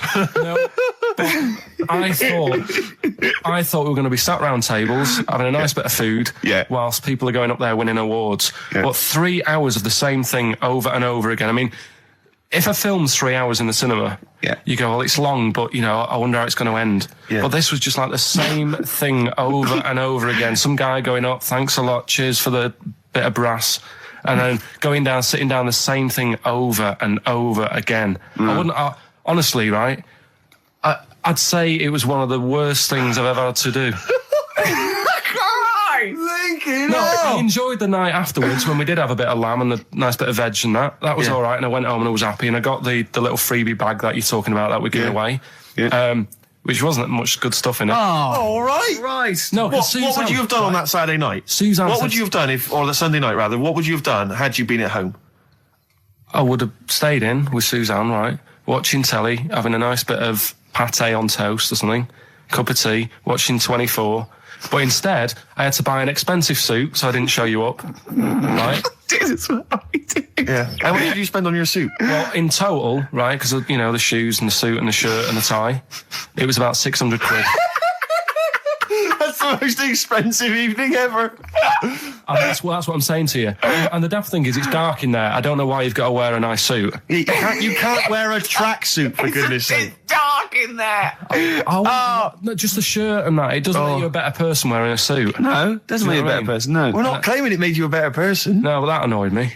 Yeah. I mean, it was an experience, isn't it? That's why I went, because you think, if I didn't go, if I would have said to you when you invited me, no, Steve, I don't want to go, then I would have never known, right? Yeah. And that's my sort of thing in life, right? Yeah. If something comes up, you should take it, even if you're not going to like it. It's a bit of an experience. Right. Do you know what he said to me? I phoned him up because we had to meet up. And obviously he had to pose as my gay lover. Yeah. To get in, right? Yeah. He phoned me, what? You said something to me like, I bought a suit, I'm looking good. He said, I'm looking good. People will think, how on earth did he end up with that good-looking guy? So he got into the role. That was what he said to me. He started getting into it. Such an insult. Play record. It's the best of. You've been voting in all week, sending your emails. So here's the clips that you wanted. All right, so here's the first bit. Where are you going, Lanzarote? Yeah. Where's that? I don't know. Suzanne sorted it out. I said, Lanzarote. I said, is that Africa or is it Spain or Portugal? Just thought you don't know. I went, what do you mean don't know? I goes, well, what's the currency? I went, don't know. I said, Suzanne booked this one, did she? Yeah. I thought, where is it? Is Lanzarote African or foreign? Somewhere foreign. I was looking last night, and doesn't look that good. There was like one of the highlights of the things it says you've got to do is go and have. Apparently, they've got restaurants in caves, and that's like one of the things they say you must do. Mm. So, if that's a highlight, do you know what I mean? So I'll do that. Go and see what that's like. Yeah. When you're on the beach, Carl, do you wear the very, very tight Speedos? No. Do you walk around with them? Sort of longish shorts, T-shirt on, probably with a sort of a light shirt on top of that. Right, sure. So quite wrapped up then. Covered up. Do you wear a hat? Because obviously the bald head, there's risk of sunburn. No, I just put a bit of lotion on it. Lotion on there. Yeah. Just have a bit of a wander down the beach, have a look. Yeah. See if there's any old blokes with their tackle out and a backpack. I'll have to look forward to, so yeah. There you go. Yeah. Well, we're looking forward to finding out how you get on. Yeah. And interested to know what she gives you on Christmas Day. More scintillating chat after this next song. We've had a lot of emails, Carl. I don't want to sort of put a dampener on your Christmas, but a lot of people have been slagging off Lanzarote. One of them just said, I don't know if I can find it. It is Canaria, isn't it? It's Gran. It is one of the Canaries, isn't it? It's a volcanic island covered in volcanic dust. It's very windy, so you have to dig a hole to sit in on the beach, and there's hardly anything to do. That's from Mike Godham, and he says, unless you like quad biking, well, you know, you've seen what happened to... no, don't go quad biking. No, with your little head, there's no protection at all, is there? I don't know what you're thinking. I don't know. At least Rick Mann and Ozzy had lots of hair. Yours would be like Humpty Dumpty. It would crack like a little egg. And then we'd seen, there's no kings or kings horses. So, well, they couldn't do the job anyway. No, shouldn't really send them. They're not really qualified. Horses not equipped to put back a medical man like Neil Fox in. Yes. To mend but not eggs. Some kind of military horse. I bet he's had the egg on his face a few times, hasn't he? What, Foxy? Yeah. Well, most of the series are Pop Idol. Right, Carl. Lanzarote, good or bad? Well, you got to give it a go, haven't you? Yeah, well done. Give everywhere a go. Exactly. That's what I was saying. You know, don't just take the word for it. I mean, if it had said an Ananova, Lanzarote shit, he'd have believed it. Sure. You know, if he'd have overheard it in a pub, Yeah. Lanzarote a crap, he'd have believed it. He'd have seen it on a website that was mainly concerned with monkeys and witches, he'd have believed it. Yeah. As it is. Everybody raves about New York, and when I went there, I thought it was rubbish. Well, you're an idiot then, because that is possibly the greatest city in the world, along with London. Subjective, though. That's why they have holiday programmes and that, innit? So you see it and you decide for yourself and that. Yeah, but you saw Venice on a holiday programme, as you put it. You went there and you went, it was rubbish, full of black bin liners. Well, it is. Right. Didn't they show that? It stunk. Didn't Judith Chalmers say that? Oh, it stinks here, and there's loads of rubbish everywhere. No, she didn't. Did she mention that? Oh, that's what I mean. So it depends what you want from holiday, doesn't it? Well, yeah. But So... you're an idiot if you don't like New York, so next. Anyway, come on, break up, guys. Kiss and make up. Well, the general public are getting involved with Carl's holiday, and, I mean, this has been a damning report on Lanzarote. There's not been a positive word written about Lanzarote so far. Wow. It's volcanic, there's no natural water supply. Apparently there's no natural water supply. It's You all have to sit in a imported. hole. What do you think of this, Carl? What do you think of the people that want you to know that you're going to a rubbish place when you can't change it? What do you think of that? rubbish though, will it? What do you mean? Be all right. What do you mean it'll be right? Because I'm going to go there thinking, oh, there's no water and that, and there will be water. No, they didn't say there's no water. What did they say then? There's no natural water supply. Whatever. I'm not bothered. Doesn't bother me. All right. I'm going to have a good time and that. What are you going to do? What's your plan to do? Got a book. What book you got? Rich Hall book. I'm just going to read that. So, Brilliant. And the weather's better than here, isn't it? What's the matter? What's the Well, matter, I've got Carl? something to cheer him up. Someone's emailed in, Emma's emailed in, she said that for those that know, those in the know, they referred to Lanzarote as Lanzagrotte. Brilliant. He's a bit fed up. He's got 2 CDs for Christmas from a company that's he's been with for 6 years. He's a little bit grumpy about having to answer the phones. You made her giggle like a little schoolgirl. I knew it was safe, though, to say that thing about her drinking, because I'd done a non-broadcast pilot with her this year. For a friend was the producer, and it's a new show called Look Who's Coming to Dinner. And the premise is I choose sort of 6 heroes that are alive, and so I knew it was all right, so I didn't just go out there and start insulting this poor middle-aged woman. I sort of knew she could take a joke. She's all right. She's obviously she's not really like that, so yeah. No, but I loved the way she just giggled like a little girl. I think she was quite good, actually. I think it's better when she's sort of ad-libbing. I don't think she's as good when she's sort of got lines and she's hitting marks. She's quite good when she's sort of... like when Peter Kay came on, she went, "Have you dyed your hair?" Yeah. And he went, "Have I dyed my hair?" I said, "What sort of talk is that?" Which I thought was quite nice. Your quote was good, though. What? When he went, "Peace, or war." I just hate it when oh God, celebrities to get their political. I've got to say something political because there's all that suffering in the world, and I don't know. It's like those things you see in the papers where it's got general elections or war, and it's got a picture of Billie Piper, just a picture, and it goes Labour, or he doesn't quite sing, does he? He sort of pulls, talking. It's like pulling your punch. My suppose I'm away from the thing. Yeah. Do you know what I mean? He can't actually. It's not actually singing, it's talking. It's kind of talking the words. Yeah. But he knew Buddy, apparently, and he toured with him. So. I am an antichrist. I'm an antichrist. He never quite finished. It's lovely. No, he's great. He's got no breath. But, but it's the adverts in between. He is 73, though. He's amazing for it. Doing well, isn't he? Yeah. No, Yeah. I mean, he's a good Sorry, looking who's 73? Des O'Connor. Is he seriously? Yeah. I think so. Amazing. Yeah, he's Amazing. doing well. Yeah, good luck to him. A toast to Des O'Connor. Yeah. Raise your glasses. And all you listening at home. So I'd love to see him interview Louise Woodward. Yeah, indeed. Do you want to hear some Louise Woodward? I have had some calls. But I don't know if they're true or not, though, do you? What did you hear? Well, I think one of the... we studying law. No, we mustn't say that shop that she works in. No, wouldn't say that. But in case I'm sure I read the same thing, Steve. Someone said they read that she was studying law, and I think I read that because she knows so much about it. Yeah. Now she decided never to go through the system, yeah. You never know when it comes in useful. But she has been spotted in various parts of the country selling all manner of things. Okay, brilliant. So who knows? Door to door? Yeah, exactly. Hello, I'm from Mothercare. We've got to stop this now. It's not fair. That's that. It's all water under the bridge. Anyway, let's play a record. Let's play a record. No, I'll talk about it later. We're scared now. Yeah, we've just got ourselves in trouble. I think we just need to go and consult our lawyers. Jackson, Peter Gabriel. Oh, this is a beautiful track, and it was actually in Vanilla Sky, so a bit of resurgence. This is Salisbury Hill. Brilliant. Peter Gabriel, what a lovely track that is. Salisbury Hill on XFM 104.9. Ricky Gervais, Steve Merchant, Claire Sturgis. You know, if Karl was here, do you know what he'd want now? Probably ads, no. Some adverts. Yeah. Do you want some now? Oh, it's what Karl would have wanted. Okay, for Karl then, some ads. Placebo and Bitter End. XFM 104.9, Ricky Gervais, Steve Merchant. Claire Sturgis in for Karl Pilkington. Doing a good who's job. in Madeira. Indeed. Is that where the cake's from? Yeah, it's his name after, I think, yeah. Excellent, yeah. excellent. It's nice, lovely. It's sort of... I don't know where Madeira is. Actually. It's sort of off Africa. Okay. But it's, I think... There are a lot of Portuguese. old people go there. There are a lot of old people there. There are a lot of old people Karl there. is essentially a 50-year-old man in the body of a 30-year-old. Yeah. I know, yeah. I think Whereas Ricky Gervais... Whoa.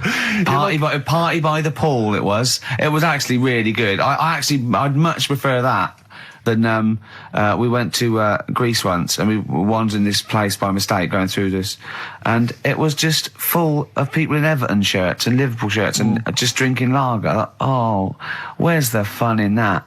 And just, I can't, the idea of Butlins, millions of families screaming around would drive me mental. Butlins is the most extraordinary place I've ever been to. I went there with a bunch of friends. We can't slag it off, but I mean, not Butlins specifically, just anything. No, I'm not slagging Butlins off. No. It's just But it was mixed. just I've never been to an Butlins. extraordinary place. The bars themed.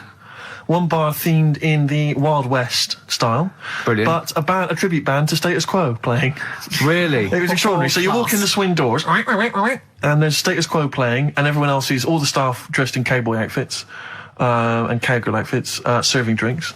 I've told you this before, but I sneaked into Butlins. We sneaked in one night, and we didn't know what was on, and they were serving lager and chips, and there's just loads of families and lots of northern men in short sleeve shirts and kids running around and stuff. And so they just arranged the chairs in this sort of dance hall, and they went, and now, ladies and gentlemen, the entertainment for this evening is David Copperfield, not the magician. And it was the bloke from Three of a Kind. Of course. He came out, he did it all, he did all the jokes, he did all the, hello, how are you? Oh, you're nice. You know, to people in the audience. And then his finale was he stood on a chair because there wasn't a stage, and he did Classical Gas, seriously, on guitar. And then they went out right, and he went, thanks for it. He went off, and they stopped clapping, and he came back on to get his jacket. Oh dear! Oh no! Yeah, okay. There was also a girl-boy duo in blue satin called Joint Effort, which I was loving. And at the end, right, it was on. I think it was on a Saturday night, so people were leaving. Sort of the next day, or Friday night, they're leaving the next day, and the kids and that were sort of like going to Redcoats, and they were crying. Right, and all the Redcoats and Joint Effort, and they did We Are the World. Oh, wow. Amazing. What an amazing night that was. Extraordinary. Yeah. They are incredible places. Yeah. Joint Effort. I saw a documentary. I'm sure I saw a documentary which is finding out what the likes of David Copperfield are up to now. Yeah. And he was a Thatcher, wasn't he? Wasn't he mending roofs? I think so. Yeah. I think you're right. I saw him saying. They said, "Would you not want to be back on primetime TV?" And he said, "Do you know? I think I prefer mending roofs." Well, I'm not sure. Well, he's probably the same as David Van Day with that advert when he said he got to the point where I prefer to sell burgers than records. No, you didn't. You never preferred selling burgers, David? Have you watched any of the Reborn in the I USA? love it. See, Absolutely love I've it. missed it, and I'm reckon gutted. it's Hadley or Cox. It's Hadley or Cox all the Gutted. way, I reckon. Who's Cox? We close our eyes, we never do him. What band is that? Go West. Go West. Oh, right. Yeah, he's probably the best singer in a sort of stand-up And cabaret how way. does it work? Do they get voted out as they go around? Yeah, So yeah. like Sonia's gone, No, isn't there's two from the studio audience. Two are nominated, the lowest, I think the lowest people, and then Britain, people in Britain vote one Can back I on just the ask bus. why they're doing it in the States? Why didn't they just do it in this country? Well, because it was meant to be relaunch their career without prejudice, I assume, Okay. and also as an excuse to go to America, I suppose, and people not know him. Although fame is creeping in, I think a lot of people recognise Tony Hadley, yeah. particularly when he sang True at karaoke. Yes. Is he yeah. as good as ever? He's fine. He's a bit dramatic, but he's all right. Now, from your sort of your brief pop phase, Yeah. are any of these faces familiar to you? Did you ever bump into them? Oh no, but no, You know, no, you never hung out with Hadley or. no. We all lived in the same house. Yeah, you did. No. Didn't you have a run-in with Bucks Fizz? Oh, yeah. did Well, you? once when we were going up to do a TV show, and A&R man had just forgotten about us, and we were there. We were at the airport. We didn't have the tickets, and so Bucks Fizz, who were doing the same show, and I remember they tried to smuggle us through. They had sort of like them and their crew, and they just like showed us the tickets. They went through, and they went, "Well, like that would work." They went, "Oh, okay, sorry." Did the two girls stand in the lobby, whip off their skirts? Everyone was sidetracked while you legged it through. Well, I was on the shoulders of Bobby G and wearing a really long coat. Yeah. And they went, "Bobby, what a lot." He went, "Yes, I am taller You're now." a lot taller in Yeah. the flesh than you are on top of the pops. Yeah. And fatter. I wasn't fat You then. weren't fat then, no, you're right, you're right. Yeah, no, but I love it. And the other thing I've been watching is American Pop Idol. Right, That I've was not seen last any of night. them. It's great. Really good, yeah. This is Simon Cowell. Ruben's going to win. Huh? Is that the one that Jerry Halliwell is part of? No, this is it's Randy too Jackson, many. What's Up Dog, Paula Abdul, and Simon Cowell. yeah. But Simon Cowell makes so much more sense in that context. Yeah. Because they're all, you're great. And they stand up and they clap. And he goes, "Oh, sit down, it was all right." And it makes so much more sense. You know what I mean? Over here, it's a bit of a pantomime sort of drama queen. But over there, he's the sort of voice of reason. sanity. Exactly, yeah. But that's the trash TV that I watch. That you've watched Yeah. But no, recently. Reborn's funny. But once again, public are stupid. They voted out Dollar that was driving everyone mad, and there was fights. Because they really were Well, nasty yeah, to because Sonia. they really went for it. They voted out Chris Eubank. Yeah, in Celebrity Big Brother. Keep him in. I don't think the public should be allowed to vote on TV shows. I don't think they know what's best for them. It does strike me that, like, in the golden age of EastEnders, if people had said, "Do you want to vote out Dirty Dan?" they'd have gone, "Yeah, he's nasty." I know, yeah. It's that do you know what I mean? confusion, either with entertainment and punishing Yeah. people, yeah. They should keep them in and then make them lose. Yeah. Yeah, so you've had all the best of both worlds. What about Yeah. the new Celebrity, I'm a Celebrity, Get Me Out of Now, Here? who's in that? The one? Daniela Westbrook. Yeah. Catalina, that model. Don't know her. Yeah, exactly. The one Anthony from- Worrell Thompson, why? Why does he want You've got someone to cook, ain't you? Well, Well, That that's one what the from girls are there Changing Yeah, the girl from Changing yeah, Rooms. Linda Barker. Yeah. Oh, Phil Tufnell. Who? Phil Tufnell, cricketer. I'm going to put some money on him to win. I reckon Yeah. he's going to win. Because apparently he's sort of funny and nice and everything. And, yeah. Would you ever do any of those? celebrity Absolutely things? not. No. I genuinely think if you were in the Celebrity Big Brother I'd house, immediately you would be vote voted out. out. Yeah. It would be before the public get a chance to vote. Yeah. The housemates would have got you out somehow. Yeah. They'd have Or got you they'd out. have left. Or they'd have left. Yeah, I they'd have might all walked out. win. I might Yeah. win by default. They'd have all climbed over the roof like that Yeah. guy Sandy. Yeah. They'd have all Yeah. climbed out like within the first 10 minutes. I saw Sandy the other day, actually. Doing Still, his thing. still on the run, is he? Just got climbing over. It's over, Sandy. Get off my roof. I got Stop really running. excited in Really? Selfridges. Does he look like a wombat up close? No, he's really good looking. Shut No, up. seriously. I saw him in the hat section at Selfridges because he's a personal shopper telling Yeah, them they well, look gorgeous. Jane went there specifically to meet Sandy. No, just did for like, she? yeah, yeah. I got really What, is excited. he working there? Yeah, he's a he always personal was. shopper. Yeah, Really? Yeah. Does he sign autographs and stuff? I'm sure. No, he he calls himself Alex now. What? Yeah, he's not allowed to call him Sandy. Selfridges wouldn't. What should we say and get him sacked? Getting voted out of Selfridges household. Oh, Why is he a personal shopper? Yeah. That's just to me the epitome of indulgence. If you've got money to spend on a personal shopper, that. Oh, I'd love to do that. Man alive. No, is that someone who pushes your trolley? No, is that how it works? you just say. Could I get one of those in Waitrose? No. It's like asking an assistant. You go, I need some black trousers and some brown shoes and this range, and they go, okay, and they go and get you a range, so you don't have to go. It's not like. Yeah, but I still love it. Yeah, but you have to pay for it. It's not. No, you don't pay for the service. You pay for the clothes if you buy them. It's really? not. Yeah, it's not like Steve, Lady Di having Harrods opened for her. So I could walk in there and get Sandy, of course, the you Big could. Brother, to just do some shopping. In fact, I'd love you to. But could I get him, like, once he's finished in Selfridges, could he pop to the Co-op for me? No, like he can't do that. No, he can't do that. What? No. Seriously? So there'd be people queuing up, wouldn't there? Well, why? Selfridges, you can't. People don't go and shop in Selfridges for the sake of it to meet Sandy, do they? No, but to get a personal shopper, why wouldn't everyone have one? I don't understand why everyone wouldn't do it if they're not charging you for it. Oh, Steve, you and me later on. I'll tell you this, I don't think people realise that, Rick. He's going to be inundated now. You know when you go to Selfridges, you will not be able to buy that suit you got for £97. It's a lot more expensive than that. What? You can't get, you can't get shoes for £29 in there. I'm not bothering. No, exactly. You see, that's where you're going to come unstuck. It's not worth I'd it. love a great record now, Claire. Okay. I'm going back to Bristol this weekend. Oh, yeah? I am going to be. I've got £100 to spend, so I'm looking to get a 3-piece suite. Yeah. Dinner suit. Yeah. Who knows? A wife. Well. Possibly. I think my sister's back. Neil Young, Man Needs a Maid. What a great track that is. Well, we got some ads again, so don't worry about that. Oh, great. No, after that though, the brand new single from Radiohead.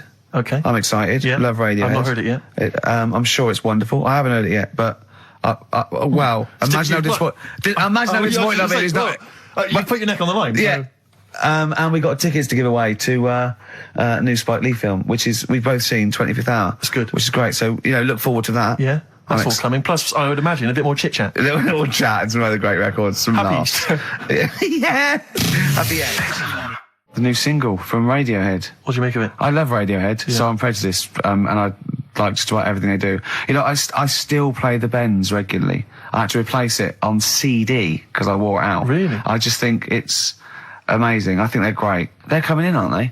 Yeah, well, they're coming in a couple of times. I think Phil and Ed, who are my favourites, are doing Zoe in a few weeks. And I think Tom York is going to be doing John Kennedy on Exposure, doing one of those album playbacks where he comes and talks about each track. He's so shy as well. Yeah. He came into Udo once, and he was just so shy. He hated it all because people were looking at him. And, he's great. He's brilliant. A toast. Funny little fella. Radiohead. Happy Easter, Tom, and all that. Don't eat too many eggs, boys. Oh, calm down, you crazy guys. No, we were talking earlier about the fact, because I've been ill this week, and so I've just been lying on the sofa, dosed up. I was a bit feverish as well in the week, and I at one point I had a real kind of movie. If I'm ill, I like to be like you're ill in the movies, and I was tossing and turning in bed. I had the fever. I was waking up. I was sweating, all sorts, and I keep waking up really early, and I'm sort of watching daytime TV for hours, and the adverts that you see in the daytime. I mean, because we do actually work. A lot of people think we just doss around all day, but we do actually work, and so I don't get to see TV in the day much. And the adverts, it's not adverts you see at night during. I know. They're incredible, and it's like. Was it for surgical stockings? Well, there's a lot of them are either aimed at people who basically are waiting to die. Right. It would seem. Or I love that advert. Waiting to die. Well, they are a bit like that. I mean, there's a couple. There's one with Christopher Timothy. He sat in a pub on his own, just having a pint in the afternoon. I think this was before he. Became a doctor. He's having a pint on his own, looking through the job He's had a ads. good career, any vet, doctor. I think he's always wanted to play a lawyer. Yeah. And he basically says in so many words, I can't remember it verbatim, but he basically says, you're probably getting on a bit. You're not going to be around forever. You could drop dead tomorrow. Have you made provisions for your children and your family and your wife? And I think you at home were supposed to go, oh Christ, I haven't. Oh. And I was feeling my testicles earlier. They are a bit lumpy. Yeah. Oh no. I had to bend down quite low to feel them. Exactly. So, I am getting on a bit. Exactly. In fact, what I do now is pull them towards me and kick them up like Beckham with the ball. Yeah. And on the way back down, I have a quick feel. Yeah. Or when the kids come to visit. Yeah. And, stop playing with Grandad's testicles. Where have you put them? We've put them on the mountain. So, oh, you little devils, go on with you. Do you want a Werther's original? And that's another advert you see constantly with as originals. So they've got those, and then they've got the adverts which I always love, which are adverts for any kind of Claims Direct or any of those things. It's just invariably there's a reconstruction of an accident that might have happened, someone tripping over a paving slab. There's one which is particularly chilling of a guy who I think he's with his kid watching football, and he's thinking to himself, I bet he's thinking, I wish I could join in. And it flashes back, and there he is up a ladder on a very shiny surface with no one supporting it, frankly. He's asking for trouble. Frankly, I blame him. Yeah. And then it topples for no reason. I don't know why it topples. Right. Wind, let's say. Yeah. Whenever I see it, I always think... I hope he never walks again. Well, he falls off it. Did he smash his face in? Did he fall on a spike? Because if he's going to go up that ladder on a shiny surface with no one holding it, right? Did he fall? Did he crack? Did he fall backwards on his head? The little... Worse still, Gervais. Right, did he do the splits and crush his nuts? No. Worse than that, he made a considerable lump sum of cash thanks to the efforts of one of those claims companies. Eh? Oh, no. All right. His negligence has seen him $3,000 richer. Steve, was there a yokel with a pitchfork looking up as he fell on it? Nothing. Oh, he fell off. I think he must have bruised his ankle or strained a ligament. That's not enough. That hasn't taught him anything. Well, it's not taught him a lesson. In fact, if anything, it has encouraged him to be more foolhardy in the future. Because if you're going to dish out $5 grand willy-nilly to these people, these lunatics, these oafs, these simpletons. Do you know one of my favourite adverts was the one in sort of the back of those glossy magazines you get given away, and there was always an old woman, and she'd fallen right in her front porch or whatever, and she was just reaching out, but she was too weak to reach the phone. So it was like you carry a little button around with you that you press. Yeah. I love the idea of that. She looked so vulnerable. It was my. But I always feel with those kind of those claims adverts that it's almost like saying, I'm not going to say it explicitly. Here are some ideas for you. Paving slabs. Is there one near you? Yeah. Could you have a little trip? Exactly, yeah. If you've got a step ladder. Yeah. I'm not saying anything, but maybe read between the lines. The shiny floor. There is money to be made. Adverts in the back of those. Do you remember Innovations catalogue? Well, I just read this week Innovations catalogue is being closed down. Gutted. Yeah. The Innovations catalogue, Gutted. which it used to go to something like 50 million homes or something. I love the Innovations catalogue. You do think, well, I could do with that, because I want. I've never thought that. I do. I want to spend money on an advantage in life, like I want the power packs and hoverboards and things that are like to see through walls. Just for 1990, they don't work, do they? I bought oxygen. Did you really? I bought oxygen. What do you mean you bought oxygen? Well, me and my mate were sort of like, I'd run it. It was about like, I don't know, 1987. And me and my mate, Wally, we were doing long distance running together. We were trying to get good. And I thought, I'll just have some oxygen before the race. What do you need some oxygen? It's there, free in the air. What's in there? You put some big canisters. A canister of oxygen? It didn't work. It just smelled like you were sniffing mints. I couldn't get any in. What was it supposed to do? Well, oxygenate the blood so you can. Right. But I don't know why. How much was it? I don't know. I can't remember. But Mine was 1999. It was a big canister. It was rubbish. Why did you buy it for? I mean, he was at least doing a job. For much the same doing reason. a job. I was but it does seem to me that, because the problem with the Innovations catalogue is that for the few idiots that buy stuff like you, there are hundreds, thousands who just looked through it and laughed at the absurdity of, a motorised tie rack. I bought the Abs Master. Who is so lazy that they need that? Yeah. The Abs Master. I worked for a while answering the mail and opening the mail for a returns. It wasn't the Innovations people, but it was if that's the kind of middle class version, this was a very much more working class thing. It was how to get hot dogs out of a tin and all the rest of it. And there was stuff in there was incredible. There was one item that was in the catalogue, and it was I know, like me, you've probably thought to yourself, I just haven't got time to boil the kettle and fill up my hot water bottle. You thought that takes upwards of a minute and a half to do. What I need is some kind of state-of-the-art kind of plastic container with some kind of blue gel inside, which I put in the microwave, and that heats up, right? So that was what this device was. You put it in the microwave, you buzz it in there for like 30 seconds, saving yourself, a minute of preparation time. And we used to get them sent back. I swear to God, they would send that. They'd be split. Yeah, they Old exploded, women yeah. saying, I heated something in the microwave. I went to sleep. It split asunder, and the blue gel scorched my legs. I've got 3rd-degree burns. And do you know Old woman with a scolding. Call claims direct. But do you know what we used to do? I used to say, do they not sue over this stuff? And they told me, they said, they never sue. They're not, they're old ladies. They don't realise they can sue. What we normally do is send them a replacement. So I'd have to send replacements back to these old women who had scalded their legs. We didn't even send them the money back. We just sent them a replacement. I mean, unbelievable.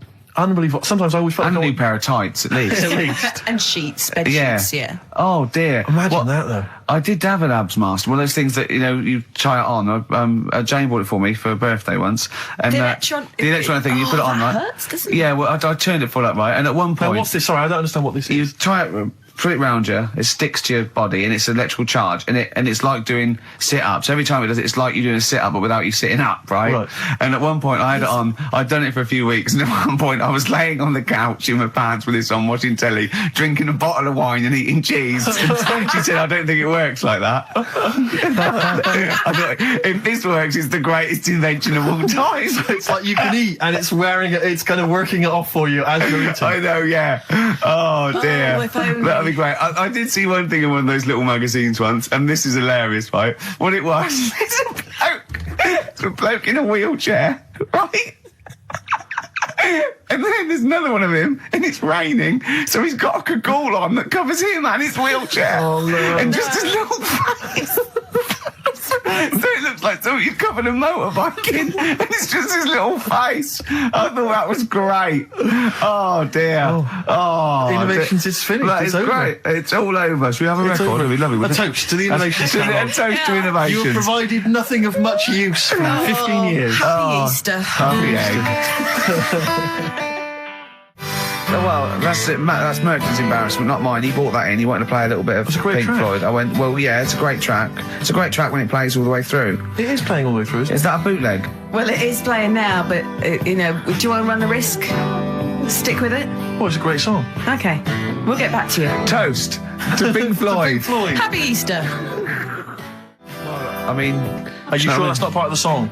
Because, Pink Floyd, you know what they're like? These They're up to their old sonic newfangled tricks. Oh, yeah, newfangled sort of trickery and that weirdness. I mean, like... Well, it's a shame. It is a shame. It is a great song. Yeah, but I don't know what to do. it's too annoying. We've got to stop it. Yeah. Are we putting a pay to it?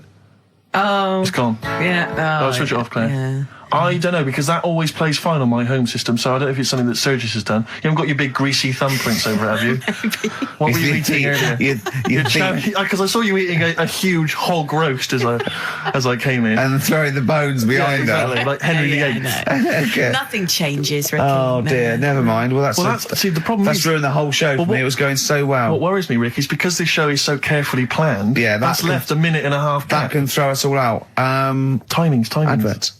Do you think that's yes. People Yeah. love them. Great. Forget about tomorrow. Wise words unless you're talking about pension plans. That's Feeder on XFM 104.9. Wise words. Steve Merchant, Claire Sturgis. Competition time. I haven't got the usual competitions of songs of phrase and monkey news and the other Carl nonsense. I'm not. There's I'm no not. cheapest chimps. There's no cheapest chimps this It's all week. I'm right. It's back devastated. next week. It's back Well, next I week. don't know. Although, let's do a quick cheapest chimps. Okay. So, chimpanzee that. Cheapest chimps. Do you know how much a chimp is, Steve? To Not buy? really, no. 55 grand. Okay, the competition is this. We've got 5 tickets. we've got pairs of five pairs tickets, of tickets, to give away to the new Spike Lee film, 25th Hour. And I've seen this, and it's really great. It's got Ed Norton in it and Philip Seymour Hoffman. Really, really, really good. It's an 18 certificate, so you can only call up and get into this free if you are over 18. Or unless you look 18. Yeah, let's face it. As long as you look exactly. 18. Yeah. I don't think they're going to ask for ID on the door. Yeah, yeah. But if you look like 14, then there's no chance. And you probably get some fags and beer as well on the way. exactly. Yeah. But if you're 16, 17, you look old enough, you've got a Yeah. bit of facial hair, go for it. Yeah. Or wear a long beard. Yeah, whatever, yeah. No, we're not going to condone that. Please be 18 years or over. Yeah. It is an illegal offence. Exactly. Call 08700 800 1234. And as it is such a great film, we're going to do a competition is this. Do you want to go to this? A, yes. B, no. So C, I'm not sure I can make it Wednesday. Any chance Thursday? D, I think I'll wait for it to come out on video, you know. E, I don't really like Spike Lee. I'm a racist. Call in. So hang on, we should just point out that it's Wednesday at 6 o'clock. Did we make that clear? Yeah, Wednesday at 6 o'clock. Yeah. A, yes. B, no. C, Wednesday's no good for me. D, I'll wait for it to come on video. E, I don't like Spike Lee. I'm a racist. Yeah. What is it? 08700 800 1234? That's the number, yeah. Okay, bother Claire with that. The answer's A, by the way. Correct answer. Nice if you want to go, that is. Yeah. But tell the truth. I'd love to have some more music. Yeah, sweet. I feel some Smiths. Oh, classic. Yeah. Reel Around the Fountain. Good choice. Smiths, Reel Around the Fountain, XFM 104.9. Well, we've given those away then. Yeah, it went very well. Have you got enough now? You don't need more? Got them all, yeah. Everyone said the correct answer, A. Good. They would love to go. One person, actually, who was it? It was Tom, said C, but his sister Sarah would love to go. So Oh, well, good luck to Sarah. I hope she's over 18. Yeah. Because otherwise that is illegal. Here's to the rules. Cheers. Happy Easter. I don't know why. I'm just in a mood for toasting things. I think it's because it's Easter. Yeah. And we know what that means, don't we? God bless him. Eggs. Go on. Absolutely. Well, we were chatting about the innovations catalogue, and it just because I've just been flipping here through the TV magazine, which comes free with the Sun, and is there anything on the back? A plate or a figure? The white trash that must buy this rubbish. I mean, know. This one. I don't know how you describe that. There. Oh! Classy, isn't it? Oh, it's dear. A porcelain doll of a young woman. Looks like Ginger Spice with her hair up in a blue dress. Yeah, it is strictly limited to 9,500. Oh, am I going to get one? Well, why did we waste time with the show? Shouldn't I have been calling? Well, look, it says. How much is it? Well, she can be yours for the special half-price offer of just £94.50. Is that all, really? You're not winding me up, are you, Steve? You're not winding me up, because if I look at it, it's 940, because I think it should be. I will go mental, because I would love that porcelain piece of shit for £100 on my shelf. Hang on a minute, Rick. Let me just read you some of the write-up. Who buys that? They think it's art. It's classy. Well, hang on, I think this blurb will change your mind. Go on then. Okay, well, I'm just... Okay. Her name is quite simply Dearest Rose. I'll have it. And she's portrayed here holding a beautiful... Well, I mean, of course it's going to be Dearest Rose, isn't it? Let me read it, it's not going to be... Her name is Bert. Dearest Rose is portrayed here holding a beautiful bouquet of roses given to her by her lover. She has gently plucked some of them and placed them in her chestnut hair. Oh, she is wearing a gown. Oh, that's filthy. She is as well. She's stuffing them up on her head. All right, go on. She's wearing a gown of beautiful turquoise silk. Her skirt flows to the floor, and from beneath it, you can see her dainty shoe just peeping out, decorated with a tiny handmade rose. That is brilliant. 94 and it is beautiful, and it's and you can pay £9.45 a month for 10 months. Yeah, and that can be yours. And I think you'll agree, it is just beautiful. I mean, the best one I've ever seen. There was one that there was a doll. Right, like a realistic doll, a horrible, scary doll, and it was something like, £100, and it said, "Call your family and tell them it's a girl." And I just imagined this 45-year-old woman with bunches and rouge on her hair, still dressed in her ballerina outfit, going, "I've had a baby, mother." "You haven't." "I have, it's a bloody baby." "Why do you hate me?" "It's a doll." "Why do you hate me?" I mean, I know. What sort of people are they preying on? Well, there was one. Just had a baby. Sorry? Call the doctor. Call the doctor. Don't call the doctor. I've had a bloody baby. Well, I remember seeing one which just was extraordinary. I mean, again, I'm thinking specifically of the people that buy it. It was about 3 foot tall. Yeah. It was, I think, again, made of porcelain or possibly plastic. It was a baby. It was like a kind of 1-year-old baby. Like, that was the design. Wearing a Harley Davidson biker outfit. The leather cap, the jacket, the nappy.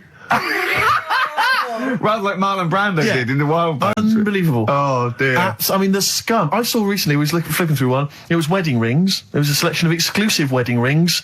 Imagine getting down on one knee and giving your beloved a themed Lord of the Ring wedding ring. Oh, that is brilliant. Will you be my wife? Better still, my troll. Oh dear. The scum that must be that they're preying on, like you say. I mean, unbelievable. It's those sort of houses that I remember going into as a child sometimes when you met a friend from school. And you'd go into their house, and it was like a shrine. I remember some people kept the polythene on their three-piece suite. Yeah. There was some when you weren't allowed in the front room. Like, couldn't go in the front room. And it's sort of, you look around and there's all these dolls and that, and it's just like, oh God, scary. What in God's name happens in this house after dark? Oh. You know what I mean? But the people who keep the polythene on their sofas, it's like, who are you waiting for? What day are you going to use this? Because I'll tell you this, the Queen's never coming to tea. Tony Blair's not going to pop in unannounced covered in grease. No, exactly. In dungarees. Exactly. I won't sit down. You can sit down. Yeah. You can sit down, Tony. I've been waiting for 40 years. Look, I've had a baby. It's not a real baby. It is a baby. Is this door locked? Why do you hate me? Oh God! Call your friends and tell them it's a girl. So if you're one of the scum that have ever bought anything from one Trash. of those, normally you'll get maybe commemorative plates. I know. I'll tell you what, if I ever win the lottery, I'm going to buy all them up. Yeah. I'm going to buy all them up in one foul swoop. Well, That'll be one, amazing. I think it was Cliff Richard. It was a commemorative plate of Cliff Richard. That'd be great. It said, Cliff never ages. Cliff never ages, and neither will this. Really? Did it say that? Yeah. Tell your friends and tell you've married Cliff Richard. Yeah. Look, I've married... It's a plate. It's not a plate. I sleep with it. I've married Cliff Richard. Do you remember that mental case that was thought she was married to Mike Reed? No, I don't remember that. Oh. No, I do. Now, is this Mike Reed, the former DJ, or Mike Reed, the entertainer stroke actor? It's former DJ. And it had a shot of her just prancing around in the nude with a feather boa on, saying, I'm married to Mike Reed or something. Wow. She was obsessed with him. That's libelous. I mean, is she still looking for the fella? Yeah. Oh, what would you do? Imagine you were in a love triangle between her me and Louise Woodward. Oh, right, okay. Would you? And they were fighting over you. And I think they can both get pretty violent. Yeah. I mean, if you know, fight. I mean, no, but I mean, I'm not. I don't know I'll tell you what I do. I do what any gentleman would do in that situation, and I'd let them wrestle it out, nude, in a hotel room. Just see how they go. Let's have a record. Sorry to call the lawyers and tell them it's a girl. Clocks, Coldplay, XFM 104.9. In fact, can I just plug something? Go on. Because you can hear Coldplay live tonight from 7 o'clock, the whole Earl's Court gig on XFM from 7. Blimey. Yeah. It's not bad. Yeah. To Coldplay. To Coldplay. Happy Easter. Happy egg. Well, that's about it from us, isn't it? We got, to be honest, I didn't miss Karl at all. I didn't miss Karl. In fact, I felt we worked harder. We did a better show without him. I think he's dead wood. Well, I think that we should, tell him that we don't need him. If he turns up, it's fine. If not, you know what I mean? Yeah. Because that will wind him up. Oh, he'll be livid. If you could send... could you send Karl emails saying... to Ricky or something, because he gets all those, doesn't he? Or to Karl, saying the show was better without Karl. Yeah. Can you please do that for us? We'll tell him the truth. He'll hear it. He'll come back and hear it. So we know it's a wind-up. But I just want to see his crushed little face Monday. Is if you can send as many emails as possible saying this show was better without Karl, I will be grateful. And I promise I'll tell him the truth next week. Do you think I can do that for us? I think so. Is it karl.pilkington@xfm.co.uk? Yeah. And it's Karl with a K. Yeah, Karl with a K. And send some to me, because he'll read those next week as well. Yeah, ricky.gervais@xfm.co.uk. Yeah, In just fact, say it was... send some to me as well. And pass them on, pass them on, yeah. And to the head of XFM. Oh, what's his one? Yeah. Because he won't get in trouble, because obviously Andrew's listening, so he know it's a joke. But Andrew.phillips@xfm.co.uk. in fact, could you send a load... Marketing manager, Charlotte Sousson at XFM. Yeah, Andrew.phillips, XFM.co.uk. Just saying, it's so much better without Karl, because it's got a bit self-indulgent. He just does his same old stuff about Auntie Nora farting, and it's not big and it's not clever, and the man's a fool. Yeah. So if you do something like that, make stuff up as well. Thanks very much. Happy egg. Happy egg indeed. Can I just end with a tune? Yeah, absolutely. Ed Harcourt. I don't know if you've listened to his current album. Yeah, but new there's album some, sounds good. some nice treats on there. And this is one called The Birds Will Sing For Us. It's a nice way to end. See you later. Cheers. Happy Easter. Do the email thing. Egg. Do you remember the John Wayne Bobbitt story? Which it's always seemed odd to me. I never really kind of got all the information. Do you remember that one, Karl, where the woman cut off her husband's penis because when he was sleeping? I think he was sleeping, and she drove off. I think he woke up quite quickly. That's so much better than the alarm clock, isn't it? Yeah. And she threw it out. She threw it out of the car into the woods. Yeah. And he went and found it. Yeah. But imagine if he'd got to the hospital and they'd sewn it back on and he'd gone, that's bigger than I remember. I'm not sure this is mine. How many of you got us where we dump all the knobs? We dump all the knobs out there. Yeah. That was an extraordinary story. And then, bizarrely, he became a porn star. Yeah. Yeah. Very strange life that man's had. Well, it is a bit of a shock to the system, isn't it? Oh, cutting your knob off. I know. Do you remember that French bloke, the performance artist of about 1910? Do you remember him? No. He, as a performance art, in a theatre, he cut his knob off to a crowd of people. Now, what? That's only a one-night trick, though, isn't it? Exactly. Yeah. But what if there had been a bang outside? They went encore. He went, what? Yeah. Or they looked outside because a car backfired. He went, did you see that? I go, what? I go, just cut my... Did you? Yeah. Think of that. Sacre bleu. I know. French are funny, aren't they? Cutting your knob off for your art. Weird, isn't it? Longview. Further on XFM 104.9. As we're having so much fun with penises, I thought perhaps I should just mention... That's a slogan. We should just mention this story, briefly. It's in the paper today. A Russian is selling what he claims is Hitler's mummified penis for £12,000. Yeah. Ivan Zadurprov says his ex-Red Army soldier dad hacked it off as a souvenir after storming the tyrant's Berlin bunker after his suicide in 1945. Yeah. Why did he wait till now? Yeah. He's found out that that might get a bit of £12,000. Which doesn't seem a great deal. Doesn't seem a great deal of money, really. Well, it's useless, isn't it? True. You're not going to be able to use it. It's not going to be able to. It's not going to be a donor. Imagine that if you walked round. Yeah, you'll never making love to a girl. You'll never believe who this is. Yeah. You never believe who's doing you, love. Exactly. This is going to freak you out. This is just relax. Exactly. Okay, sit down now. Was that I got a little surprise for you. It was brilliant. Yeah, so you enjoyed it. Yeah. Right. Are you a fan of the Third Reich? Exactly. Well, no, awful racist. Okay, let's go a different tack. Yeah. You did like the sex. I love the sex. Okay then. Yeah, it's not going to be Hitler's knob, is it? But I like the idea that, I mean, you're in the Red Army. Yeah. You've just stormed Berlin. Yeah. 1945. You crash into the bunker. You've gone through terrible. How you've lost 20 million comrades. Unbelievable. Oppression everywhere. Been going on for years. You're in there. You see the man. Here he is. He's dead. He's dead. The figurehead and leader of one of the most despicable. You turn to your friends. There's a tear in your eye. Yeah. And your immediate thought is, I ought to chop off his todger. Yeah. Well, no, I said Bagsy. I said Bagsy is Winkle. I said Bagsy is Winkle outside. Whoever it was. Yeah, I didn't know it was going to be Hitler. Brilliant. It's just, I can't, it just doesn't make sense. It's ludicrous. And I don't know how is he expecting to prove this? Because I want some proof. Well, I think that's why he said that. He probably started off with, I've got Hitler's face. And they went, brilliant. Oh, let's have a look at it. What do you mean let's have a look? Well, just check Hitler's face. Cause obviously I know what he looks like. Oh, yeah. No, it's not. You know what no, it's not his face. What wouldn't you know what it looked like? Well, I mean, no one's ever seen his genitals. That's what I've got. Yeah. I've got his. It's got a little swastika on it. Is that proof, is it? Yeah. Have you got his ball? Well, no, the Albert Hall's got one, his mother's got the other, so I don't know. See, the Albert Hall, I would have thought, would probably be paying that £12,000, because apparently they've already got his ball. Yeah, they got one of his balls. They got one of his balls in the Albert Hall, his mother's got the other. Yeah. But if they got the Todger if they can track down the one his mother's got, they would have a complete set of Hitler's. I'm just hoping it doesn't fall into the hands of some kind of crazed genetic scientist. What, I could clone it from his knob? Could clone Hitler. Back to, I don't even want to think about the future if that's the sort of way we're going. Exactly. If that's the sort of way we're going, Carl, I'd rather not know about it. What do you make of it, Carl? Weird, isn't it? It is weird. I mean, I don't want to go on for this too long. We've probably got about a minute left for the first half hour, and I reckon should can this sort of... What, 30 minutes of genital talk? Just quickly, on a Saturday afternoon? There's one in a museum. I think it's like that London museum. What? One what? Well, do you know like how people are buying weird stuff and that to put in museums? Yeah. There's this device that, I mean, think about it, years and years ago they used to torture people, didn't they? Yeah. Really badly. Mm.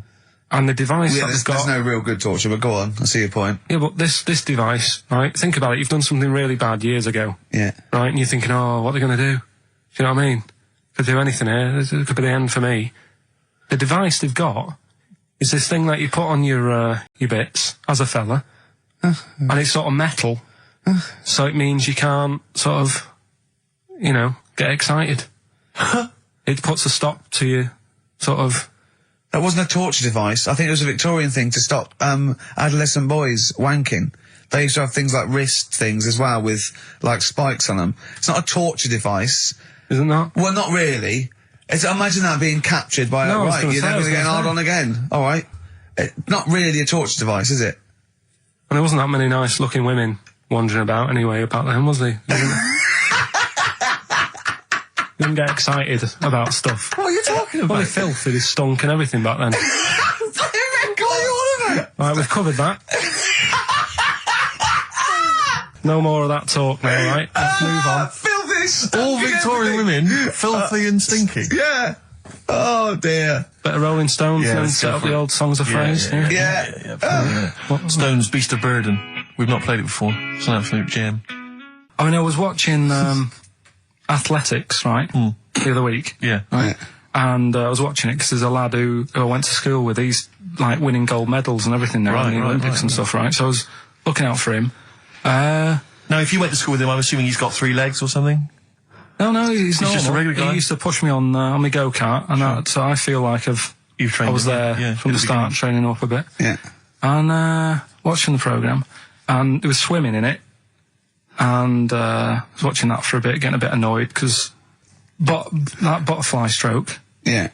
I don't know why they do that. No, nor do I. It's just hard work. It doesn't make you go any faster than, let's say, that stroke. The crawl. Yeah, don't do that. That stroke on radio doesn't work. The crawl, yeah. So I was watching that, thinking, that's annoying. Yeah. And then they got onto the running bit, and my mate's in this race. Yeah. Now, they do the side shot, don't they? So you can see who's in the lead. Sure. And then they do that front shot, where it's absolutely pointless. The only reason to do the front shot, I think, is to keep women interested. Because you can basically see his tackle going from left to right, being battered all over the place. Why were you looking? Seriously, you had no choice. If you wanted to watch it, it was like, I was interested if he was going to win, but it's like, you know... But why did you turn over and watch Charlie's Angels instead? Because I wanted to see if he won the race. But... Or flip back at the end. Just flip back to get the result if you don't... Well... Yeah, or at least turn away or close your eyes on the front shot. No, I wasn't. I just... Suzanne was happy. Suzanne was loving it. Yeah. And I was like, whoa. Yeah. Just go to the other shot. But they were showing you the front shot and running along there. They could have just shown the top half, but they didn't. Sure. It was there. It's just heads moving along at 25 miles an hour. Yeah. Well, I think you're meant to see the running, the actual legs moving. It's athletics coverage, isn't it? It's not like... But they don't show you a shot from behind. Did you want that? Oh, no, I didn't want that either. It sounds like you were disappointed. Yeah. Play a record. What are we having? Better Radiohead? Yeah, it'd be brilliant, wouldn't it? Incidentally, last week, you remember, we began the show by talking about knobs. Yeah. I think we've got a bit more knob news this week. There's knobs coming up, is it? Knob news is on the way. After Radiohead. More cock. Radiohead and go to sleep. That's not to you. Please don't go to sleep. We've got another hour and 35 minutes of fun chat and great music on XFM 104.9. I'm Ricky Gervais, with me Steve Merchant and Karl Pilkington. Pilky, little K-Man Pilkers, little baldy twat mank whinging, a little bit bent Pilkers. There he is. There he is there. Now, Rick, you may remember that last week we opened with some quality knob news. Knob news, yeah. It was Hitler's knob. Hitler's knob was one of them. That just sparked off into a whole bunch of other kind of knob-related discussions. Yeah. And I'm pleased so far to see that we're almost at the halfway mark for this first hour. And so far we've only talked about nudity and/or todgers. Yeah. So excellent work from us. Well done, lads. Yeah. I'm looking forward to Dr. Fox and the rest of the Sony award committee listening to this one. Yeah. But more knob news. I don't know if there's a jingle for that, maybe. We nearly had the eye out. Knob news. Knob news, excellent. This is an extraordinary story. A woman tried to sue her bosses for £210,000 after finding a cooked penis in a canteen stew. Hospital cleaner Sophie something, I can't quite pronounce that name, was eating goulash for lunch and could not cut one of the lumps of meat. You can see where it's going. I've got so many questions already. I know. She picked it up and tried to chew it, but it was too tough. Then she inspected it with workmates, who all agreed it was a penis. Imagine that discussion. Yeah. Miss McClarter said she vomited for the rest of the day, instantly became a vegetarian, and had to have psychiatric help. It's not known whether the organ was from a human. The case continues. Well, it can be found out, so that's one thing. Obviously, the doctors aren't confused. They're not going, I don't know, I've never seen one like it. Yeah. Also, why is she eating goulash? I know. I mean, that's my first question. Why, Yeah. you get, lunch, what do you want? Oh, no, I fancy some goulash. Yeah. Oh, some gooly lash. Gooly lash, Thanks very like much it. indeed. Lancashire cockpot Oh, is on the menu. Brilliant. Only £5.50. Wangers and mash. I'd love some wangers and mash, please. If you've got any knob-related puns, knob-food-related puns, then call XFM on 3426 14094. Ricky.Gervais@xfm.co.uk. Call Chris Miles at radio1.xfm.winginmank. Yeah. Cock-co-gay. Cock a van. Cock o' van. It's already done for you. There's wangers and mash, cock o' van, Lancashire cockpot. That's just off the top of our brains. Yeah. So, if you've got any of your own, keep them to yourself. We're not interested. What do you make of that, knob news? And he's in a hospital. I don't think so. Oh, yes, it was a hospital cleaner. You're right. Oh, cleaner. God. I know how your mind's thinking already. There's been a mix-up. What kind of mix up? I love that. What, some bloke's gone in, some lesbian's gone in and wanted a sex change. She's got a carrot for a cock. Stewing steak. Stewing steak. Oh, that would be great. You're not a doctor, you butcher. This is not funny. There was some other news, whilst we're doing the knob news, just cram this one in. There was some story on some news website about some lad who wasn't happy with what he'd been given. Right. What do you mean? He had an op? No, he wanted to have an op. He wasn't happy with what God had given him. Yeah. Yeah. What the Lord had popped downstairs for him? Sure. And, Sorry, no, wait a minute. Was he a bloke who wanted it? yeah, a fella. And what he wanted, he didn't want a knob, or he wanted a bigger knob? Wanted a bigger one. Right, okay. And, cost £5,000. Right. And they made a mess of it. Well, how did they make a mess of it? Don't know, it came out smaller than they went in with. Well, no, what do you mean? I don't know all the ins and outs. Oh, God. It's just like he borrowed the money off his mum. There's been a slight mix-up. He borrowed the money off his mum? I love that. How bad is that? What do you want for your birthday, son? Yeah. Interesting. Thanks, Mum, for asking. A couple of bits of news as well. Hello, Doctor. How did it go? Well, firstly, don't look under the bandages and don't have the goulash for lunch. Yeah. It was smaller than you went in Mum, with. we got £5,000. Why? Just give me tell me what it's for. You can have it if you tell me what it's for. Well, look at that. Oh, you need a bigger one. Yeah, definitely. There's the money. Yeah. On you go. Nothing can go wrong. What did he say to the doctor then? That's rubbish. I didn't read all the ins and outs. I just, like I said, I saw Just it. looked at the picture. They want a picture. But you just thought, well, thanks for it. You just thought you'd pop that one in. Thanks. Yeah, that's the end. Knob News Extra. Yeah. Play record, Carl. So if you've got any knob news, we've got one more show left. Send that to ricky.gervais@xfm.co.uk and we'll hopefully get that knob news on there next week. Yeah. All right. Some Dizzy Rascal. Oh, Dizzy Rascal, yeah, he's one of the hot new English rappers. Let's play it. Dizzy Rascal, apparently, according to Carl, he hails from Bow, if he's listening. Good work. You have a number 3 hit with that. XFM 104.9, Ricky Gervais reading a magazine, Karl Pilkington, in a good mood today, so everything to play for. Some adverts. Excellent. The Beatles from the soundtrack to The Yellow Submarine, actually, and that's Hey Bulldog. On XFM 104.9, our last show, maybe. Me, Ricky, Steve, and little Carl. All right, Carl? But that book, that wasn't a fake. It wasn't like just a ruse to get you back to show you me and dancing in pants to Elton John. It's that. What was your girlfriend doing during that, instantly? I think she was just getting on with sort of like packing up sort of boxes because we were moving. So sure. I don't think. Well, she's seen it all before. Yeah. And the book was. Do you remember that book that I showed you? That it was Man's Body, an owner's manual, and it's just like loads of stats. and there's one in there. Yeah, it's kind of like a Guinness Book of Records of men. Yeah, there's one section there. That was. Sorry, hang on. It's not like Guinness Book of Records of men. That just sounds a little bit like you and I were sat around your house looking at a big book, picture of men. The big man book. The big man. He is a big man, isn't he? Yeah. He should be on the front cover. Yeah, it was a book more about the kind of physical body and exactly. Yeah, biology and social and sex and all that sort of stuff. And we didn't look at the sex. Which is where we got the knob news for today from. Right, this is true, right? I read that you'll have someone's eye out. Knob news. Then you've got the jingle. Yeah. I read that the smallest ever functioning penis, right, was under 3/4 of an inch when erect.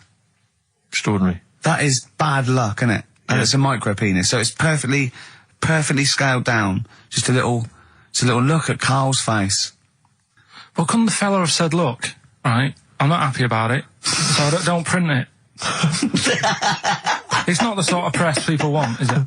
There wasn't a picture of him. It was anonymous. They didn't read the book and at work the next day and go, look at this, Frank. What? Smallest ever penis, half an inch. He didn't go, it's me. He just went, yeah, loser. Yeah. You know what I mean? Anyway, let's have a shower. I'm all right. He must have had to have a little jod with a pair of tweezers. Yeah, presumably. Because you couldn't even get a fist. I mean, no. That is bad luck, isn't it?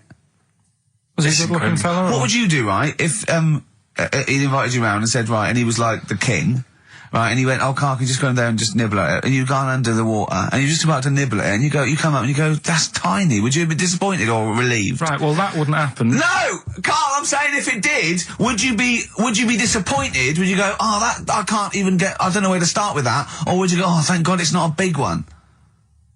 You've got to remember that he's the emperor. So you've got to do what he says or he'll have you killed.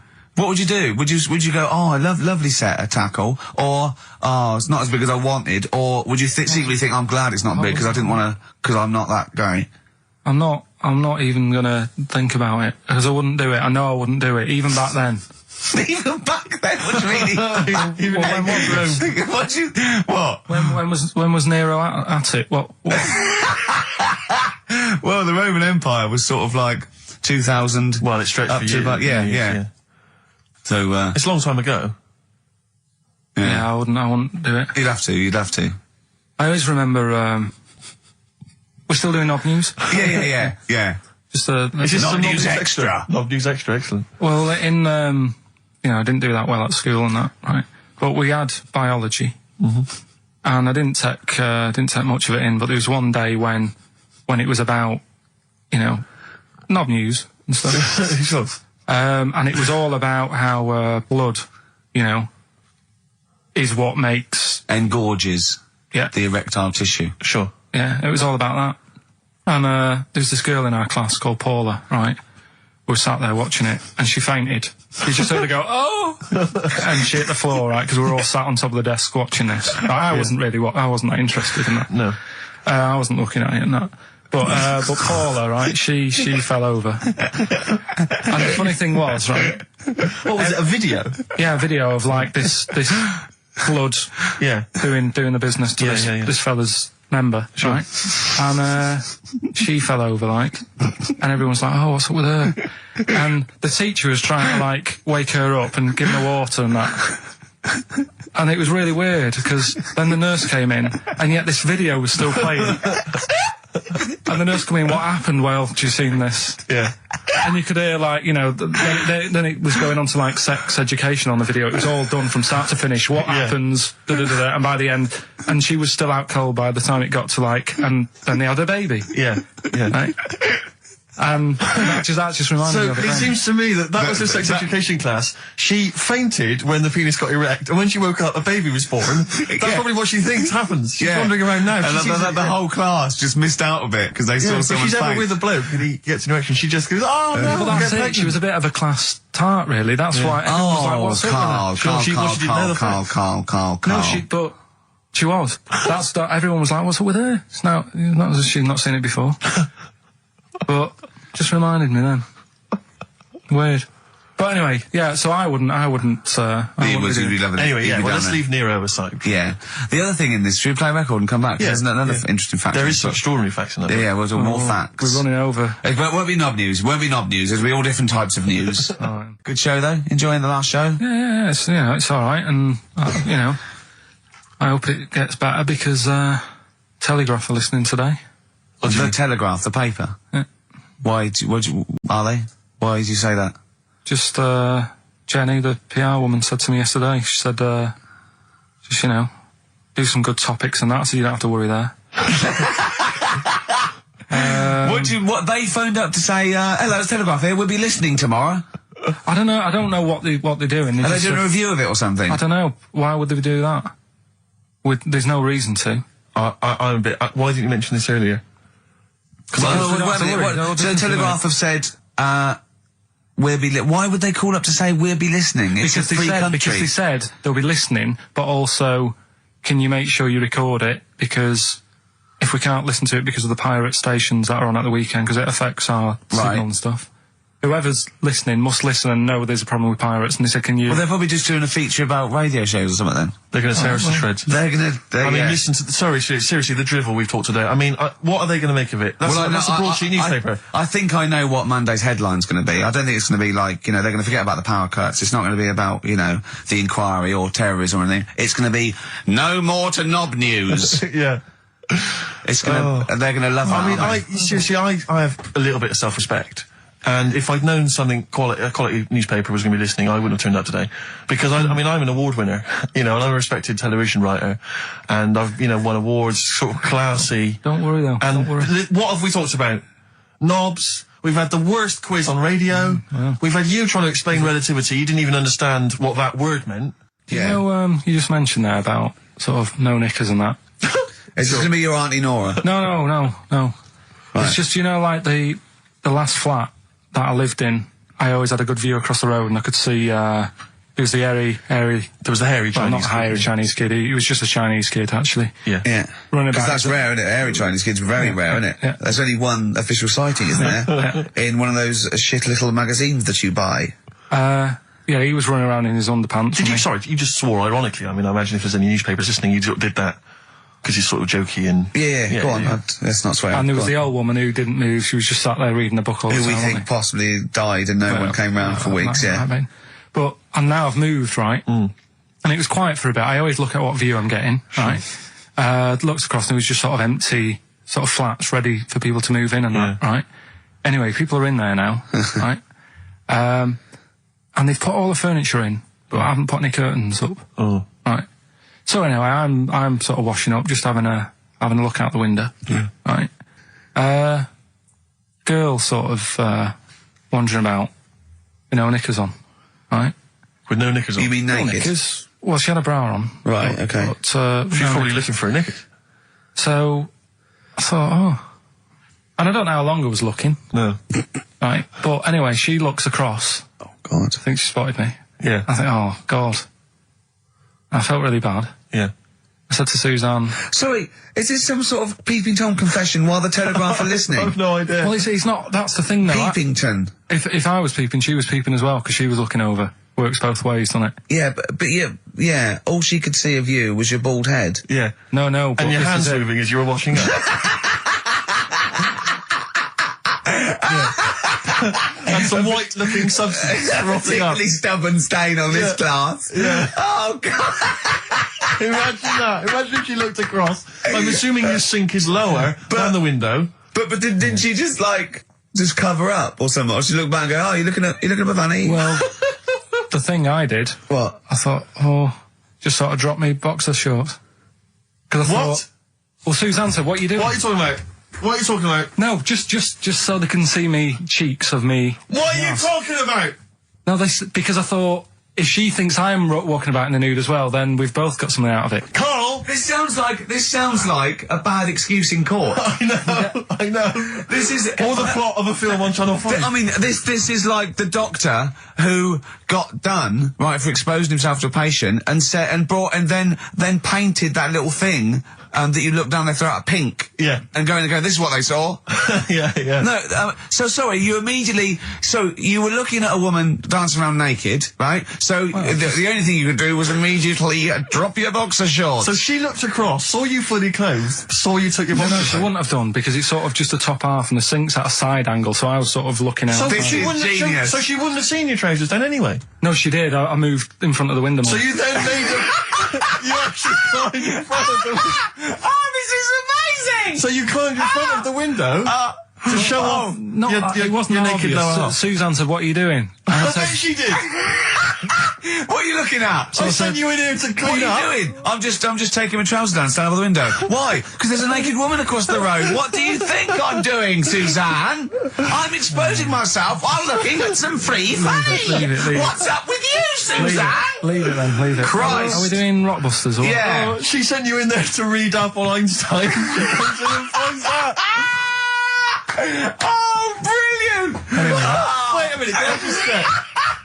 A final question. What did the woman across the way... What happened? What was her I reaction? didn't look again. I just thought you've seen a bit of action as well. We're both happy. Let's leave it. Brilliant. So were you waddling around like a penguin with your trousers around your ankle? I just was walking about, and Suzanne said, "What are you doing?" I said, "I'll explain to you in a bit, but don't look out the window, because then it's Excellent. obvious." Then he sees, she calls her husband to look at Karl walking around naked. He goes, "Oh, she's got a... Quick, Suzanne, get him out. There's only one we can do. Get some more friends. They've gone one more."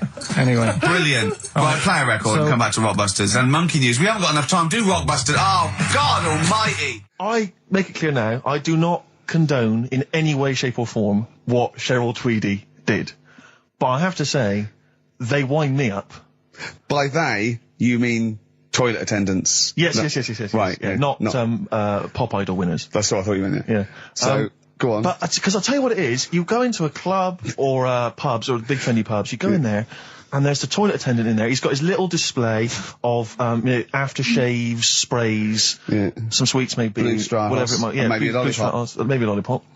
And all right, I don't know if they're. I assume they're not employed by the club. I'm assuming the club's got. We've got the DJ, we've got the bar staff. Wait a minute, we need a guy. When the manager walks in, do they hide? Well, this is it. I don't know if it's a guy who's just like. Is it like busking? Yeah, he snuck in. Okay. He came in when it was free during happy hour. He's got a little bag, carrier bag. He snuck in the toilet. But the thing is, it's the fact that. Toilet attendants, fair enough. I mean, I'm happy if a toilet attendant sneaks in under cover of darkness, cleans it for me, and then shoots off. But it's when I have to see them there. I feel guilty because I'm like, it's like, I maybe wash my hands, I'll forget he's there. He'll hand me a paper towel. Suddenly I've got to tip him like a quid or something. It annoys me because I wash my hands at all. I don't usually wash my hands. I sometimes don't even bother getting my knob out. I do it while I stand and change my trousers when I get home. Exactly. So it annoys me I have to go through this charade of getting it out, slushing out of it, shaking it dry, and then washing my hands. See, if he did any of those elements, I'd tip him a quid, yeah. Pop it out. But not to hand me a paper towel and get it myself. And it's just guilt. And sometimes I'll hold it in because I'm nervous I don't want to go back in there. What annoys me is like a posh award ceremony, it's a pound a piss. It is a pound a piss. Do you know what I mean? So, or in a top hotel or something. Yeah. It's absurd. And I'll tell you what's worse than that. I know that he's doing it because he's got to feed his kids. But it's the fact that I've got to look him in the eye.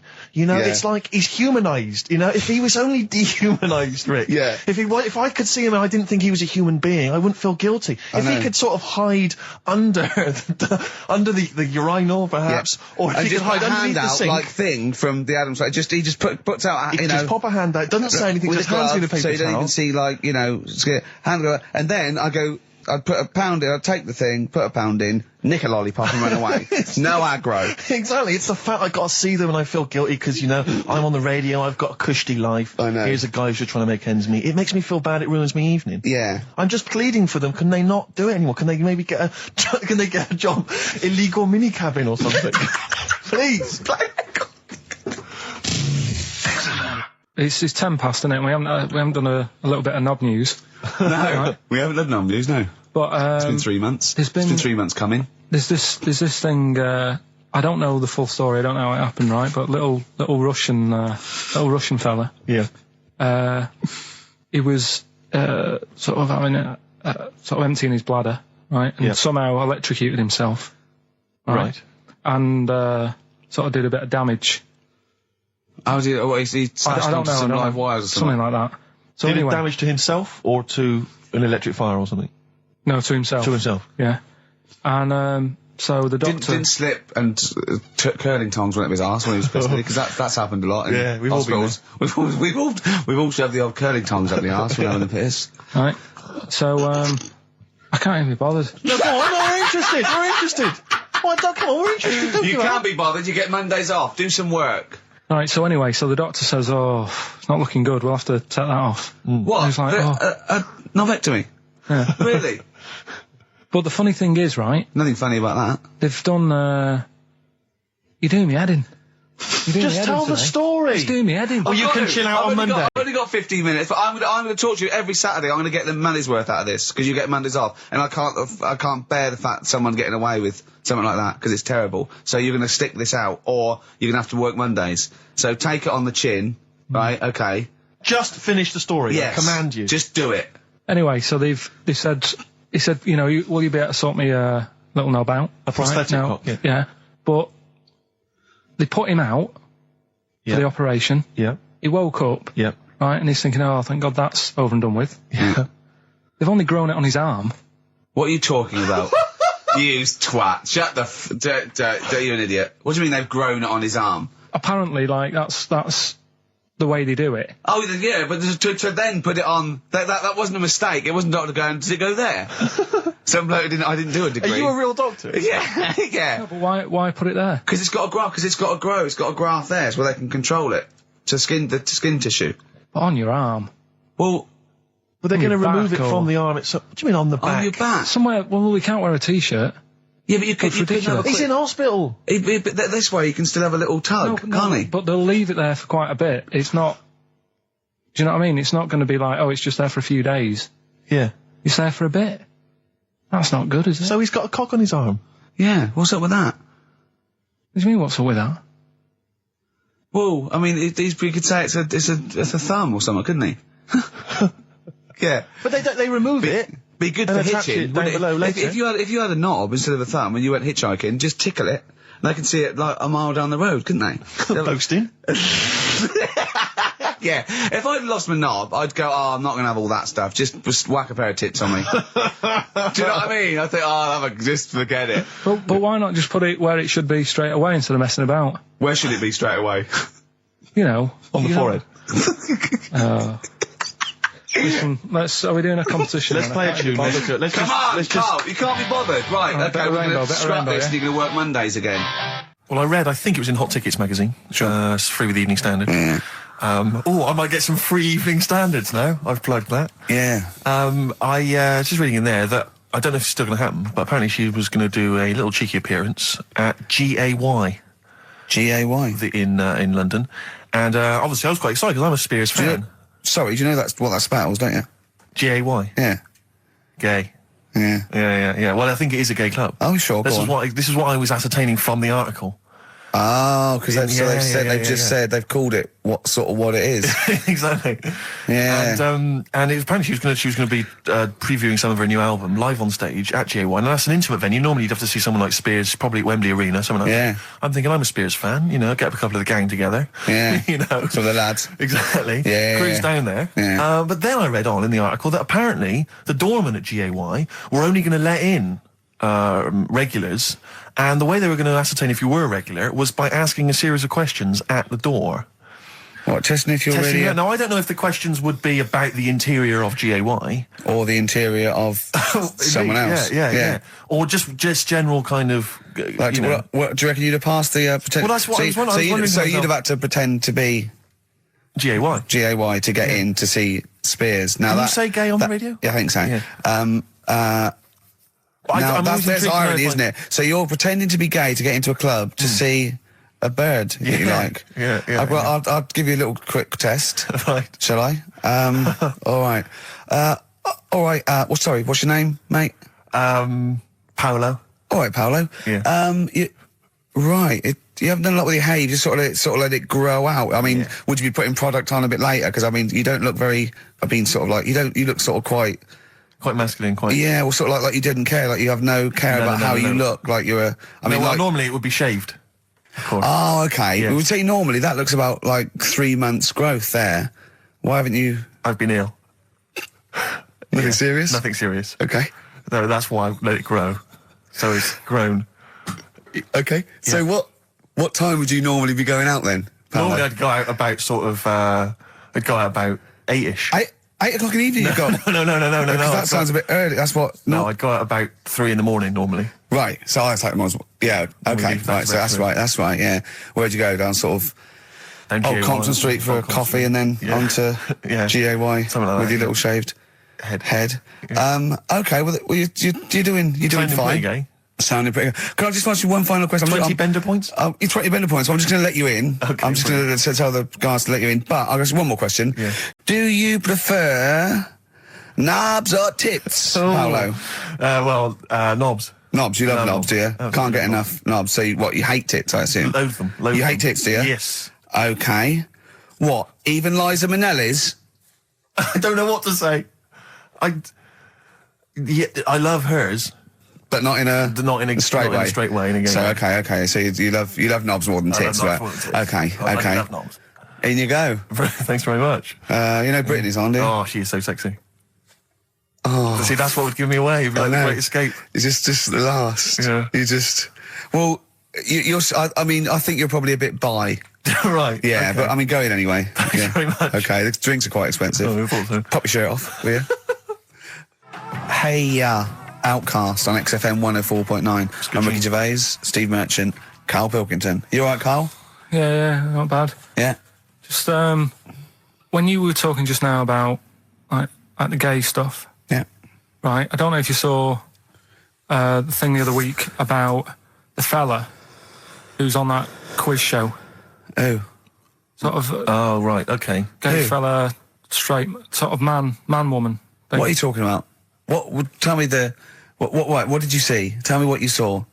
This is like a kid come running in and he's seeing something frightening. It could be an alien, could be a ghost, could be a paedophile, and you've got to get exactly what actually you saw out of him. Right, what did you actually see? It's just this fella who's a woman.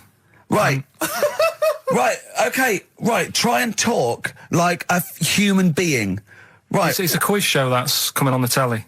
And it's this woman.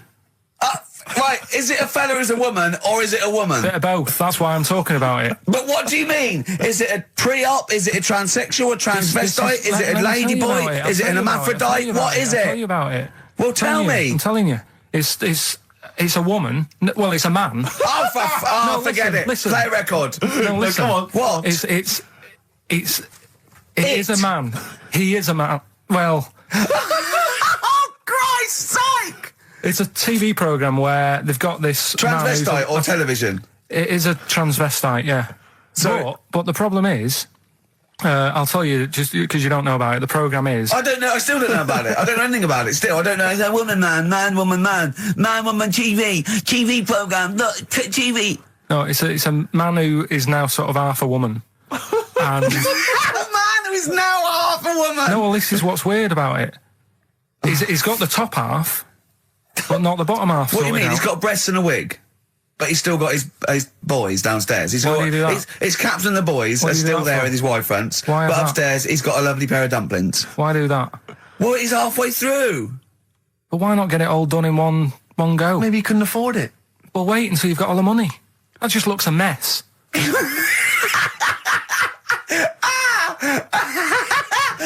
And who's he pleasing there? Well, he wakes up in the morning and pleases himself. He can't believe his luck. He doesn't know where to start. No, but what I don't understand, I mean, I don't want to see him... Well, can I finish that sentence? What you don't understand is just about everything. Yeah. Right, what... I find it weird, right? I sort of I understand the gay thing, right? But... Do you? What do you mean? Well, I know... Well, tell me the gay thing. Explain the gay thing. I just know if you're a fella, you like men. I don't know much more than that. What do you mean you don't know? But what I mean is, with a transvestite, what's going on there? What do they want? A transvestite is a cross-dresser. See, I don't get that either. Because... You mean a transsexual? That's a man who likes to dress in women's clothing. They're not necessarily gay. They're not gay. They're often not gay. They just happen to like wearing women's clothes, aren't you? But then why not wear women's clothes that could be seen as a bloke's, like Suzanne wears jeans? No, but but that's buy the women's thing. jeans. But that's their problem, is it? They like being seen as a as a woman. They like being seen as a woman. It's not just that it's more comfortable or they'd wear a kilt. They like being seen as a woman. They feel more comfortable.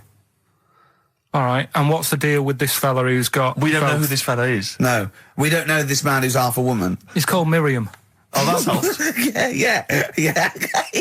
Brilliant.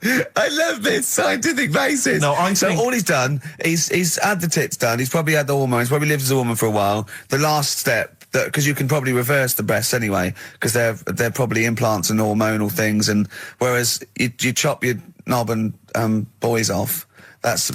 you come back the next day and go, so I didn't mean that. I wanted my ears pierced. It's a bit more of a bigger operation to put them back. So doctors are probably making sure that he's just Sure, if you've had the top half done, you're not going to go back on what you've said.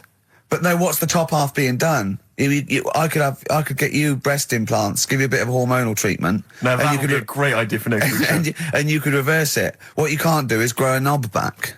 Well, you can. Last week we were talking about growing one on your arm. Yeah. We've done that. We can, so that is possible. But the thing is, the truth of it is, I think I do know about this story. I think it was a television programme called There's Something About Miriam. The conceit of which was that this pre-op transsexual... So I guessed that right, yeah. Was masquerading as a woman. Right. And various blokes... who didn't realise that this was a man, had to I've heard try about and this. seduce her. And when they found out that it was actually a bloke, and a lot of them had kissed her, they refused to let it be shown. I agree, though. That's just terrible. Yeah. That's deceit. Absurd. But I mean, that's awful. I hated that. Who's the biggest, most professional person in radio? It's probably Terry Wogan, isn't it? And it was you that said you can't tell what the sentence he's saying because he keeps going up at the end before. But he never. After. There's never any punctuation. Yeah. So he'll just segue from one point to the next. So he'll be like, going on my holidays. Friday. We're having a lovely time, says Mrs. Dorothy Sheehan of Westminster. I'm thinking of going to Greece. And it's halfway. So he's got his knobs, but he's still got the tits. Yeah. Typical. Oh, hello, Paolo.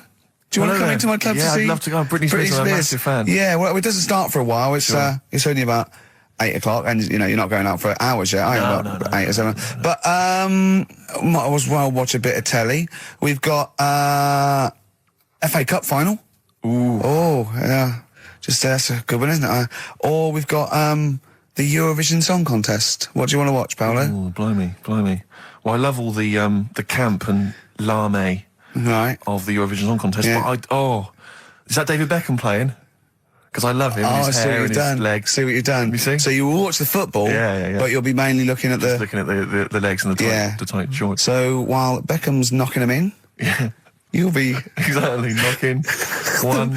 Right. Let's. Do you notice? Remember, I never really looked, but when you see old clips of, say, early '80s footballers, the shorts are much tighter. Aren't they? I don't know. I don't really know. I don't know. Looking. I remember Carl was saying when he went and there was 2 strippers, a bloke and a woman, and they whipped off their clothes at the same time, and you looked straight at the boys. Yeah, everybody would. You would have done. Right. You do. You do. You look at his doo-doo. What do you mean? You look at his doo-doo. No, I'm just saying. If you were there, you would have done the same. 2 people on the stage. Yeah. Woman and a man. Yeah. They were getting the clothes off. Yeah. Right? The fella took his pants off the same time as the girl took her knickers off. Yeah, right. All I'm saying is it's human nature to have a quick look, have a quick glance, see what's going on. See what's going on? And then I wanted to look at the woman, but she put her knickers back on quick. She didn't live opposite from you, did she? But just to return briefly to the shorts question. It's only because in the 30s and 40s, they were huge shorts, weren't they? I mean, genuinely massive, huge. A small child could wear them as trousers. They were. I think that's to do with comfort and decency, though, isn't it? And then, but by the sort of 80s, there was barely any shorts there. I think that was fashion. But it's weird that you feel like at some point someone's gone, guys, I mean, they've gone too small. But this is ludicrous. But that's what happened, isn't it? Because, things get bigger and bigger and bigger, and then they get smaller and smaller and smaller. Yeah. And fashion's like flares, drain pipes, heels, flat. Yeah. Tall hats, flat hats. What do you make of the miniskirt? Long hair, skinhead. Miniskirt, again, I don't know, I'm sure there's been 10 resurgences of miniskirts since 65, whatever it was. Yeah. It's fashion, so the short. Do you know what I think, Steve? I think the shorts will get smaller again before we die. I think we'll see one more tight little packet of Premiership footballers running round with their offal squeezed like the last chicken in a butcher's window. Almost protruding. Wrapped up, yeah. Yeah, Well, imagine if they just wore cling film shorts so you could see what was happening there, Carl. Where would you look then? Because you like football, don't you? We're doing Rockbusters. I should have done Go on then.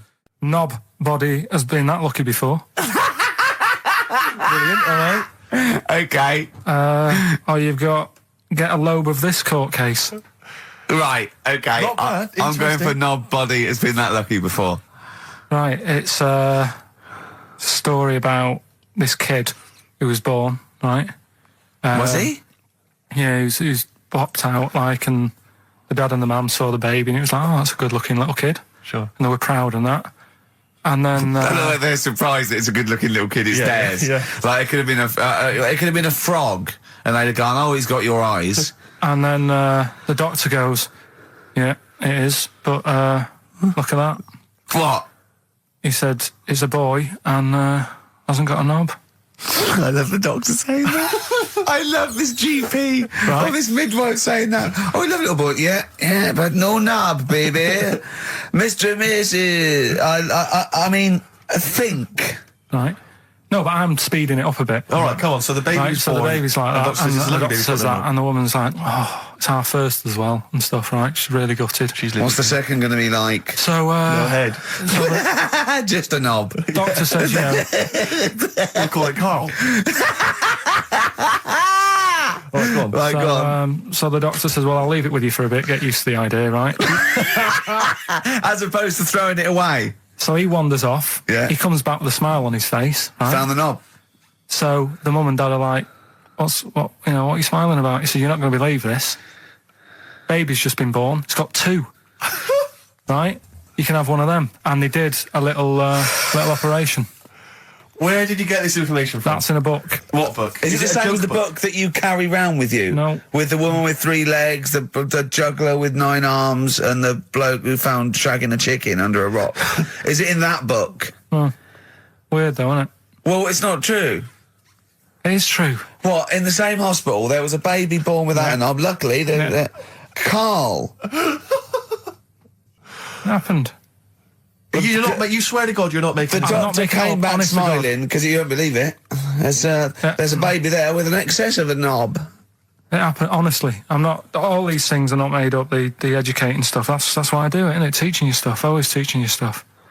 All right, if anyone can confirm the baby with no knob, they're the going to baby with confirm it two, because they're going to go to the same dubious website that Carl got it from. I always try to be level-headed and reasonable in these situations. And it's You always ignore it. Guatemala or Mexico. Rodriguez was born without a knob. Luckily, baby next door and was got 2 knobs. What a load of shite. Play a record. There's still more to come. Oh, I'm looking forward to it. Was it Nelly? Nearly dead. It nearly died. Nelly died. Bones, Radiohead off the Benz album. I mean, might be my favourite album of all time. You said it before, yeah. I Yeah. can't say I've ever really got into it. I remember when it came out, it was just so ubiquitous everywhere. I never really bothered listening I to can it. still listen to it every day. I mean, that might be sad, I don't know. But it's a fantastic album. Yeah. On XFM 104.9, just practicing for when we Talk about music. talk more about music than maybe monkeys and people born without knobs, baby. Carl, any other thoughts? Educating Ricky. Can we just clarify what this is? I think a lot of new listeners perhaps aren't familiar with this. It's when Carl looks on the internet and finds a weird story about, the double knob fun, and tells me about it. And it's usually not true. Okay. If it is true, I know it already. Go on then, Carl. They're not really weird stuff, it's just stuff that's gone on. That's interested me, that's all it's about, and I go on. educate about it. I should just confirm that we've had a number of emails that say the baby born without a knob and then having one transplanted from a baby that luckily enough had 2 knobs is apparently true. Right, Yeah, there you no, go. listen. So- I don't question that you could be born with a deformity and get someone's, fingers, knobs. What I'm saying is, it didn't happen with the doctor goes, I'll leave with it. I don't believe it. That baby's got 2 knobs. Exactly. What a coincidence. I bet that little bit of information isn't in there, is it? Sure. That he went out the door, I'm going to get a coffee, came back, bloody hell, hold on, no, here's an extra knob, I found an extra knob. We can put that knob on there. Perfect. Run, Snow Patrol on XFM. Well, big question, where was Karl's knob? That's what people have been hanging on for. Yeah, where was it? Well, I can't believe people have been texting in. Hey, well, guessing where it is. People saying, is it in the middle? Is it in the left? It cost them 10p. Cost them 10p to find out. Just wait, I'm going to give out the answer. You don't win anything, right? Like, strike it lucky. Right? Bottom or middle? Right. It was to the left. Oh! Yeah. I went with the right. That's annoying. See, I thought it would be to the left. If not, maybe if it was all scrunched up, sitting down on your lap, right, it might just pop up to the middle. Just pop out, like, you know. Well, next week we'll be finding out where yours is. Where's Ricky's bollocks? Right then, which leads us nicely into knob news. Oh, it's the welcome return of knob news. Right, okay, it's very much like the news at 10. This, isn't it? I do a bong, or in this case a schlong. And he gives me the headlines, the knob news of the day. Where have you collected all this knob news? Was there a lot of knob news this week? It was mental this week. The amount of stuff. The way it works, you give us the bong, Yeah. I'll give you the headline. Okay. Steve decides which stories we're going to talk about. And now on XFM, knob news. Schlong. Man grows knob on his arm. Schlong. Man gets doctors to make him a second knob. Schlong. Turkish prisoners made hole in cell wall to produce third inmate. Schlong. Doctors accidentally remove man's testicles. So, well, can I straight away go for the accidental removal of the testicles? Well, it's happened before, hasn't it? We've talked about that before. How did what did he go in for a tonsillitis? What are they called? Tonsillectomy. And he went in the wrong way. What are you talking about? How can they accidentally remove his testicles? It says he didn't look at his folder, and the doctor said to the fella, "Oh, we've removed your testicles and we wanted to take out your prostate gland." So that's what happened. There's the story. This is what I mean. That's why I don't like going to the doctors. Yes. It happens, doesn't it? Because all these sort of it's when they say things like, "Oh, it's just we do loads of these operations." That's when they're not concentrating. Brilliant. Do you know what I mean? When they say it's procedure, that's like having a boring job that you do every day when you're not going to be concentrating. I prefer them to go, "This is a tricky one, this." I know what you mean. I sort of do know what you mean. People, you watch TV programmes about, like, you know, removing someone's second head or whatever, and there's like the best surgeons from all over the world. It's televised. They can't make a mistake. They can't go, "We took his legs off by mistake." Whereas the fella who's having a prostate's like, "Oh, do you want to do it? I'm sick of doing that." Yeah. And they're probably doing a crossword whilst they're at it. Of course they are. I've seen that actually in operating theatres. They're doing a crossword. That's what I mean. Yeah. I was just examining some of the other knob news, Rick, a little bit more closely. Man gets doctors to make him a second penis. I'm sure we're all interested in what happened there. Yeah. A German who persuaded doctors to give him a second penis has lost his wife after he showed her the result. Biker Michael Gruber lost his original penis in a motorbike accident, and doctors built him a second one using a mixture of skin, bone, and other tissues. Bone? Apparently, the penis worked so well that he was even able to father a child with his wife Bianca. But Gruber was still not happy and asked doctors to repeat the operation and build him a better organ, to which they agreed. From his hospital bed, he said, "I've got 2 penises, but no wife. I'm hoping when I get rid of one of the penises, I'll get her back." What do you mean? Sorry, he had 2 put on. What side does he wear? So he's had both. So he's had 3 then. Yeah. Yeah. This is probably the thing that happened with Hitler, when he had 1 ball, but he had 3 at one point, didn't he? So he just kept one in the Albert Hall, gave his mum one, and kept the other one. Man grows penis on his arm. I mean, why people are constantly losing their penises around the world? I've no idea. But why? I didn't realise it was a bit. What do you mean, why on the arm? It's just a graft, isn't it? Yeah, but put it on, like, your buttock or your side. You can't wear a short sleeve shirt. Why do they've done that before? I don't understand it. Why not just graph it onto the side of your leg or something where it's high up, close to where it should be? I don't know. To get it used to the environment, like when you were like released a duck into the wild. I've never understood that. If there's a doctor, again, we had a doctor last time. If there's someone who can let us know why they put it on the arm, so they can keep an eye on it. Presumably, he's not going to work with this knob on his arm. He's probably in a hospital bed and under examination. Right. So what do you think? They pop the knob on the arm, say come back in 3 weeks. What do you do, by the way? I'm a mechanic. Keep the long sleeve shirt, because the blokes go, why have you got a knob on your arm, mate? What are you talking about? He doesn't go back to normal as a teacher. Sir, what is it? What is it, Simpkins? You got a knob on your arm. No, don't worry about that. Do your maths. What do you think this bloke's walking around with a big knob coming out of his arm? Why on the arm?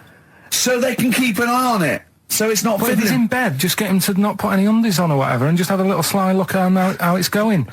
Even in hospital, if you're in a shared, little hospital room, people going, oh, I've had heart problems, what's your problem? He's there with his arm out.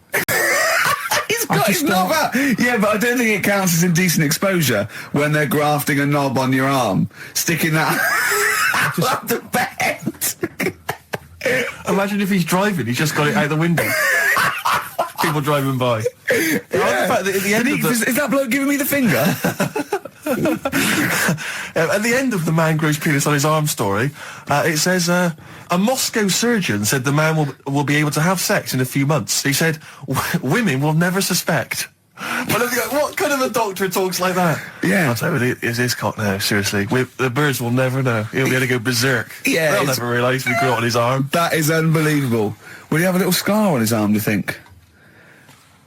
Yeah, I don't get it. Like I say, 83936 if there's a doctor out there. Or indeed if you've ever grown... Or a tailor. Making you a shirt. What side do you wear your cock on, sir? It's my left arm. What's the bit of stones? Yeah, beautiful. Lay it on me. Wild Horses by the Rolling Stones on XFM 104.9. Well, I think the listening public would have enjoyed knob news there. Oh. So, I mean, there was a lot of knob news this week. I was surprised.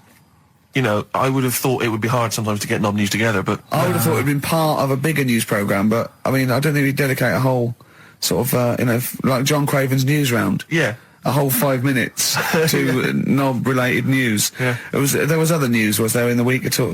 Carl, it wasn't just all knob-related, you didn't just research. No, they're the ones that sort of stand out. And it's knob news time. We're all very excited. Last week's knob news was what, Carl? Do you remember it was a man... who grew a knob on his arm? Sure. No, he didn't grow it there, did he? He put it there. Well, I know that, but, yeah. Just popped it on his arm for a bit. Yeah.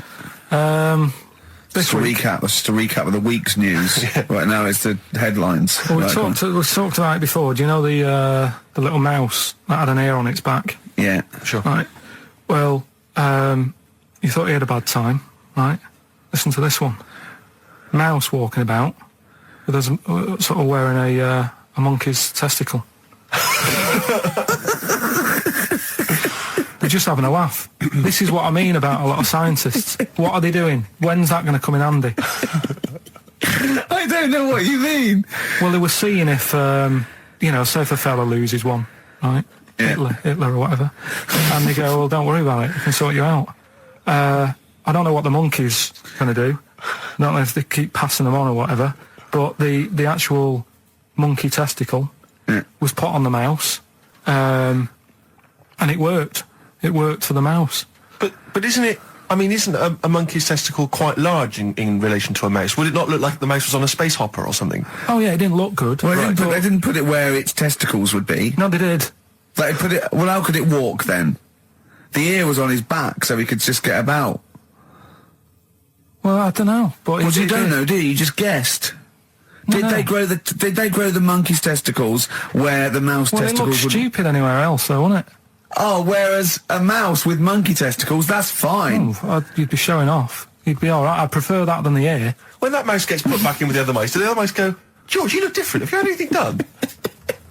But the weird thing is, as well, apparently it still works as a monkey. What? So, like, what are you talking about? Like the sperm and that was it was still sort of monkey. Of course sperm. it was. What are you talking about? Well, that's weird. But What, Carl? What do you? It's only a thing to give it nutrients. That's all the thing they're testing. It's like grafting at that level. Right. What's your question? Because I'm right. What do you think? It would change eventually. It would have changed into a mouse testicle because it had been hanging round a mouse for so long. No, I thought the actual sperm of it though would be a mouse's. Why?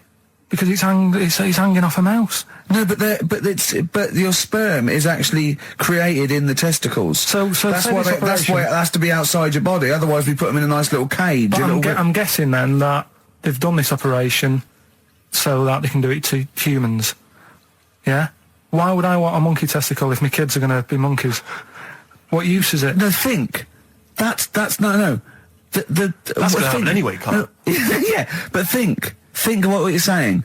They've grown a monkey testicle on a mouse to see if it would still function as a monkey's testicle, okay? So they can do that to humans. So think, Carl, what they'd do is they'd grow a human testicle on a mouse and it could still be used as a human testicle. So what? To give you a testicle that you've lost. From a mouse? No, from another person who it was kept alive on a mouse. Because it's kept the nutrients alive, as opposed to keeping it in a deep freeze. Maybe bollocks go off after a week. I don't know. Maybe they get accidents. He had a little a card. Do you donate your testicles? Yeah, I'll tell you what. No one needs testicles yet. Let's keep them on a mouse. You have yours ripped off in some sort of bizarre skiing accident. You go, well, you're in a Battersea Dog Town. You pick the ones you want. They can grow them on anything. They can grow them on a Dachshund. Bulldogs are growing them usually that's where you see a bulldog. Usually that's waiting for an operate. What don't you understand, Carl? Hang on a minute. I thought this was knob news, not testicle time. I don't understand what... Yeah, testicle time's not for another 10 minutes. Yeah. No, it's all sort of linked and that, though, isn't it? Well... Sometimes it's linked to a mouse. But what do you think about, like, I don't know, testing stuff out like that? Is it worth it? Could you not just go straight from... But listen, Carl, I'm getting this information from you. No, if this was on Question Time and someone said there were, Dimbleby and Paxman or whoever said it, I'd think about it as a moral dilemma. You've just said you saw a mouse with a monkey testicle. What do you think of that? I don't think anything of it. I don't think anything of it is the answer, Carl, because I can't trust the info. I cannot trust anything that comes out of your mouth. But I know for a fact that Steve is getting a little bit sick of Carl's attitude. Oh, his attitude's appalling. I quite like it though, because it's straight away friction, and he's sort of like, To be fair, I genuinely don't think I'm the culprit in this. I think I come in and I just ask him a simple request, and immediately on my back, whinging, moaning, whining. I don't know if there's any evidence. Well, it's funny you say that actually, because in a survey, it came up this week. It's quite extensive. Mancunians take more sick days than anyone else. Mancunians take more sick days than workers in any other city in Britain and Ireland, according to Manchester-based employment firm. Survey by Peninsula found employees in Manchester take 11 sick days per year, whereas closest rivals Edinburgh and Dublin take an average of 9. Liverpool, Newcastle, Birmingham, and Cardiff only 8. Is Reading mentioned there, or no? Bristol? It's not even in there. They don't take days off. London is only 7. So the point is, I mean, I don't know you can take anything from it, but if you're an employer and you had a Mancunian and a Liverpudlian and they were equal on everything else, but you really couldn't afford them to be away, Liverpudlian's going to probably be away for 8 days. Sure. The Manc's going to be away for 11, phoning in sick. And so what can you? I mean, just analysing the data there. What would you extrapolate from that? I really don't know. I mean, call in if you've got any clues, or email us in if you've got any. I don't know why they. I think maybe. I don't know. Mancunians. I don't really know many people from Manchester. Well, I only know one, but I know he was off sick because he put on wet trousers and he got a cold, I think. Yeah. Well, he just said he was. Didn't come in for. Yeah. He left early as well once. Yeah. But I don't know. I mean, that's the survey. I don't know. I mean, it's evidence because it's statistics. So there you go. It's guaranteed evidence that's proof. Any thoughts on that, Ricky.Gervais at xfm.co.uk? I mean, oddly enough, you're from Manchester, Carl. Yeah, I am, yeah. What are your thoughts on that? On what, sorry? On the survey. Wasn't really listening. Sure. Well, Mancunians take off more sick days. They call in sick. I mean, presumably spuriously. Yeah. I mean, because they've got the same body. They're biologically the same, so... they're obviously making up. They're lying. Yeah, some of the days. Maybe there's just the 3 extra they're making up. Yeah, they're moaning. Probably because we work a lot harder than the others, so we're tired, so you're sick, so you need time off. Probably. Seems Probably. unlikely. I mean, the Scousers, to be honest, yeah, take them on, let them work in your office. But you know how many computers are going to go missing? Right, that So offensive. is offensive. Right. This is a survey that proved you just made that up. You just carried on the myth that Liverpudlians thieve. Now that's not true. That is not true. Well, it's not. Well, some of them do. There's been no survey that you're more likely to thieve if you're from Liverpool than if you're in Manchester. So that hasn't been proven yet. So all I've got is the evidence from a survey of, I think, 3,500 people. It's proof that Mancunians take off more sick days. XFM 104.9. This is April Come She Will by Simon and Garfunkel. Simon and Garfunkel, April Come She Will. A lovely love song there. The X list was all about sort of like sexy songs because of the death of Barry White, of course. And Carl and Steve having a little argument. Steve said, well, there are such thing as sexy songs, of course. Carl said, I can't understand it. How can something be sexy? How can you woo one with a song? Steve went, well, you don't woo one with it, you just put it on the background. Carl said, stick the telly on. Stick the telly on. I love that. You don't believe there's any such thing as a sexy song, is that right? I don't think it can get you in the mood. You know what I mean? Right. You're either in with a chance or you're not. I don't think it matters what song you put on. Well, I don't think it ups your chances. I don't think if it does. If you put Channel 5 on a Friday night, right, see a little bit of that action, gets anyone going. It's worked for me, and that's all. What's that, when pets go mad? No, you know, like, I don't know the titles of them, I don't look at the titles, but... That show with Chris Moyles? Do you mean the kind of erotic thrillers? Yeah, put one of them on, that gets you going a bit. I might be tired and that, but... What does the woman go, oh, that's an idea. Hey, that's an idea. They're normally called something like illegal briefs. And they're normally about some kind of female solicitor who's defending a guy who may or may not be a killer, but maybe in a former life they were lovers. There's always some nonsense like that, and presumably there's normally some gruesome murders. So how is that getting you in the mood? It's plot development. Yes, the narrative. I love narrative. Yeah. I'll tell you what, that's a lovely twist. I've got the horn. Yeah. Brilliant. So, if you're from Manchester, sorry about that. I mean, it is true. We aren't making that up. We weren't doing a stupid stereotype like Carl did with Liverpudlians. It's just a survey that Mancunians take off more sick days. But there might be... Have you ever read the White Van Man column in The Sun, Carl? I've seen it. Are you familiar with this? This is where every day in The Sun they interview a guy who drives a white van, just, in order to get the kind of voice of the man on the street in the paper. And he has to answer, or just give his opinions, really, on events that have made the news each week. There have been huge rises in street crime, especially muggings and carjackings. What's your view there? More youth clubs are needed, aren't there? You think more youth clubs? I like that. No? Okay. I like that because it's so 1950s. Yeah, it's sort of like you want a Bobby on the beat that'll clip you around the ear. So once they've come out of national service... Yeah. No, I love that. And if you find someone smoking a wood bomb, you make them smoke 50. Yeah, exactly. Oh, this is great. That is great. Did you used to go to youth clubs? Yeah. And they kept you out of trouble? You used to get into a fight afterwards when you came out. But for the sort of hour and a half you were there? You had a bit of pool and some boxing and a bit of pop. Yeah. So more youth clubs, that's good. I love him. I love him. If you're at home, just make notes, because this is brilliant stuff. Honestly, you won't hear more honest, from the heart stuff opinions than this. This is great. Go on. This is not pre-planned. These are your direct responses now. I promise you, Carl did not know what we were going to do. He never knows what we're going to do, and he always answers honestly. That is the beauty of Carl. It's not an act. What is your view, Carl, on New York's former mayor becoming Sir Rudy Giuliani? Sir Rudy Giuliani. Is he happy with it? He appears to be pleased with it. Let it go ahead. Fair enough. Okay. Go ahead. Oh, he's genius. Okay. Is he happy with it? He's like your nan. Yeah. What do you make of a cat that's been cloned in a secret 2.5 million research project? To find out what? If they can clone cats, yeah. Have they had to hurt it? Sorry? Have they had to sort of hurt it to do that? Have they had to hurt it? Yeah, or is it just scraping its tongue for some stuff? I think the cat's fine. The point is that they're cloning another creature, which is potentially very dangerous. Have you seen that film where they bring Hitler back? That cat. What if that cat turned out to be a world dictator? Exactly. What do you reckon of cloning generally, Carl? You concerned about it? Well, I think they're cloning for organs. They grow them for the, Do you know what cloning means? Yeah, it's when you, make something else that's the same, isn't it? Right. Yeah, I mean, it's not going to do any harm. Okay. And finally... When you on the World Council. Yeah. Finally, what do you make of some city workers who were caught bonking in the glass lifts of the Lloyd's building? What do I make of it? Yeah. Is that a problem for you? Do you think that's unprofessional? Was it the lunch break or? I think it was lunch break. With their own. All right. It's their own time. I think fair enough. It only takes 45 seconds to go from the bottom to the top. Is that a problem? They moved quickly. They acted, on instinct. You think fair enough? If that's their natural instincts and they're both consenting, you think fine? Yeah. Okay. Yeah. Thanks very much, Carl. Thanks very much, Carl. Carl, Right, we'll Steve, have more of Carl's world-weary opinions next time on the show. Yeah. Now it's time for White Van Man. White Van Man. Yes, for explain what it is. those that don't buy The Sun, they think it's beneath them.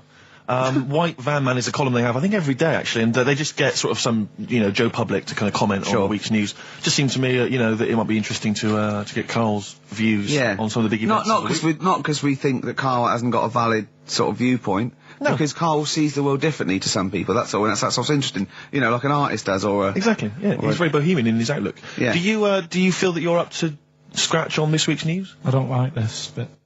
Do you? No, just relax. Why not? It's pressure. No, because you just have to give us your first opinion. For your honest answer, that's all we've ever asked of you, Carl, and it's all you've ever given us. Your honest, your first from the heart view, yeah? Don't worry, just relax. Just chill in. Are you worried that people are listening and thinking you're an idiot? If my girlfriend's listening now, go and have a wash or something. Go and have a wash. Not very nice, is it? Is it the opposite of Napoleon and Josephine? Yeah, go on. If you're going to visit me again, Josephine, for Christ's sake, what? Right? Here we are then. 1 o'clock. Yeah. Hey? XFM. I'll tell you what you should play. No, I'll tell you what, before you say, Yeah. We're back then. Yeah. We're back in town. Well, that was what I was going to say. You should play Boys Are Back in Town. No, this is Boys Are Back in Town. You should play that then. It's just a sec. Talk then. Someone should talk. It's obviously already a shambles. Can you believe that? I'm amazed that we're back on the air and it's already a shambles. What are you doing? What? What are you talking about? I'm talking. No one was speaking. The record was ending. No one was speaking. It was just... Well, I might shut off. Already, I might shut off. It's like nothing's changed. Boys Are Back in Town on XFM 104.9. We're back then, aren't we, Carl? I'm Ricky Gervais, with me Stephen Merchant and Karl Pilkington. I'm not coming back. I'm definitely not coming back. Oh, care that I'm not coming back. Rick, I seem to remember the end of the last time we were on. What was that, 3 months ago? Yeah, 3 months ago. Carl said he's never going to do the show again. There was nothing that was going to bring him back. Yeah. He didn't enjoy it, wasn't going to do it. All a ruse, right? Really? Yes. I've only been coming back for about 2 months, because he's got our agent now, representing him. I thought he was a fool. Really? Why? Well, what's he done for me? What's he done for us? No, I know, but I mean, he's your agent, so, and he's sort of calling Graham. And it was all a con, so Carl could get Mondays off. Poor Graham, the station's struggling enough as it is. Yeah. It's like running around like a headless chicken. Yeah. No one's listening. That's why I don't bother talking on a record then, because there's no loss to London. Sure. Right? It's pointless, this show. We don't do it for the money, we don't do it for the kudos. I don't know why we do it. No. Is there anything on telly at this time? I'm going to have to lie in. I know. But...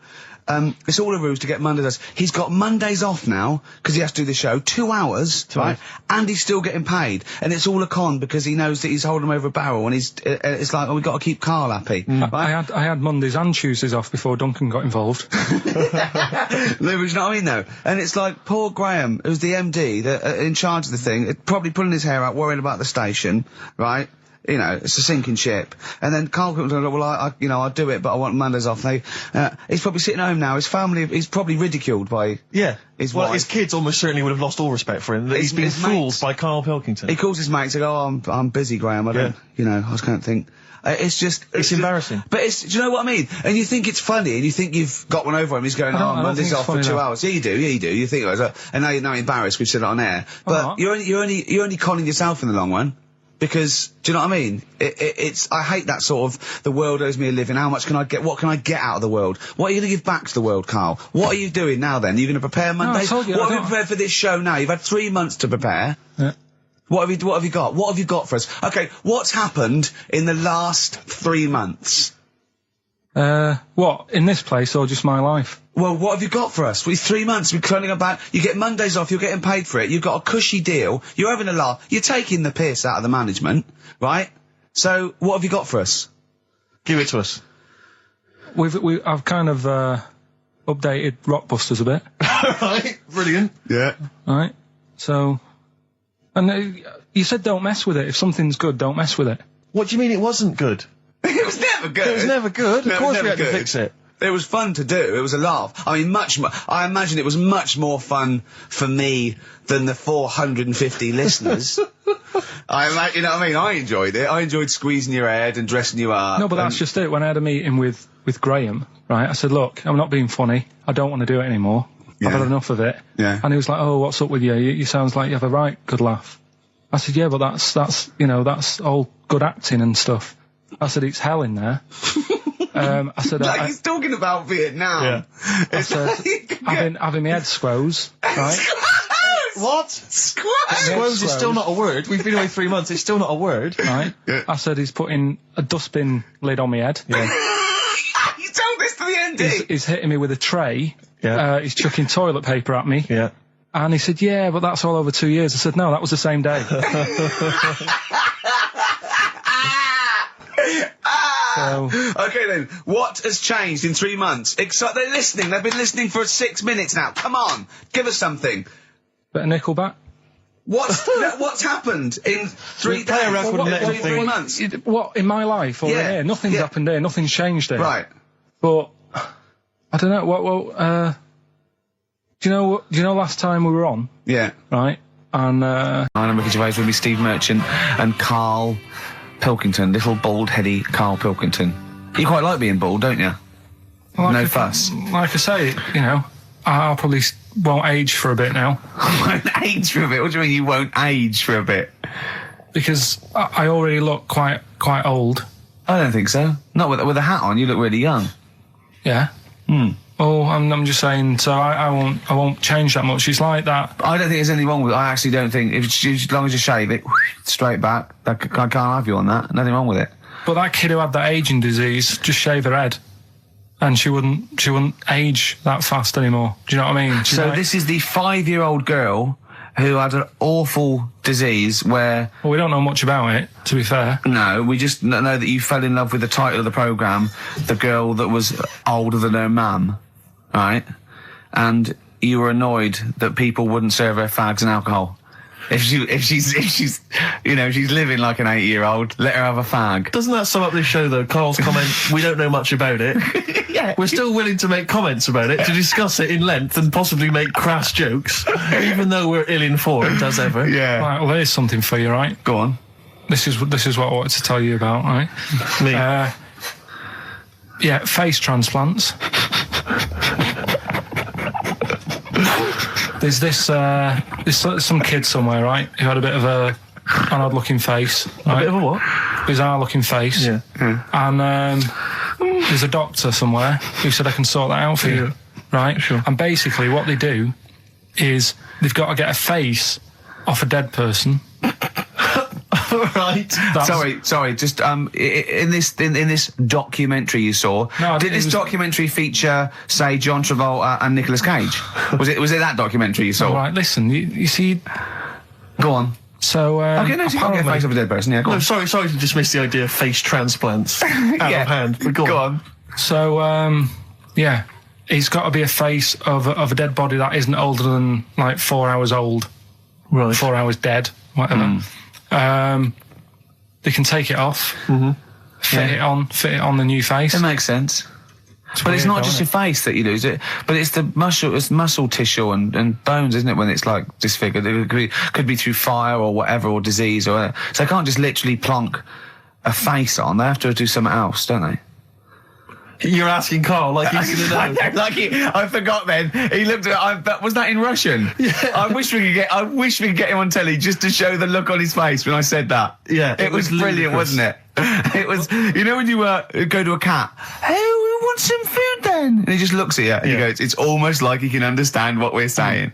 Go on. It's like if you had been caught holding a mallet over a dead body by the police. What I'm saying is, it would sort of work, yeah. If you peeled your face off and put my face on it, oh my God, why don't you and Steve, for an experiment, swap faces? And the great thing is, I wouldn't age. Yeah. Would you do that if it was safe? I think I'm getting the rough deal here, though. To be honest. Yeah. Well, no, you get some money back. It'd be part exchange. I mean, it would, it's like you'd make up the difference just to wear your brilliant face for a week. But the doctor was saying how it's not complicated. He said the worst thing is something about the people who were related to the dead person. It's a bit weird for them still seeing the face of someone they know walking about when they're dead. Yeah, I can see that would be odd, yeah. I love you, Carl. You are brilliant. Honestly, you're never a dull moment. It doesn't matter whether you're talking or I'm squeezing your head. I'm never bored. I never go, oh, that's enough, Carl. Do you know what I mean? I had battling tops, I got bored. It's like computer games. You think it's the best game in the world, and someone goes, how are you getting on with Tomb Raider? You go, oh, I don't play it anymore. I go, how's Carl? I go, he's brilliant. He's brilliant. I was squeezed it yesterday. I was squeaking in his face. I got him down to the ground. He said this. He said that. I'm never bored with you. Do you know what I mean? It's brilliant. I'd like to rent you out to people. See me, I'm different. I would happily leave him now in the bottom of the cupboard. Until quiz with the night. Scalextrics. Until the old pub quiz night, when there's no one else who will have you on the team. Sure. And suddenly you want to be your best mate. Done him again. Right? Where's his mum and dad then, Carl? Yeah? In Bristol. Yeah. Yeah. Can't believe it. I love the fact you can insult me but never insult my parents. Feeder, Butt Rogers, XFM 104.9, Ricky Gervais, Steve Merchant, Karl Pilkington. Carl just said to me, so what face would you have to me? And I went, what do you mean? He went, well, whose face would you have? And I went, I don't know, a boy's, so the skin would be regenerated. He went, oh, no, it'd be a bit weird. He said, oh no, someone famous. And I went, I don't know. I went, whose would you have? He went, Barry Sheen. No, but what I meant was when I was talking to Suzanne about it, saying this is amazing, she said, well, whose face would you have? Right. Now, it's got to be fairly recent to have the skin fresh, because it can't be too old. Right. So I had a choice of, like, Barry Sheen, or what's her face off Last of the Summer Wine. Who? Who's the old woman who just passed away? Thora Hird. So that's what I meant. If I could have any face, because she said, well, you could have had Tom Cruise or something.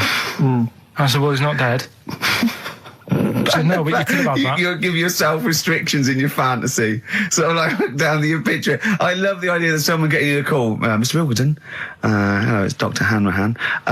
Barry Sheen has just passed away. And you go, oh dear. Yeah, bad news and good news. Do you want his face? Do you want his face? Does Suzanne go out with you, like, for charitable reasons? Is it like you can adopt a boyfriend? I love the fact that she encourages you. She was saying about Tom Cruise, and I was like, oh, she said, he's not a bad-looking fella or whatever. So, what she's saying is, Carl, is there any chance you could go and get a different face? Maybe something like Tom Cruise would be good. Then I was saying, right, first of all, he's got to be dead, and he's not. But if he was, and you had that done, would you feel like people were looking at you on the tube? Well, no, like, say if the people who made Mission Impossible said, well, we want to do a third one, would I be in my right to say, well, I don't want to do it? I don't know what he's talking about. I don't mean to be offensive, Carl, but your girlfriend could do a lot better than you. I don't know what he's thinking. I love the idea of this whole conversation about you in Tom Cruise's face and then get offered a film. But why does she have conversations like this with you? It was now on last night. It was now on the telly. I love it. What should we talk about? What about getting a new face? See, you know the sort of things I find incredible. Go on. Mirrors. Shiny objects. Kettles. Yeah. Oh, God. Well, listen, remember the time when I told you about the baby that had a baby? The baby that had a baby. The baby that had a baby. Yeah. It's happened again. No, it hasn't. Well, it didn't happen the first time. It was in the papers, I think, on Monday, in all the tabloids. So it's a twin where one has grown and the other one is still at a fetal level. No, it wasn't, though. It had grown. He was saying to his mum... Who was saying to his mum? The little kid who was 7 years old. And he kept saying... Yeah, he was pregnant. And he was pregnant? Yeah. I know. What do you mean? And he was saying to his mum, oh, God, I don't feel well. And, like, his belly was all swollen, and they thought he'd just been eating cake or whatever. And he was saying, I can feel something moving about. And they were like, stop messing about. There's nothing wrong with you. Eventually, I think he was in gym at school. In Jim? What, Jim was pregnant with him? Oh, no, it was like a Russian doll. He was at school, right? Just about to do sit-ups or whatever they do at school, right? Yeah. And flew out across the room. Teacher goes, "You're a bit fat." You look a bit pregnant. And so best to the doctors took him, said, "You're 7 years pregnant," or something like that. What? What? Or something like that? You're 7 years pregnant. Or something like that. You say to the doctor, Carl, why don't you think about what you say before you say it? See the reaction I get. Now, the gazelle, I didn't get excited like that. 7 years pregnant. Send it in. If someone's online at the moment, just having a look around, it happened on Monday or Tuesday. Because I told you at the pub quiz, didn't I, Steve? I said to you, I know the baby's had a baby. Yeah. And you were like, yeah, whatever. Well, I just thought you were talking nonsense as ever. Well, we'll find out. You're 7 years pregnant. Yeah. You're a fool. Play a record. Well, we've still got stuff coming up. Monkey News? Rockbusters answers. We'll have to get that out of the way soon, because we've got to get out of it. Have we got a cheeky freak of the week? Yeah. Brilliant. America by Simon and Garfunkel on XFM 104.9. I'm Ricky Gervais, and I understand I'm about to read my words, Steve. Well, once again, there's always someone, and it looks like it's Mike Lamb who has come to Carl's rescue. Lambo. Yeah. So, I went to the toilet. Now, I'm not being out of order here, it just got me thinking, right? I went to the toilet. The gay fella in there, right? There was a gay fella in there. Gay fella in the toilet. Now, how could you tell? How did you know? Just typical, everything about it, right? Everything about it, right, yeah. Oh. What, large handlebar moustache, leather cap. Butt plugs, amyl nitrate. Could I just say that these views do not reflect the views of the management of XFM or me and Steve. Or most of the people in this country. Go on, Carl. What's your problem? Yeah, but this is what I'm worried about, really. But this is why I only got Danny Minogue right. Right? Because this was floating around my mind. Went to the toilet. Now, go into the toilet. They have like men's cubicle and they have women's cubicle. Yeah. Now, without sounding out of order, is it wrong for me to think gay men should have their own little cubicle? Go in. They should have their own. Well, not cubicle. You mean an actual toilet, I suppose. When I was at the urinal, normally, there's a fella there, and then you go, all right, and there's no pressure. But I couldn't go. I was thinking, should I wait? If I go into the toilet, it'll look obvious. Yeah. I had loads of pressure, and but this was going on. What were you worried about? I'm so sorry. What were you concerned about? Viewers? I'm so sorry. Well, it's like, right, listen, when I was a kid, right, and it's all right for you to go into women's toilets when you're a kid. It's like, oh, it's a bit cute, right? As long as you're not, like, over 15 or something, right? Right. But when I was a kid, I went into a toilet, and women, when they use their little cubicles, they don't shut the door. Some of them just sit down on the toilet, right? And you see everything. And, no, seriously, that's probably one of the first times I saw, like, a woman. Yeah. That, right? And my Auntie Nora when she was staying over. What happened with your Auntie Nora? She was, she's into wearing caftans. Into wearing what? Caftans. Oh, yeah. What are caftans? Big, bellowy sort of dresses. Right. And, I used to sit on the floor at home in front of the telly. Sure. She was on the chair behind. Yeah. She did a bit of a sort of a Sharon Stone scene. Oh, God. Yeah. Did you see it? There was no underwear?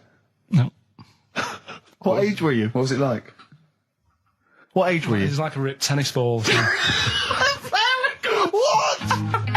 Right, we're off air. Either that or put us in for the Stoners.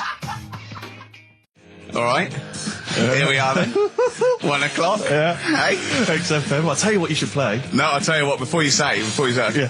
We're back then. Yeah. We're back in town. Well, that was what I was going to say. You should play Boys Are Back in Town. No, this is Boys Are Back in Town. You should play that then.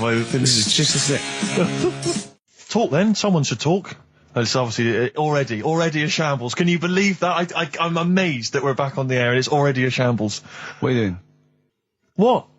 What are you talking about? I'm talking. No one was speaking. The record was ending. No one was speaking. It was just. Well, I might shoot off. Already, I might shoot off. It's like nothing's changed. Boys Are Back in Town on XFM 104.9. We're back then, aren't we, Carl? I'm Ricky Gervais, with me Stephen Merchant and Karl Pilkington. I'm not coming back. I'm definitely not coming back. Oh, care someone. Care that I'm not coming back. Rick, I seem to remember at the end of the last time we were on, what was that, 3 months ago? Yeah, 3 months ago. Carl said he's never going to do the show again. There was nothing that was going to bring him back. Yeah. He didn't enjoy it, wasn't going to do it. All the ruse, right? Really? Yes. I've known him coming back for about 2 months, because he's got our agent now representing him. I thought he was a fool. Really? Why? Well, what's he done for me? What's he done for us? No, I know, but I mean, he's your agent, so, and he's sort of calling. I thought you were going to say something. Really? Sorry. 3 hours. Yeah. I mean, I suppose for you two, at least, you were going to get something. Sure. Yeah. But with me, it's like, I mean, I've never graduated or anything, so... Have you not? I'm trying to think of a situation. Basically, I sat there for 3 hours knowing that I'm not going to get anything out of the night. Yeah. Right? Now... Sorry, when we invited you and you said yes, did you think you were up for an award? No. I thought we were going to be sat round tables having a nice bit of food whilst people are going up there winning awards. Yeah. But 3 hours of the same thing over and over again. I mean, if a film's 3 hours in the cinema, you go, well, it's long, but, I wonder how it's going to end. Yeah. But this was just like the same thing over and over again. Some guy going up, thanks a lot, cheers for the bit of brass. And then going down, sitting down, the same thing over and over again. Honestly, right, I'd say it was one of the worst things I've ever had to do. I enjoyed the night afterwards when we did have a bit of lamb and a nice bit of veg and that. That was all right, and I went home and I was happy, and I got the little freebie bag that you're talking about that we're giving away. Yeah. Which wasn't much good stuff in it. Oh, all right. Right. No, what would you have done on that Saturday night? Suzanne what would you have done or the Sunday night rather, what would you have done had you been at home? I would have stayed in with Suzanne, right, watching telly, having a nice bit of pate on toast or something, cup of tea, watching 24. But instead, I had to buy an expensive suit so I didn't show you up, right? Jesus, what are we doing? Yeah. How much did you spend on your suit? Well, in total, right, because, the shoes and the suit and the shirt and the tie, it was about 600 quid. That's the most expensive evening ever. And that's what I'm saying to you. And the daft thing is, it's dark in there. I don't know why you've got to wear a nice suit. You can't wear a tracksuit, for goodness sake. It's dark in there. No, just the shirt and that. It doesn't make you a better person wearing a suit. No, doesn't make you a better person, no. We're not claiming it made you a better person. No, well, that annoyed me. Yeah. I mean, it was an experience, isn't it? That's why I went, because you think, if I didn't go, if I would have said to you when you invited me, no, Steve, I don't want to go, then I would have never known, right? Yeah. And that's my sort of thing in life, right? Yeah. If something comes up, you should take it, even if you're not going to like it. It's a bit of an experience. Right. Do you know what he said to me? I phoned him up because we had to meet up. And obviously he had to pose as my gay lover. Yeah. To get in, right? Yeah. He phoned, you said something to me like, I bought a suit, I'm looking good. He said, I'm looking good. People will think, how on earth did he end up with that good-looking guy? So he got into the role. That was what he said to me. He started getting into it. Such an insight. Fair record. I just must say that we've had an email from Darryl Foss. Lots of people have emailed in and say, well done on the BAFTAs and well done on your Room 101. They really liked that. Thank you. There's one guy, Darryl says, Ricky, has your dad only got one D-Mob suit? Because I don't know if you noticed, but Ricky wears the same suit every single time he appears on TV because he spent a fortune on it getting it tailor-made. I've only got one. It's a good suit, and I he wears it all the time. And it's winter as well. It's like a pure wool, so I'm sweating everywhere I go. Anyway, usually it's too much cheese. I won't be buying another. Huh? I won't be buying another one. Ever. That's it. Yeah. Suzanne told me today, right, because I've handed it in today to have the trousers turned up a bit. Why? Because it was a bit of a bodge job for the night. Yeah. Right. It was just some pins sort of holding it up the other night, but you didn't notice, and I didn't tell you because I thought you'd be getting on the stage and saying, "Look at that freak over there with his pants hemmed up." But I took it to the place to get it done. Suzanne tells me that I'm going to start shrinking now and getting to that age where you start going smaller. I know that must have been a revelation to you and a worry. Like, how small do you get? How small do you get? Oh, what are we playing now?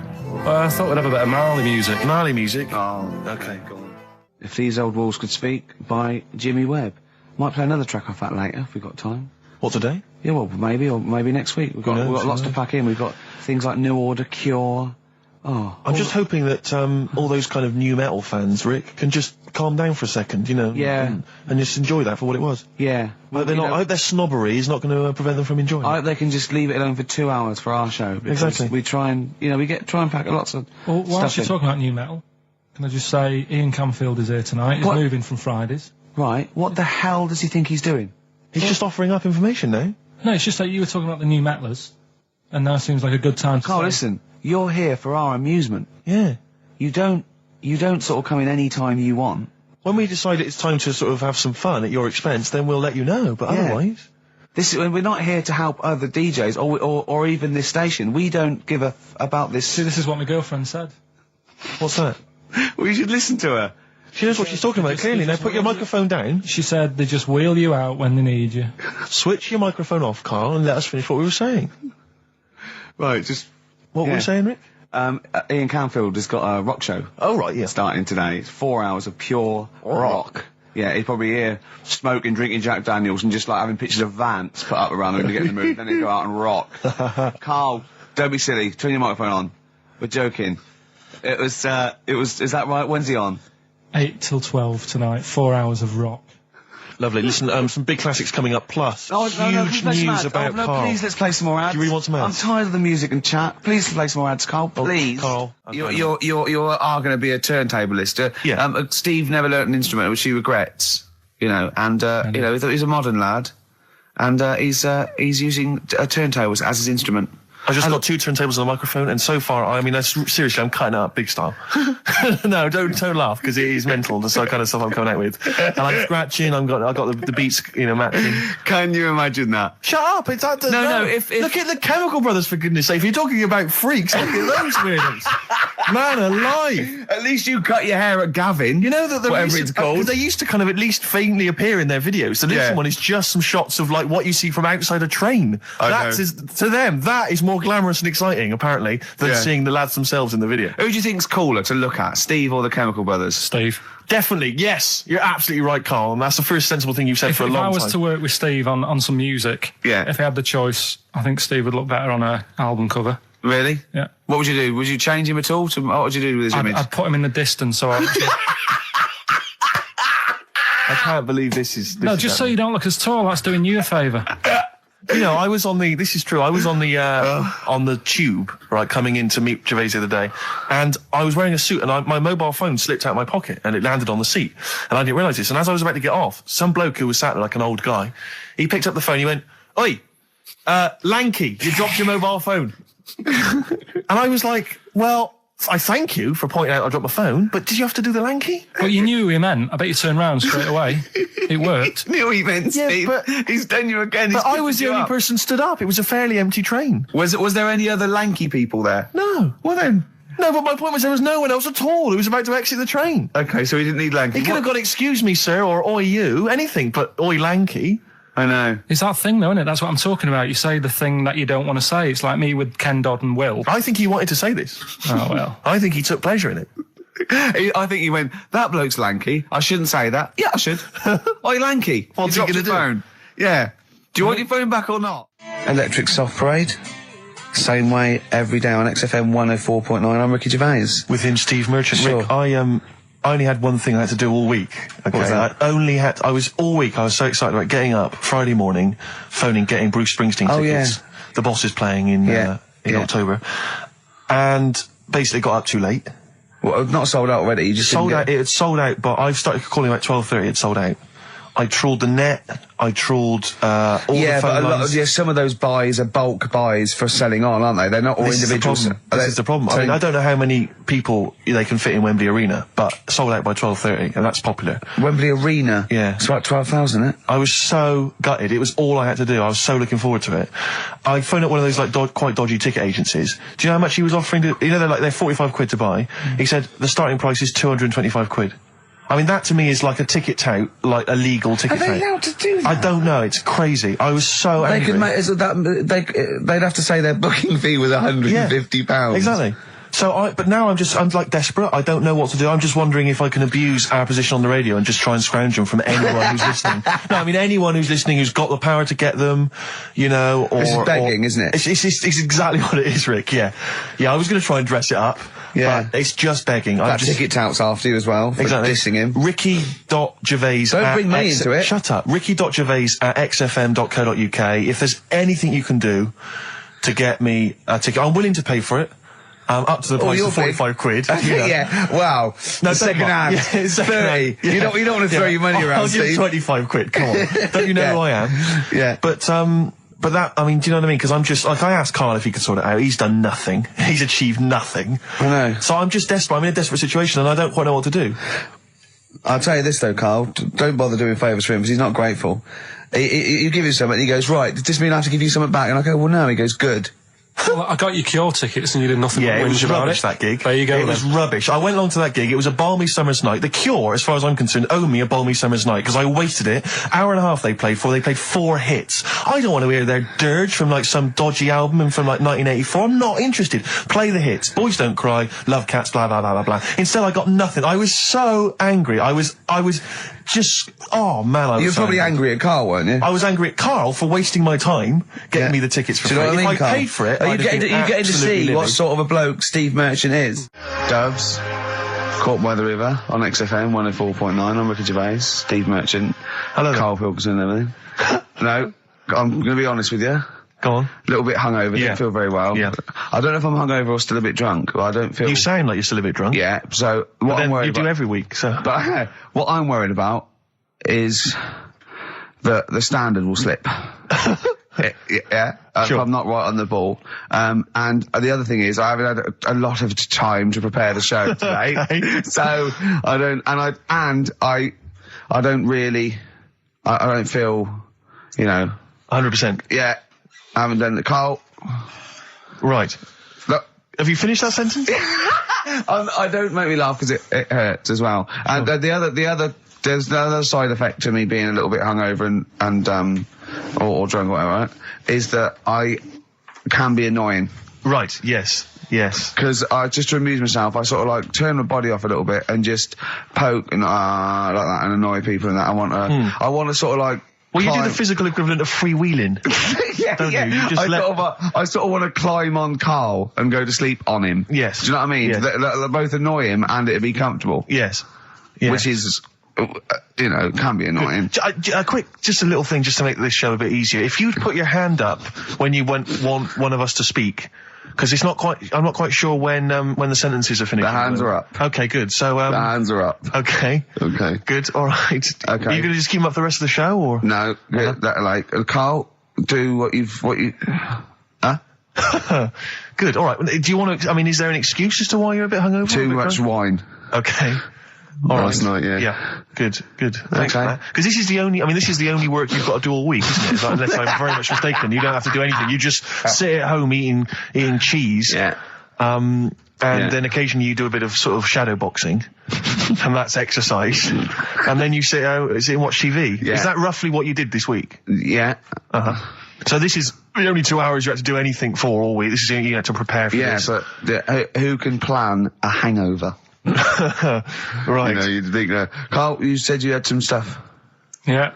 What have you got? I love the fact that, whereas I was a little bit slow, Karl there leapt into action to keep this show afloat, keep the pace up.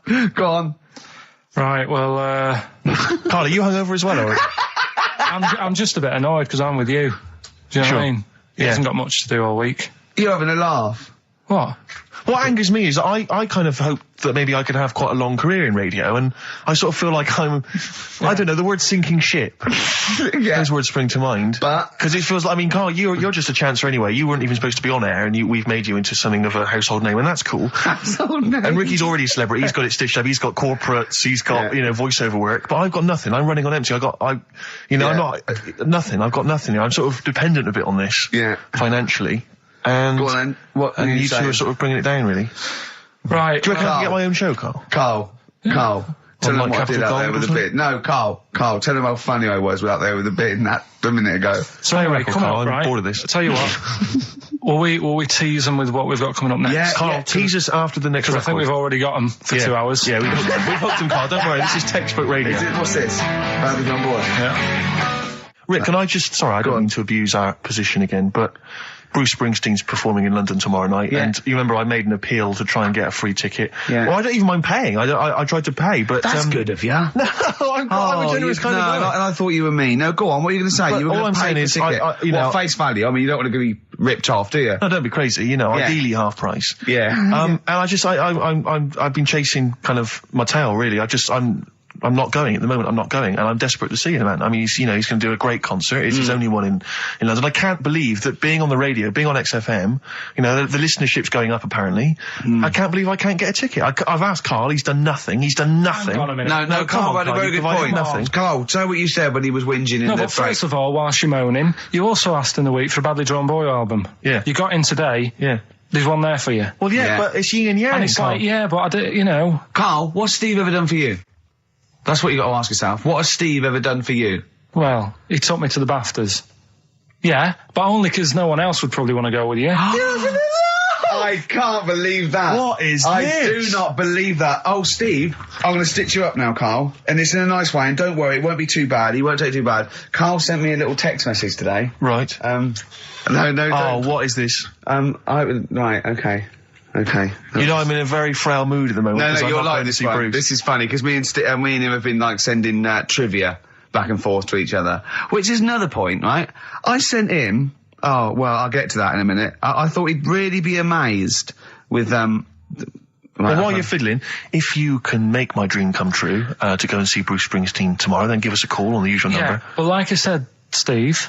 What? Right, it wouldn't be... Right, you just said when the song was on, can't believe it, right? We work at XFM, and I can't get tickets for Springsteen, right? Yeah. But we work in radio, we should get tickets. Right, now think Which of I'm the willing amount to pay for. Yeah, but think of the... Yeah, but if it's sold out, it's sold out. Yeah. Yeah, right? but that's just something they say. Right, that's just what they say, is it? Right, so everybody on local radio stations say, do you know, I like that Bruce Springsteen, I want a free ticket, right? So another say... I tried to phone, I phoned for an hour and a half, I couldn't get through. Not long enough. I've put the hours in. Not long enough. Not long enough. What are you talking about? I've put the hours in. No. Right, so another 400 people turn up at the gig. They cram them all in. There's people being crushed. You know, they've paid the money early. They were up early that day when the phone lines were open, whilst you were probably sleeping and that. So they're dedicated, and they're the ones at the front getting crushed. What? Would your Why mum and are they dad getting be crushed? happy if you were there getting crushed? I don't mind. I'll sit at the side of the stage and watch him. Yeah, but I don't mind. But everyone will say that then, and then before you know it, no one can see anything because you're Carl's on the right stage. on this one. Leave it. Right, I'm going to give you this. I'm handing over my mobile phone to Steve to read the... You can see it's from Carl at the top, but just read it out as you scroll down. Just read it out loud. Is this a text message from... Yeah, this is a text message to me from Carl. Read it out. To see at night as well as an owl, you would need eyes the size of grapefruits. If only Stephen could turn his head right round as well. Carl, I can't believe it. What upsets me most, Carl, right, is not the fact that you've been slagging me off behind my back. It's the fact that you've got the cheek to come on here and moralise because you failed to get me tickets and make a dream come true. You've come on here trying to pass the buck and say that it's a health and safety problem, when in actual fact it's a Karl Pilkington problem. See that, I've got it in a bin. I'm devastated, you know. Let's play a record. I'm I should upset. have eaten this banana off air. What's the number? It's 08700 800 1234. But if it's sold out, Steve, it's sold out. A bit of a classic here. R.E.M. I bet if Ricky wanted to go, it'd be fine. I'm sure someone could sort it out then. Who? Oh, if Ricky Gervais wants to go, then I'm you can going. go. Are you? No. You want some tickets, then? I had a bit of good news this morning. Go on. I was on the tube coming down, and I don't want to sound arrogant, I don't want to sound pushy, but I was at Green Park, and I'm fairly certain, Rick, it's not 100% corroborated, I'm fairly certain that a woman pinched my arse. So what do you think of that? Yes. There's a lot of pickpockets around Green Park, so be careful. No, my wallet was still there. Really? But even if it wasn't, you know, that would have been money well spent. But the wallet was still there, so what do you think of them apples? Eh? So what did you just pinch off? I can't confirm it at this stage, exactly what happened, but it certainly felt like a pinch. I looked round, there was a woman behind me. Right. She was fairly old. I think she's probably in her mid-30s. Right. Kind of reddish hair. Right. I don't know if she's listening. Right. But she knows where I am. And so I don't know how to proceed, really, Rick. I don't know if it's worth putting up some posters around the Green Park area. Well, what you could just do... to try and corroborate it. If you saw a woman pinch the lanky guy's arse... No, you could probably get in... contact with British Rail and go back over their CCTV Exactly, thing. CCTV cameras, yeah. And then they could probably zoom in and, you know, sort of identify and got birthmarks, or she might have been holding some. Then I could hire a private eye. Yeah. Again, money well spent. Well, so there you go. You know, I'm just saying. I mean, I'm just saying. Maybe maybe things are looking up. Things it's getting are towards Christmas. The worm has turned. Hey, I mean, you know, it's a little sexy story to get the show going. It is but pretty what do you make of that, then, Carl? What do you think of that, you're Carl? quite damning. What's your answer? Well, I mean, you're quite a tall fella. Sure. So she must have really wanted to sort of reach up and have a pinch. Mm.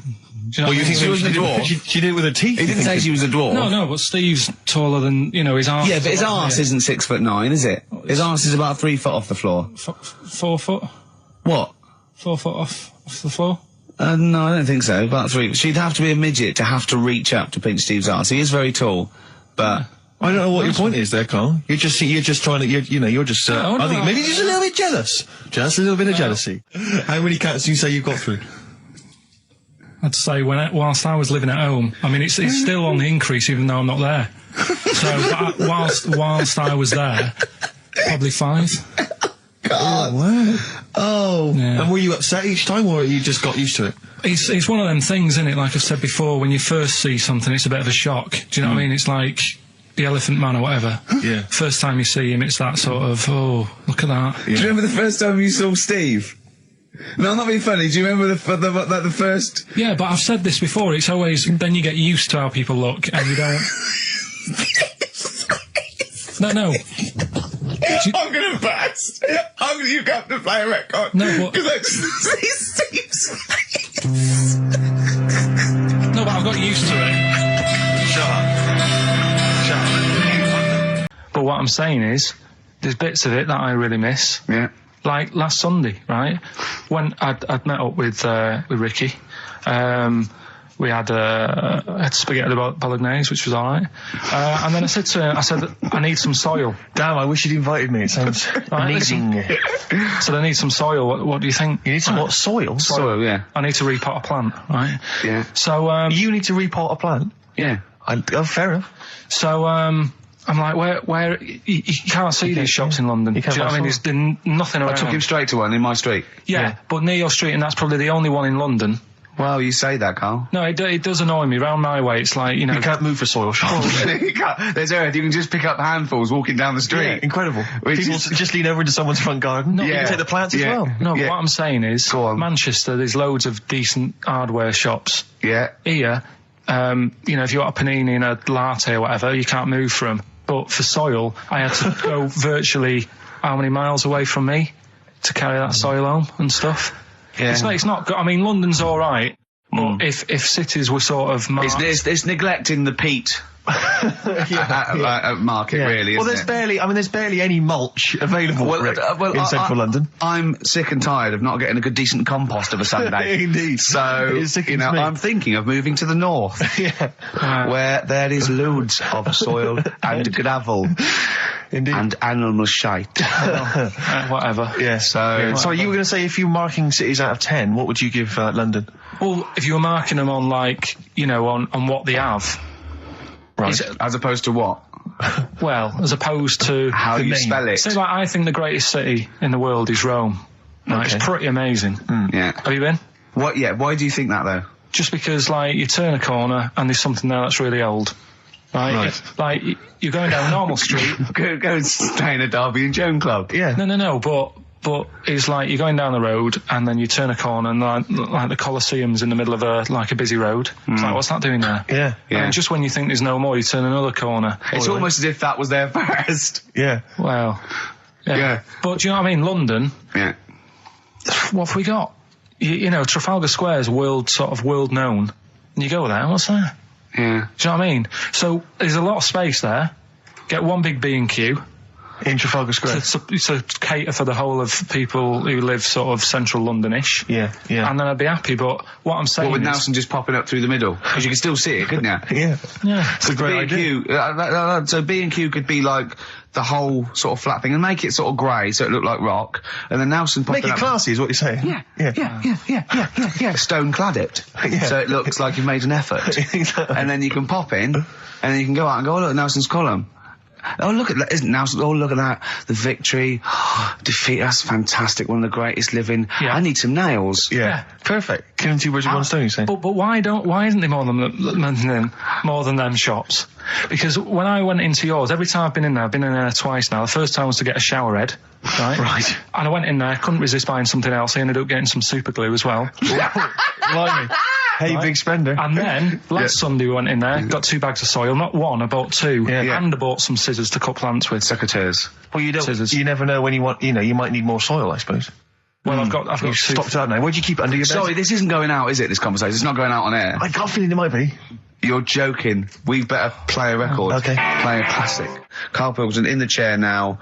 The talked about, the acclaimed Educating Ricky. Right, well, just in case anyone's new, doesn't normally listen, basically, I'm educating Ricky. I've got to get some water. Play a record that was rubbish. Placebo, Bitter End on XFM 104.9. This is pre-recorded. We recorded this a couple of weeks ago, before Christmas. Hope you had a great Christmas. If you didn't, not our fault, really, is it? Nothing to do with us. Would have thought we'd have... We're of time, because we've got plenty of cash now, thanks to a lot of you who probably bought the Office DVD. Yeah. Probably got and that if you in haven't stock yet, and you've maybe got vouchers or money, still available. Still there in the shops. Still available. You can still make it the best-selling DVD of all time. Please do. Yeah. Please do. I'll tell you what you want to hear, though, before you make your mind up. I'll tell you what, if you like this next clip, go and buy the Office DVD. I think you will. It's a brilliant clip. It's the one where we talk about, well, it is self-explanatory. Yeah. We talked about it before. Do you know the little mouse that had an ear on its back? Yeah. Sure. Right.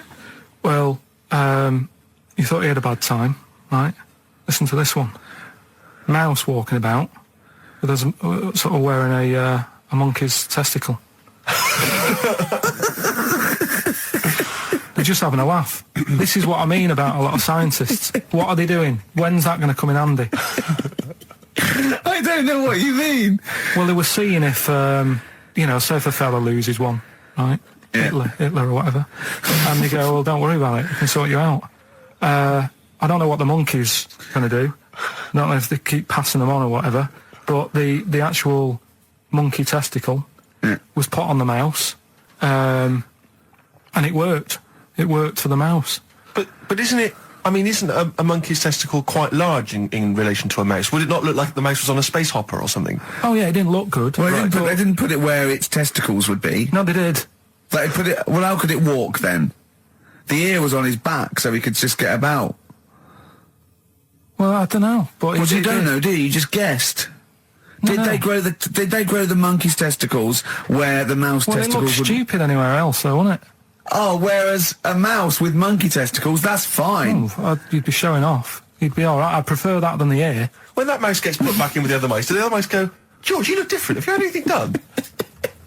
But the weird thing is, as well, apparently it still works as a monkey. What? So, like, what are you talking about? Like the sperm and that was it was still sort of monkey. Of course it was. What are you talking about? Well, that's weird. But what, Karl? What do you? It's only a thing to give it nutrients. That's all the thing they're testing. It's like grafting at that level. Right. What's your question? Because I'm right. What do you think? It would change eventually. It would have changed into a mouse testicle because it had been hanging round a mouse for so long. No, I thought the actual sperm of it though would be a mouse's. Why?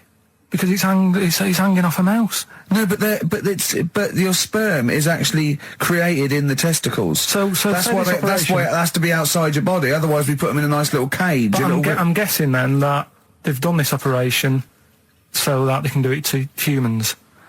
Yeah. Why would I want a monkey testicle if my kids are going to be monkeys? What use is it? No, think. That's no.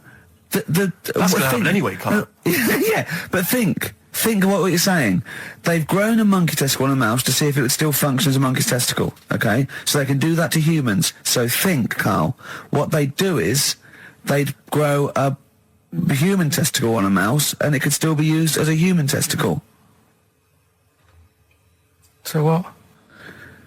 To give you a testicle that you've lost. From a mouse? No, from another person who it was kept alive on a mouse. Because it's kept the nutrients alive, as opposed to keeping it in a deep freeze. Maybe bollocks go off after a week. I don't know. Maybe they get accidents. He had a little a card. Do you donate your testicles? Yeah, I'll tell you what. No one needs testicles yet. Let's keep them on a mouse. You have yours ripped off in some sort of bizarre skiing accident. You go, well, you're in a Battersea Dog Town. You pick the ones you want. They can grow them on anything. They can grow them on a Dachshund. Bulldogs are growing them usually, that's where you see a bulldog. Usually that's waiting for an operator. What don't you understand, Carl? Hang on a minute. I thought this was knob news, not testicle time. I don't understand what this testicle time's not for another 10 minutes. Yeah. No, it's all sort of linked and that, though, isn't it? Well, sometimes it's linked to a mouse. But what do you think about, like, I don't know, testing stuff out like that? Is it worth it? Could you not just go straight from... But listen, Carl, I'm getting this information from you. No, if this was on Question Time and someone said there were, Dimbleby and Paxman or whatever said it, I'd think about it as a moral dilemma. You've just said you saw a mouse with a monkey testicle. What do you think of that? I don't think anything of it. I don't think anything of it is the answer, Carl, because I can't trust the info. I cannot trust anything that comes out of your mouth. Well, it's true, but it's just all this. It's the same thing, innit? It's the leeches in a blender. It's the fella looking at an electron. Yeah. It's the mouse with an ear on its back. Yeah. I don't know what the point is. But you don't read on. Because I've seen you read something and you're going, look at that. Man survives on eating knee. And I go, what else? You go, I didn't read on. I didn't read on. You look at the mouse with the ear on the back and you just think, that must be murder at a concert. You don't think. You don't think. No, I just think, is it worth sort of wasting You think he swallowed someone's ear? He gnawed it away and swallowed it and it's just in his system? Yeah. No, I just get a bit sad about the mice and that. I agree. I mean, that is sad, yeah. Of course, anything like that. Chris Campling did a review of the show. Right. And basically said that Karl Pilkington is a creation of Gervais and Merchant. Well, if only that were the case. He said... he started off saying he liked the show. Yeah. He was excited. Said it was a good show. A lot of the jokes. I'm already questioning his critical faculties. Yeah, exactly. And basically said that we didn't contribute much, or seemingly didn't seem to contribute much, and we couldn't sort of like ad lib or anything. We just laughed at, particularly me, laughed at Karl Pilkington, who was coming up with some quite funny stuff. Yeah. Right? But then he does a twist on it. He goes, but the thing is, we're the puppet masters. He's a created person. We've created the persona Karl Pilkington for our own amusement. Right. He bases this on simply that we talked about... What was it we talked about? The Chinese not aging well, and he heard him talk about that on my DVD. But clearly I say, Carl, remember when you were talking about that? It's a news, or remember in the week, and so he thinks it's all scripted now. Imagine if this show was scripted. I'd be ashamed. Yeah. If this show was scripted, I would send back the BAFTAs for the actual shows we've written, and I would say... I'm not having a go at Chris Campling. He's nice about our other work. He likes The Office, and he likes my stand-up and everything, and he likes the show, but he's saying... Because we're not spontaneous, we scripted this and invented Karl. So he's like, we've invented another Gareth. If we had created Karl, I would not have squandered a character that good on this poxy radio station. Absolutely. Also, does he know that we spend about 3 months on half an hour script? So how long does 2 hours of drivel? But the main thing is, as if this could be scripted, it's dreadful. It's shocking. Or maybe this is scripted. Hang on, you've lost me now. Let me just check the script. Maybe Chris Campling does not exist. Maybe I've made him up. I don't know what to believe. See, the name doesn't wash with me. What was his name? Chris Campling. Sounds odd. That's something that I made up, isn't it? Campling's almost like a joke. It's almost like a gay name, isn't it? Oh, he's a Campling. So I think this is scripted. Yeah. I think I've probably made this whole link up, and Karl is a creation. Campling, that's not a real name. I made it up. I should have come up with something better. Yeah. Sorry. I could How do long it. could you keep going with That's that? it. That's it? That is it. Because you see, Alex Zane, we came in while he was doing his last link, and he's an absolute pro, he really is. I was watching him, and he was, at home, you probably think that he's giving you his full attention. He's not. He was looking through a listings magazine, probably figuring out what movie or theatre piece he's going to check out, with a lady later. Yeah. Probably going to cruise down there with a couple of, chicks. And he really is an absolute pro. Yeah. Looking at you, Ricky, and it's like you can sustain it for a while. Yeah. You're a talented performer, but it's sort of, I don't know what it is. Is it concentration with you? It just ebbs away almost instantly. And you try and do 2 things, 3 things at once, but normally on air, that's you eating, picking fluff out of your belly button. I never once, when we were on the set, we were filming The Office, and I'm trying to put off actors, just coming up ways, instead of member lines, coming up ways to sort of ruin the shot or make them laugh. And you came out and went, Rick, it's like having your own TV show isn't interesting enough for you. Yeah. Just concentrate, it's lunch in an hour. I went, all right. Well, the radio show even less so. I mean, you really I know. can't be bored. How long do you think your interest you sustain your interest? I came in too early because I got bored just before we came on air. Sure, okay. I came in too early. I got to stop getting the cabs quite early. Yeah, so you're bored now. I think I've got to get about 5 to 1, and then I think that'll last me till about 1:30. Again, as he was saying that, he's not giving you his attention. He was kind of leaning back. He's put his feet up now on the desk. I've got to be comfortable, haven't I? And this CD rack's in the way. Sure. Well, you get yourself comfortable now. Get yourself settled. And then sort of... Because a lot of people will move the... There's the microphone moving. That's the squeaking going on. You've broken the CD rack. You could actually, of course, you could move the CD rack by getting up and moving it. No, that's too much effort. You've got to try and do that whilst angled on the seat. I'm nearly laying down. It's almost horizontal. It's the most you can get. Well, I'll tell you what. I don't know what those listeners are thinking of what Steve Merchant say, but don't believe a word. All right? Oh, nice. Classy. Yeah. 5 minutes past 1 o'clock on XFM 104.9. Look at Gervais, Steve Merchant, Karl Pilkington. A retro cut there, Thin Lizzy. Don't believe a word on XFM 104.9. I'm Ricky Gervais, with me Steve Merchant. Bubba-doo-boo. Who's that over there? It's Carly Pilk Boys. You all right, Carl? Oh, that's clever. How you doing? Yeah, I'm all right, yeah. Yeah. Wallace Chambers, Kings of Leon on XFM 104.9. I'm Ricky Gervais, with me Steve Merchant and Karl Pilkington. And England are world champions again then, so... Oh, it's brilliant. It was amazing, wasn't it? See, I'm not a rugby man at all. I never watched rugby. I think the last time, was when we won about 12 years ago, whenever it was. And I got into it last week because I realised we were doing so well. I watch England win anything. Yeah. Do you know what I mean? I don't care what... In fact, I wasn't into war when I was little until I realised we were so bloody good at it. We are really good at it. It's brilliant. But, yeah, fantastic. Yeah, it was great. Right, that's the rugby thing over. What next? With. That's it. That's all I've got. That's all I had today. It does steam me... Sometimes I watch it and it does remind me of when I play rugby, because one of them will boot it down the field, and then someone will catch it and boot it straight back again. Yeah. Which is essentially how we play rugby. I was made to play rugby. I had to play rugby. And I don't think I'd get rid of the ball so quickly. Yeah. I don't think I ever got tackled or fell over. Yeah. I think I touched the ball about 20 times in the 2 years it was compulsory. Yeah. I was terrified. Yeah, absolutely. And that's the same as cricket. I can't... I'm a terrible batsman. I'm all right at bowling, but it seemed like the pastime for people I went to school was to injure you. Yes. It was funny to see someone poleaxe. It was funny to see someone get a cricket ball in the head. Absolutely, yeah. You know, I never relaxed into rugby because the first day I was going to play it, my mum, I swear to God, my mother said, "You're playing rugby today, you got the kit and everything. Enjoy it, be careful." There was a kid at my school who broke his neck. And thanks very much for that. See you later. So we just went to school absolutely Man, one thing, broken neck, is that, or did you get better in a couple of days? No, you can find your wheelchair. No. Enjoy the game, though. Yeah, no, it was absolutely I was just petrified from that day. See, at least American football, got the padding, the helmets. Yeah, but anyway, no injuries, thank God. Thank goodness. So, well, I tried to play rugby, but it's awkward when you've got glasses. I don't know, there's something about you didn't really play with glasses on? Yeah, of course, I couldn't see anything, could I? I couldn't see anything. How else was I going to play? Oh my God! So you're bound to be cautious, because inevitably you're a bit more cautious when you've got glass next to your face. You were the tallest person on the pitch as well. Yeah. I mean, you were when you were about 14, you were probably 6 foot already, weren't you? Yeah. And everyone else was, what, 5'2"? Yeah.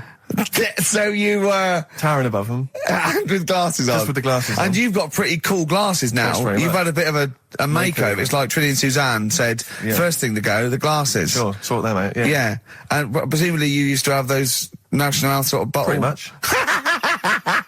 Yeah. Is it true? You've never been able to mosh? I tried to mosh. Because I've always watched people stage dive in, moshing at concerts. I've always thought that looks like brilliant. You know, when they ride above like a everyone's wave, heads, like they're surfing across on someone's heads. And everyone's like, yeah. And I always wanted to do that because I'm a big rock music fan. And the only time I did mosh was at Rage Against the Machine. I tried to mosh at Rage Against the Machine. I love the idea of a band called Rage Against the Machine. Aimed at a man with glasses who won't mosh. Well, it was at the Reading Festival, and I think the lead singer, I forget his name, he went, can I just remind everyone that racism and fascism are on the rise in Europe again.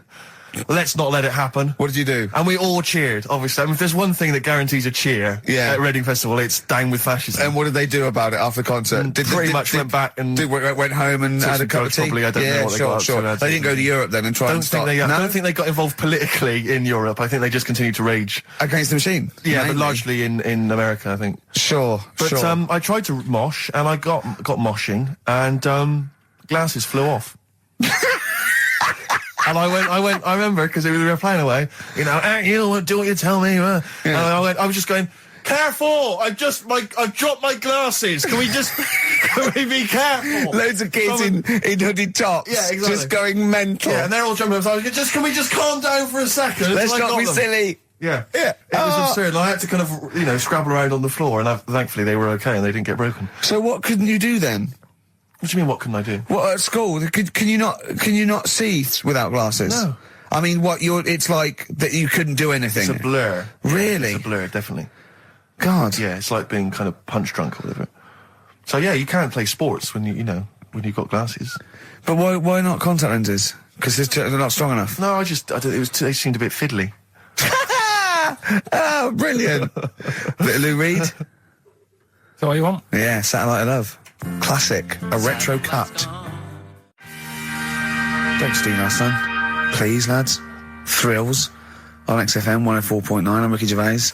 With me, Steve Merchant and Karl Pilkington. Yeah. Little Carly Pilkington. Little baldy mank whinging little twat.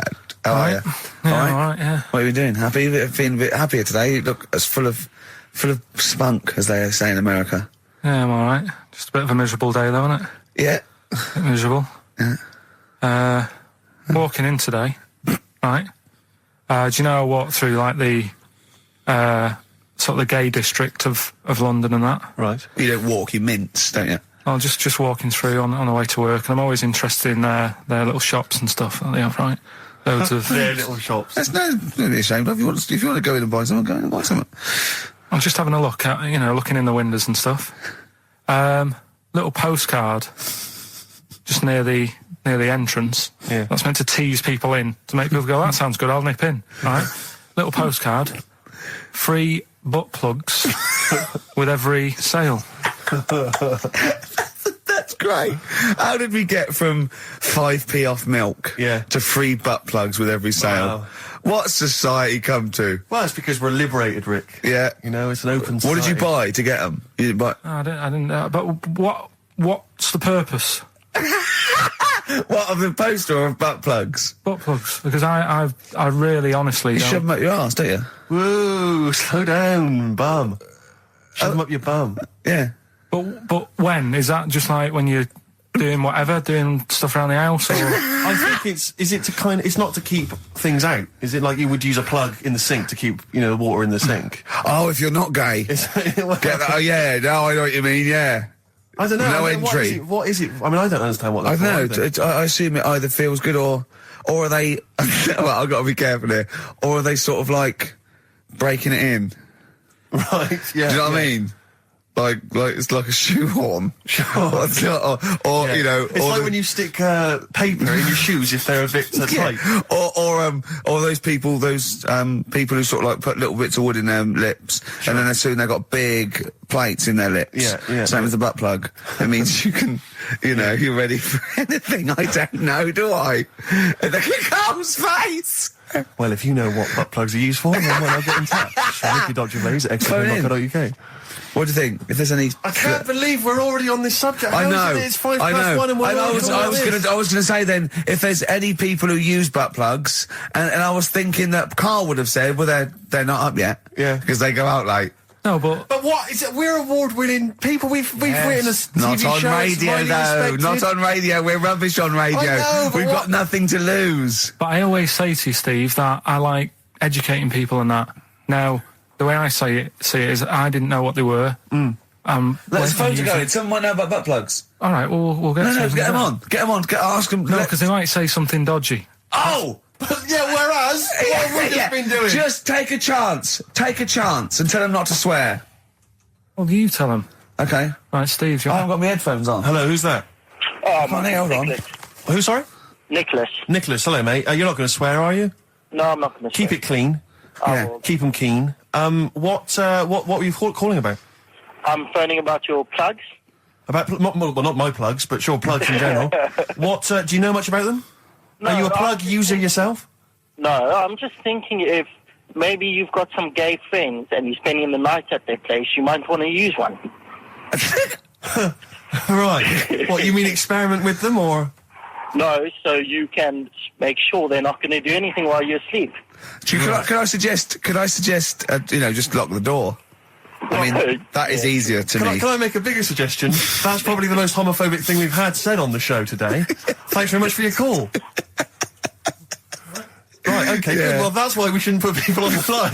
Just, without checking first. I think Carl's made a good point. That's the calibre of listener we've got. And the results of We ain't got a winner for the first time. Yes, we have. We've got loads. We've got loads of winners. No, we haven't. We've done this feature for 3 weeks. This is the first time I've managed to sort of. Well, let's go through them then. What have they got wrong? The first one.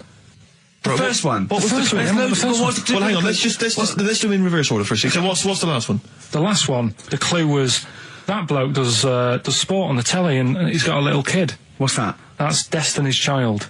Des, who does ITV Sport, that's he's got terrible, a Chinese man. child, right? No, that's fine. They got that. Okay, Destiny's Child. What's the middle one? Well, the middle one. Right. Child. The second one was he doesn't like women. Yeah, he's got a couple of kids. That's a bit weird. Yeah. Right. That was PD. That was Puff Daddy. That is offensive. Go on. But it's not Puff Daddy. It's Puff Daddy. And he's not even called that anymore. He's called P. Diddy. Well. Okay, fair enough. But they got that one. Yeah. And if I'm being tight, these lot are as well. Yeah. Yeah. Tight means something in Manchester. Go on. Right. And the first one that they're having problems with, I don't think them birds should be allowed in this area. They've got it. Boyzone. It's not Boyzone. What's the clue again? I don't think them birds should be allowed in this area. That is perfect. A boyzone. No birds. No women. No women, yeah, birds, right? A boy zone. Sorry, Carl. If that isn't the answer, their clue is better than yours. That is brilliant. What was yours? Boy zone, it works perfectly. What's your answer then?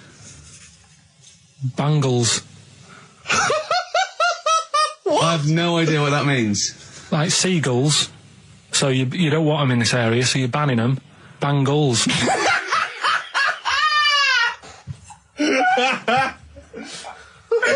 Oh! Well, give it to Boyzone, because Boyzone's better. Don't use birds to be allowed in this area, it's a Boyzone. I think we should have a rollover. Carl beat them. Carl beat them. You have to use his logic, surely. But theirs works. You can't do what am I thinking. No, that's not what I'm thinking. It perfectly. It works perfectly. I think you've got to give it to the ones that got the Boyzone. Well, how about, right, because they didn't actually get into my head and my way of thinking, heaven right? forbid. How about we just keep back the David Attenborough and they can have, I'll chuck in the Hellraiser, right? Okay. And Blondie album and the Madness Yeah, one. okay, pick a winner at random. Pick a winner, Steve. I'm going to give it to Paul Sloman, who got those answers, and he also says, P.S. Carl, you're a moron. So I'm giving that to Paul, and good luck to him. Right, well, he's got a crazy night tonight. If we can rush these over to him, he's got a cracking Saturday night. Well, if I'm a moron, I might get your address wrong when I send them to you. That's been the only sort of... I suddenly, why did it suddenly turn out to have to hide on a Sunday when they're coming round? Because they wouldn't leave. They wouldn't leave. Who was it? Were they adults? It was well, he seemed like an adult to me at the time, but he was probably about 27. Well, that is an adult. Yeah, but do you know what I mean? He seemed a lot older when I was a kid. Yeah. And he came knocking and that, and he used to say to me, Mum, I'll just tell him I'm ill or something. And he used to hang around to see if I'd eventually come out to play and that. And if I did, I think they would have grabbed me and took me there. I love the idea that for you, religion has to bring with it some kind of gift. It's like, join our faith and you get an alarm clock radio. It's like something like I think religion does bring a gift. Usually, it's the gift of the Lord. Well, the gift of everlasting life, isn't it? And that's the problem with it, A lot of people believe in it because they think. But for Karl, his feeling is like that should be a given. That's safe. I'm definitely going home with eternal life. But what else can I have? Is there an iPod? You have to have a religion because obviously I don't have a religion. I don't miss it, and I wouldn't want one. I'm an atheist, and that's out of belief. That's out of logic, and we don't get into the politics or the morality of it. Why do you feel you need a religion? Why don't you just get a hobby? Well, I didn't want one. I don't want one. I just was saying that, if I was to get one, which one would I go for? Is what I'm saying. I'd like to see you perhaps as a Jew. I think Judaism would suit you well, I think. What are the hours like for that? Tough. Can be tricky. That's what I mean. I don't want anything that's, And they have a day where they don't eat and stuff. I couldn't be doing that. So then they have days when they eat too much. Yeah, but what happens if I'm not that hungry that day? Like I say, I don't like change. What did I say? What did I say I had left? Well, I'm not doing it again, 88. so... You had 88 left. So 62. God, you're only at 62. What's the matter with you, Karl? There's people start you at 62. That is rubbish. That's disappointment.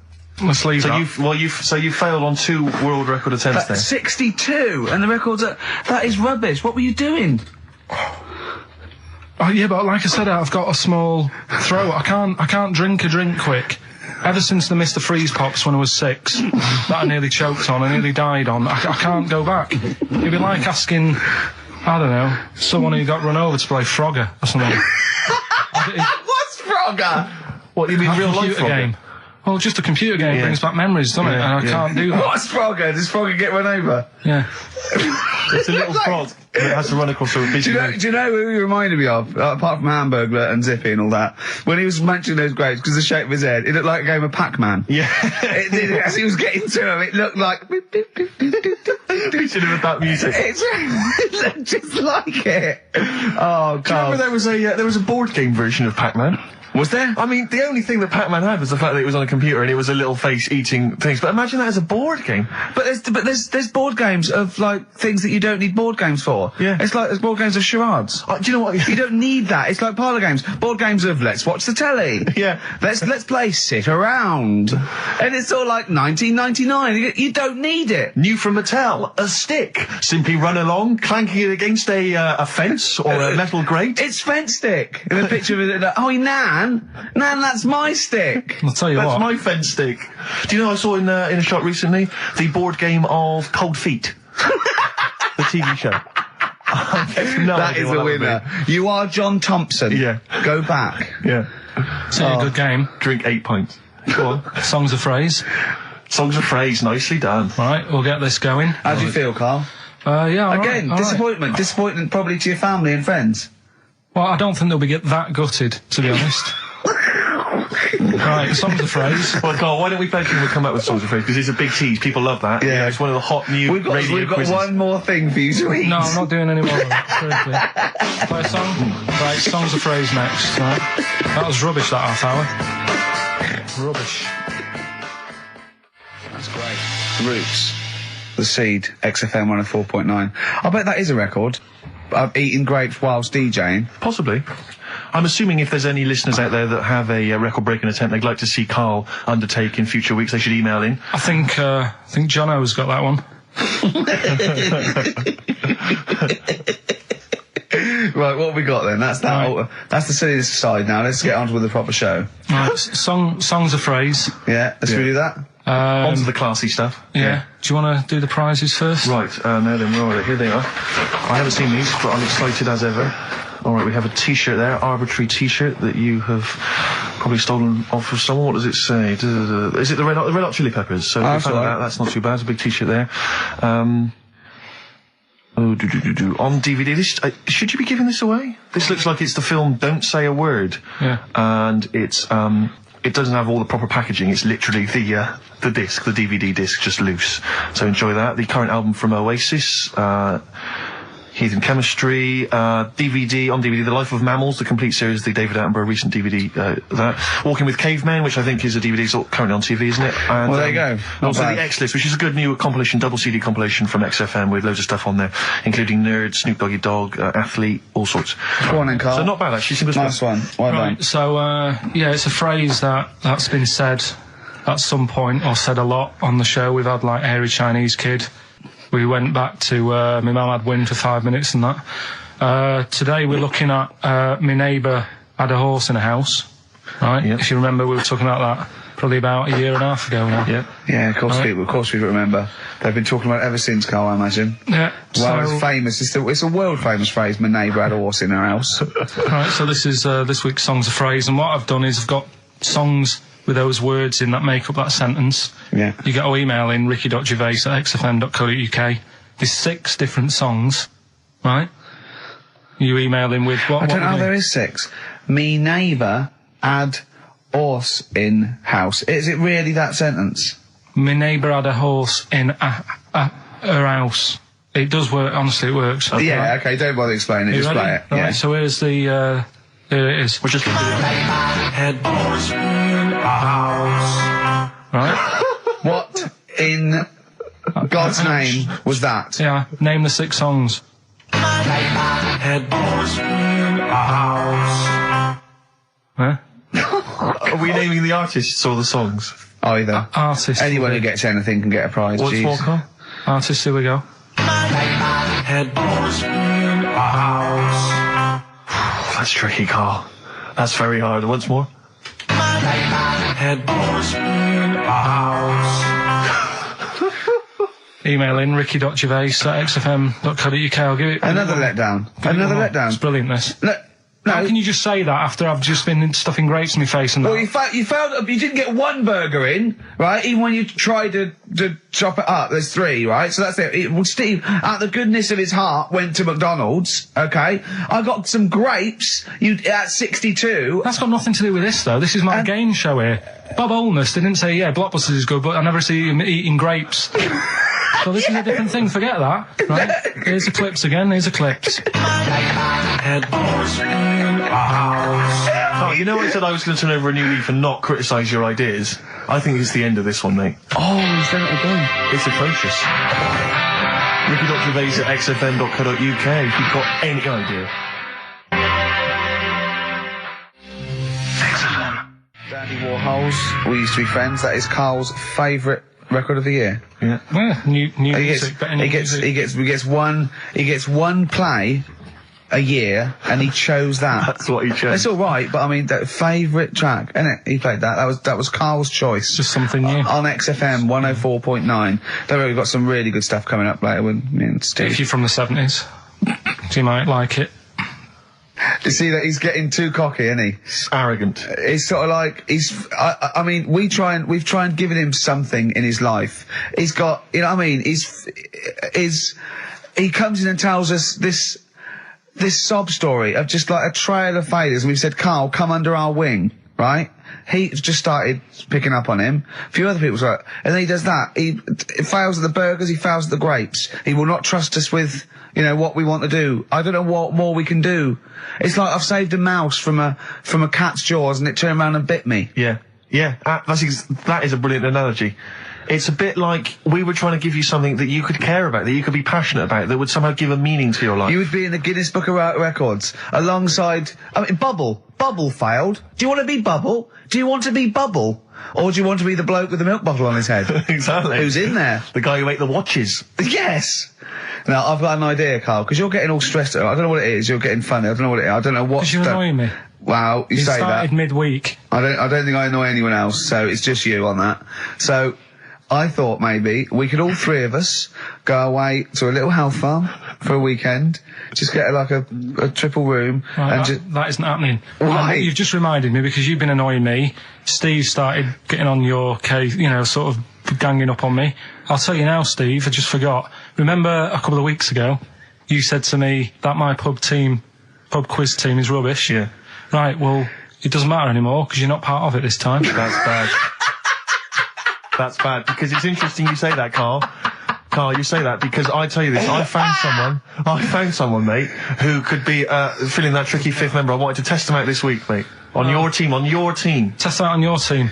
Because I'll tell you what this is like. I don't know if you're familiar with Paul Ince, who used to play with Man United, right? But everyone used to say he's the governor, right? Even the players used to call him the governor, right? And Alex Ferguson at Man United was like, I'm not having this. Yeah. I'm in charge here. And he got rid of him. And that's what's happened. You were moaning the other week, saying your team's rubbish, you don't know what you're doing. Yeah. Well, let's see how you do on your own, right? Ooh, he's turned, isn't he? I'll be honest, Carl, I'd like to be on your team. Well, sorry, Paul Ince. You'll have to go and join Middlesbrough, or wherever it is it's gone to. Carl, what can I do to get back on your team? It's not happening. I've already filled your bins. Don't let him have the upper hand, Steve. No, wait a minute. I'll tell you what always annoys me, though. Ricky spends most of the show slagging you off, right, having a go at you, annoying you in the week, squeezing your head, making you eat burgers, right? But you always take it out on me. I'm the one who always gets the insults. I'm the one who's now relegated from your team. You see, this is the thing. You're just as bad as him, really, because you're siding against me because you know that I'm willing to take it. The truth of it is this: you know that Ricky Gervais is keeping you in burgers and grapes, metaphorically speaking. He's the one that's got you in Heat magazine. I just spat all over your new Guinness Book of Records. You see? Get me a tissue. He's just squirted tea, laughing all over your Guinness Book of Records. You made me laugh. I'm going to get the flak for that. No, it's because you made me laugh when I was drinking, because you went, it's like that, and it made me laugh, and I spat. I just think it upsets me that you never pick on Ricky. You never ever go in because you know he's the one who's raised your profile and made you a little bit of a celebrity. We've missed one here. Using his teeth, Raman Andiapan, right? Husked a coconut. He did what? He husked a coconut. He's the fastest coconut husker in the world. What does that mean? I don't know. He pulls husks. What's that? Little mice. What's a coconut husking? He pulls the husk off. Look at Carl just with his head down. Carl, come on. What's the matter? Because that cost me 20 quid. I know. Well, I'll see you all right. I've tea all over the world's smallest man. Why have they stood him next to the world's biggest man? Right, I'm in a bad mood now. Oh, dear. So you haven't got a team? Steve, I'll sort you out. Come to me. I'll sort you out. Seriously, no, I found someone who would help you win this week, Carl, and I was going to tell you about it, and now... Steve, you can be on my team this week, and I know something about the quiz that Carl doesn't know. So... I'll tell you, I just think that it's so ungrateful. Whatever. So ungrateful. Right, song's a phrase. Just give it a couple more plays. Just email in. We'll pick a winner soon.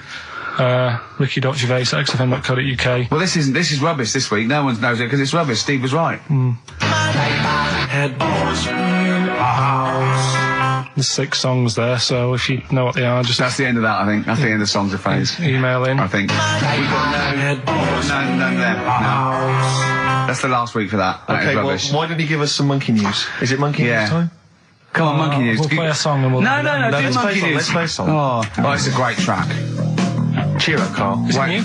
Waiting for an Alibi with Thin Lizzy. What year? Doesn't have to be new. It's brilliant. What year was it out? Oh, Einstein wasn't new when he came up with the greatest theory ever. Oh, hold on. Hey, hold on. You're not new. Waiting for an Alibi by Thin Lizzy on XFM 104.9. Right, okay, this is, with all the trauma in the world, I thought we'd come on a little bit, and he's just brought it right down, little mank twat, whinges. No, but I mean, do you know what I mean? He's had a go at you, he's thrown you off his team. I'm devastated by that.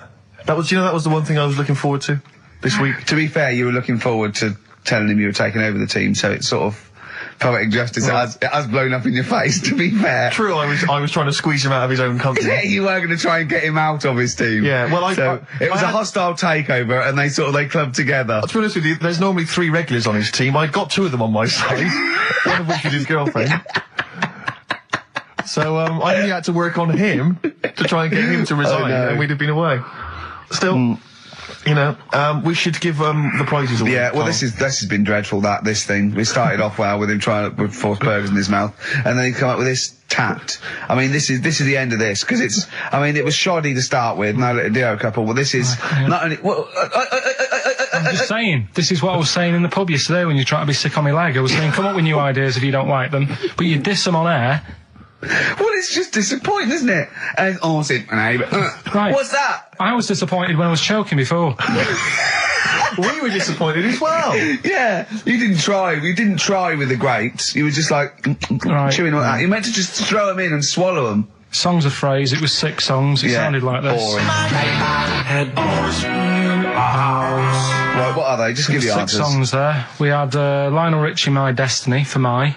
Tricky. Neighbour. Oh, that's XFM. Ooh. My Neighbour was Space. Yeah. Neighbourhood. Had Harry Connick Jr. Had to be you. Yeah. Right. Had a Neighbour had a horse. From America. America, yeah.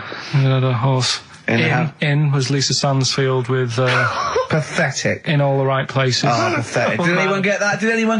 And No one got that. Animals. So that was pointless. All right. Well, the most anyone got was 3, and we're going to give it to Deborah, and that's possibly Deborah and Kate. They got at least 3 of those. So well done. Well done. Yeah, there's prizes on the way. That's the end of that. So that's the no cheapest chimps. None of that anymore. What have you got left? You got the film to do? Let's see what you've done with the film. Hang on. I'd love to have some monkey news though. Go on then. Got any monkey news?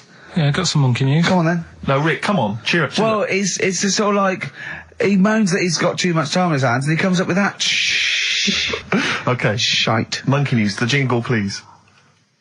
Oh, chimpanzee, that monkey news. Okay. There's been quite a lot of stuff going on. There was a few bits in that Guinness Book of Records book that cost me 20 quid. Yeah, well, that's not news, is it? They printed that probably last September. No, so that's there's one in there. New music. New monkey news from last September. You're a lord. Come on. Waster. Please, Ricky, monkey news. Right, there was this monkey in a zoo in Brazil. Right. And this little man monkey, little woman monkey. And you're a scientist, aren't you? Go on. And they said the people in charge were like, oh, wouldn't it be good if they had kids? Brilliant. Right.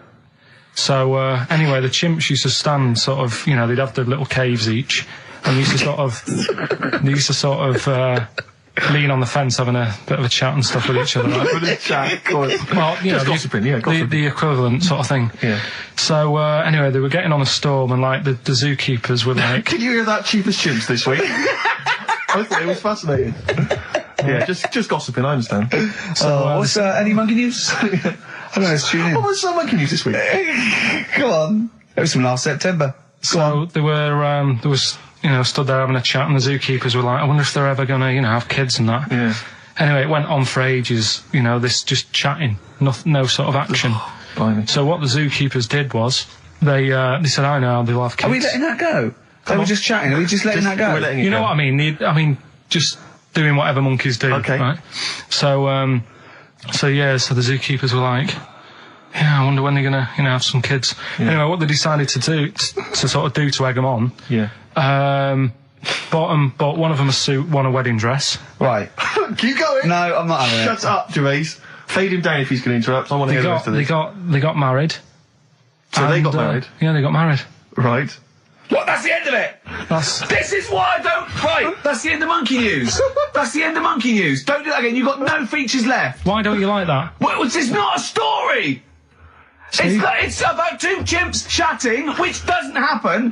The zookeeper's going, I wonder if they're going to ever have kids. Egg them on. They got married. That's the end of the story. What are you talking about? Hang on, just calm down. Let me just check that you didn't make a mistake there and didn't lose out. What do you mean you didn't make a mistake? Wait a minute, he may have just left out a fundamental piece of information. What, the story? That would have made it into a story. Right. Let me just check the facts. So they bought them wedding outfits. They were married. Did they propose to each other, or were they just forcibly Don't married? encourage him. Just forced onto And it. then what was the outcome? Once they got married, what happened? They fell in love? Yeah. What? Whoa. It's not a marriage, Carl. Be quiet. It's not a real marriage. I don't know what you've got in your head. It's like the head of Homer Simpson. I'd go in there and there'd be a wedding reception and there'd be a couple of fights and they'd be talking about stuff. They got married. They fell in love. Did they have children? They're not back off the honeymoon yet. Play a record. You got no features left. You got 1 feature left and come back to the film. Satisfaction, new single. Yeah, XFM, quick, play it. Right, we've waited 3 weeks. We are going to play it. I don't care whether we're late. We were late in because there was news. So, play it. Which film are you in this week? Looking at Silence of the Lambs. Right, play it. Just play it. Have we got a question? No, who cares? Who cares? Should Carl carry on? Play it. Right, Silence of the Lambs. The bit where Jodie Foster is having a chat. Good evening, Clarice. Right. Just thought I'd come and see you. How very thoughtful. Don't mind me popping in though, do you? It's just no one else is interested in the sort of things I like talking about. People will say we're in love. Well, say what they want. Did you hear the show last week? We were talking about gay people, if they should have their own toilets or not and stuff. That was good. Yeah, it's all right, wasn't it? Got a good debate going. Enjoy doing the show. It's a favourite part of my week, really, just talking about weird stuff and that. Oh, Clarice, your problem is you need to get more fun out of life. I have a lot of fun in my life. You know, come and see you and spend a lot of time on the internet looking up weird stuff. We're reading something about a hairy Chinese kid. There's another thing. There's a fella who no arms and legs. He's known as a pillar man. Everything you need to find him is right there in those pages. Bizarre magazine. Yeah, I get this. The hairy Chinese kid, what annoys me is he could sort it out. He could just have a shave, couldn't he? Do you know what I mean? No, he cuts. Does he? Well, he used some like Emacs stuff. Yeah, don't be getting funny with me, just because you're in a bit of a mood, right? You know you shouldn't eat people. Your eyes are bigger than your belly, I've always said that, so I'll see you later. Interesting. Atmospheric, moody, and the question is, okay, here, how about this? How many films have been made featuring the character Hannibal Lecter? How many films have been made? They haven't got time to phone in now, have they? No, they can email in, they'll have time. Do you care? I don't care. No, exactly. Ricky.Gervais, xfm.co.uk, if you can be bothered. If you're interested in what, and you want a $4.99 copy on VHS of Silence of the Lambs. He's dissing that as well, Carl. What do you think of that? Bit annoying, but that's it for this week. Huh? But remember what happened when... No, it's not. It's 9 minutes to 3. How can that... Tell him, Steve. No. How can that be it? It's 9 minutes to 3. What's he doing? Is he playing a record? Carl, what can I do to get back on your quiz team? You're not. Right. Songbird Oasis, right. Send Carl a little present. Send him some essential oils or something, or, a little lavender pillow, or just a little message. Send him a little message. Tell him it's all worth it. He's getting all grumpy, aren't you? I just get sick of it, that's all. It's not worth going through the stress for 30 quid every Saturday. You lying little... You'd get more than 30 quid. Oh, not much more. Anyway, Steve, who's the winner? The winner is Mike McNulty. He correctly answered the fact that there were 4 films featuring Hannibal Lecter. There's a downer now, isn't there? There's a downer. I think it was you, actually. I mean, I don't know, Carl. It's not like I'm just trying to win myself a place on your team, but I actually felt that Ricky was really I gave him grapes. I thought Ricky was discourteous, if that's a word. I thought he was rude, aggressive, unpleasant. As one person emailed in, a dickhead. So, someone also said you were fat and talentless. I don't like those emailers who do that sort of thing, but one of them said you were really, really annoying. Well, cheers for that, but you're still not on the team. They didn't like what you were wearing. So, back next week. What did you say? He went, cheers for that. A £200 tumour. I know. It's just that thing, I mean... You know what I'm like, I don't like... Yeah, it depends where it is as well, taking your clothes off and all that. There's the pressure in it. You don't like anything being touched, do you? I remember when he said he doesn't check his balls, he doesn't like the feel.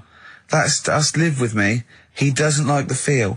I think, do you mean that you don't like what it feels like in your balls when you're fiddling with them? Because I imagined it that you meant you don't like the feel, in your fingertips, you don't like the feel of your balls. It's the thing of... You start thinking about what you're actually touching, and there's something in there, and you might break them and all that. I don't like... Break them? Oh, they are delicate. I am scared with the little knobbly bits, yeah. What knobbly bits? But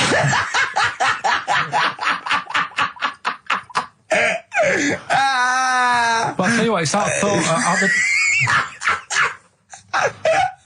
at the doctor's, it's that thing of... It's not taking your clothes off in front of him, right?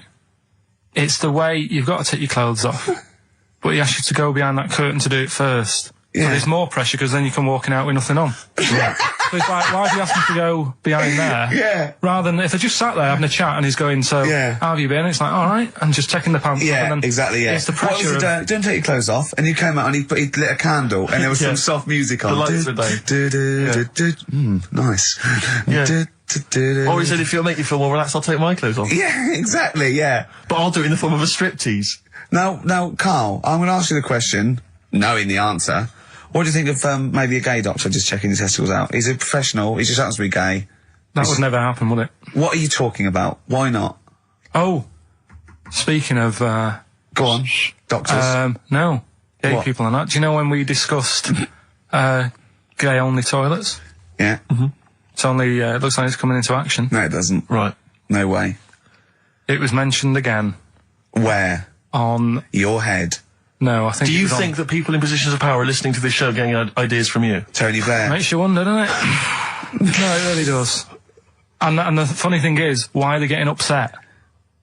Why are gay people getting upset that they might have to have their own toilets? Carl, you don't know what you're talking about anymore. You They're don't having a know sly look. You don't know what you're talking about. Okay, can we have Cheeky Freak after this? If you want. Placebo. This picture on XFM 104.9. Steve, you're thinking of taking over as producer, aren't you? Well, I just think it's a shambles. I've asked for Cheeky Freak of the Week, and it appears that Carl's not ready. He's not prepared. No, I can sort of remember it. It's just, I like to have all the information. Contempt for But the you've just listener. had just a whole bunch of adverts and placebo in order to get it ready. We're chatting, we're having a chat and that. Right, do you want to sort yourself out in future? Yeah, someone, this is what we were chatting about. Someone emailed in about they watched the £200 tumour thing and, when it was removed, it was carried away in a wheelbarrow, right? Carl said, what, even when she had it removed, she still carried it round in a wheelbarrow? And he went, I thought it's sort of like she'd become attached to it. You definitely are my favourite thing in the world. It's great. Look at the way he's looking back. But I think they're all the same. The people, I mean, I have had more emails about people saying I watched the £200 tumour and I shaved me arse than anything else. I know. When we ask questions we come about up with science, Shakespeare, we talk, yeah. Nothing, High silence. concept, we talk about political issues. One person emailed in, they said, I tuned into the £200 tumour documentary. It looked disgusting, I couldn't watch for long. What were you expecting? Yeah. That it might sing and dance? Do a little show for you? Anyway, so what's these are really your listeners, Carl, now. I think do you know what I mean? You find your niche, you attract your... I think me and Steve are pretty much just here. I think the people that we had in the early days, Rick, they've long since abandoned us. They jumped ship. They've got jobs. Yeah. They've got jobs. They're out now. They've been released. Exactly. Yeah, they're getting their life back together. Carl, Come on so then, what's the Carl. situation with Cheeky Freak? I've got like a couple of bits. Like I say, I haven't got the in-depth stuff that I know. Oh no, because usually it's it's Heavily pretty researched. scientific. Exactly, yeah. Do the jingle. We've come up with a new one, haven't we? The Freak, say chic. Cheeky Freak of the Week. Right, well, couple of bits. I don't know which one to use as the main feature for this week. It's not good, is it? Well, there's been another one born. What? Little kid. Who on? 4 eyes. Insult. Just a guy who wears glasses. Come on. 4 eyes, 2 noses, 2 mouths. That's weird, isn't it? This bloke, did he also have 2 heads, 2 bodies? Sort of born slightly separately? He wasn't stood next to a mirror. No, it's weird, that, isn't it? That's all you've got. I love that. That's weird. That. Why did the doctor said that? Well, Mrs. Parks, kid's got 4 eyes and 2 noses. Weird, isn't it? Any clues? Yeah. Any clues? So well, that's it. That's all the one. information. Well, I'll tell you what, No, but that again- shouldn't be the main one. Okay, I've answered but your like I say, what's the idea of this feature? What do I say all the time? Don't know. I always say, think about it. Think about what that would be like. Okay. What? Giving birth to him? No. Being, I think it's a girl. Being like her. 2 mouths. 4 eyes. What would that be like? Mad, innit? I don't know what this feature is. I don't know why. Is there another one? Is that, you said that? I mean, I hope everyone took the opportunity there during that silence to just think about what it would be like. I know I was. What? Could she talk with a mouthful? What? Is that allowed? Because she's got 2 mouths. Yeah. Yeah. Would that be alright in her house? She'd be eating Yeah, one, she can talk with one mouth and eat with the other, I Right, well, suppose. listen, the main one, right? You've thought about that. That's good. The main cheeky freak of the week. I haven't got all the details. Smallest person ever. Right? How big would you say that is? Carl is now sort of like holding his hands up like a fisherman, long ways. That's about 1 foot. Right. Smallest man in the world. I printed the thing off and I can't find it. There's a little picture of him. Right? The odd thing was... But why have you asked me how... Did it say, or was it a picture of him? I didn't really read it. Of course you didn't. Of course you didn't. Jesus. I just saw it and thought, that's... What, you that's straight away assumed it was natural size? No, it was that big. But what do you mean it was that big? Little fella, like that. But why are you doing that? What? It was a page with a little fella. How do you know that was natural size? No, it was, because he said it's world's smallest man. And the funny thing is... I've read the first line. I always read the first line. It said, "World's smallest man." Well done. The weird thing is, he got an head like a light bulb. The shape of it, apparently. I don't know if that's got anything to do with his shape and size. God. That big. His name's Mr. Watts. And the annoying thing is, what got me is, if you're that big, right, don't have your picture taken next to a fruit bowl. Why was he having his photo taken next to a fruit bowl? Don't know. Whoever the photographer was, obviously having a bit of a laugh. Yeah. At his expense. Because you would just stand in the middle of nowhere, you'd look normal and that, but he was stood there, just leaning on an apple. Leaning on an apple? What is this? In what world do you inhabit? This was on the internet. I printed it off. Leaning on an apple? Was it Tom Thumb? What is this? Are you sure it wasn't some sort of sci-fi show they're advertising? No, it was leaning on it. Can you just lean on the apple? Just lean on the apple there. Do me a favour, you stand next to my chihuahua. You're not taking the piss, are you? No, not at all, no. Would you mind leaning on this matchbox? Yeah. Leaning on an apple. And that's what, so you just said there's the world's smallest man leaning on an apple. Smallest man, said about his head being like a light bulb, I don't know what that meant. And I just thought, right, that'll do. That's that sorted. Cheeky Rig of the Week done. I think that was on like Monday. Right? I found that. I thought that's done. Printed it off. Forgot to get it off the photocopier. Someone's nicked it. Play record. You got to... You know, it's just... Steve. No, can I just say, no, Carl, please, no if point. I say, let's have Cheeky Freak of the Week, and you haven't done your research, you haven't got the information, just tell us you can't do it. But don't lead us on. Don't say this on radio. Hold your hand up to me and go, how tall is that? It's nothing. That's this is radio. Nothing. It's nothing. I think it was that big because he was leaning on an apple. It's not enough information. But, imagine Trevor McDonald coming on, going, some news, some stuff. How big's that? How big do you think that is? Yeah. Because there was a fella, coming up after Chris Tarrant. Play record. I'm angry. I'm actually angry. And if Monkey News is in any way similar, you've really pulled your finger out with that, have you? Mm-hmm. Good. Let's have Rockbusters answers next. Supersonic. Oasis on XFM 104.9. Right. Getting through it. It's the Rockbusters. Right. It's the Rockbusters results, really, because this is a very important result. It's whether they stay in the Premiership or are relegated. This is the playoffs for Carl. Okay? You need 3 points. You need 3 points to stay up, Carl. Go on. Right, got a lot of right answers in that. Right, okay, that's in your favour, you know. Okay. The first clue was, the doctor said part of the foot and the leg was no good, so he took them off, he threw them away. Yeah. The initials TB. Yeah. Right? Go on. Tony Bennett. Alright, that's Tony Bennett. Tony Bennett. Tony Bennett. Yeah. Okay, that's a warning. That's a yellow card. That is a yellow card, but you can still get the points. Right. Because his name's not Bennett. Tony, brilliant. Tony, perfect. A pun. Toe, knee, his name's Tony. Perfect. Bennett, no, his name's Bennett. See? Well, he's in London this week as well, so I don't know if it's sold out. I won't mind. Are you on drugs? Or did I actually crack your head? Did I actually give you some brain damage? Because you're worse than usual now. It's like, go on. Right, the second one. That Scottish fella. We've got to speed this show up. Hang on a minute, hang on. I've just got to make sure it's right. We don't want to look stupid. Right?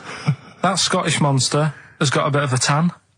I don't think we can look stupid with material like this. TD, that Scottish monster's got a bit of a tan. The answer there, the Darkness. I'll give you that. Right. Well done. And the last one. Goal. The 60s singer, he had a heart attack the other way whilst having it away. You won't be seeing him again. The initials FNM. That's Faith No More. Adam Faith. Right? No! Doesn't count! Why not? Adam Faith No More. Right? Adam Faith No More.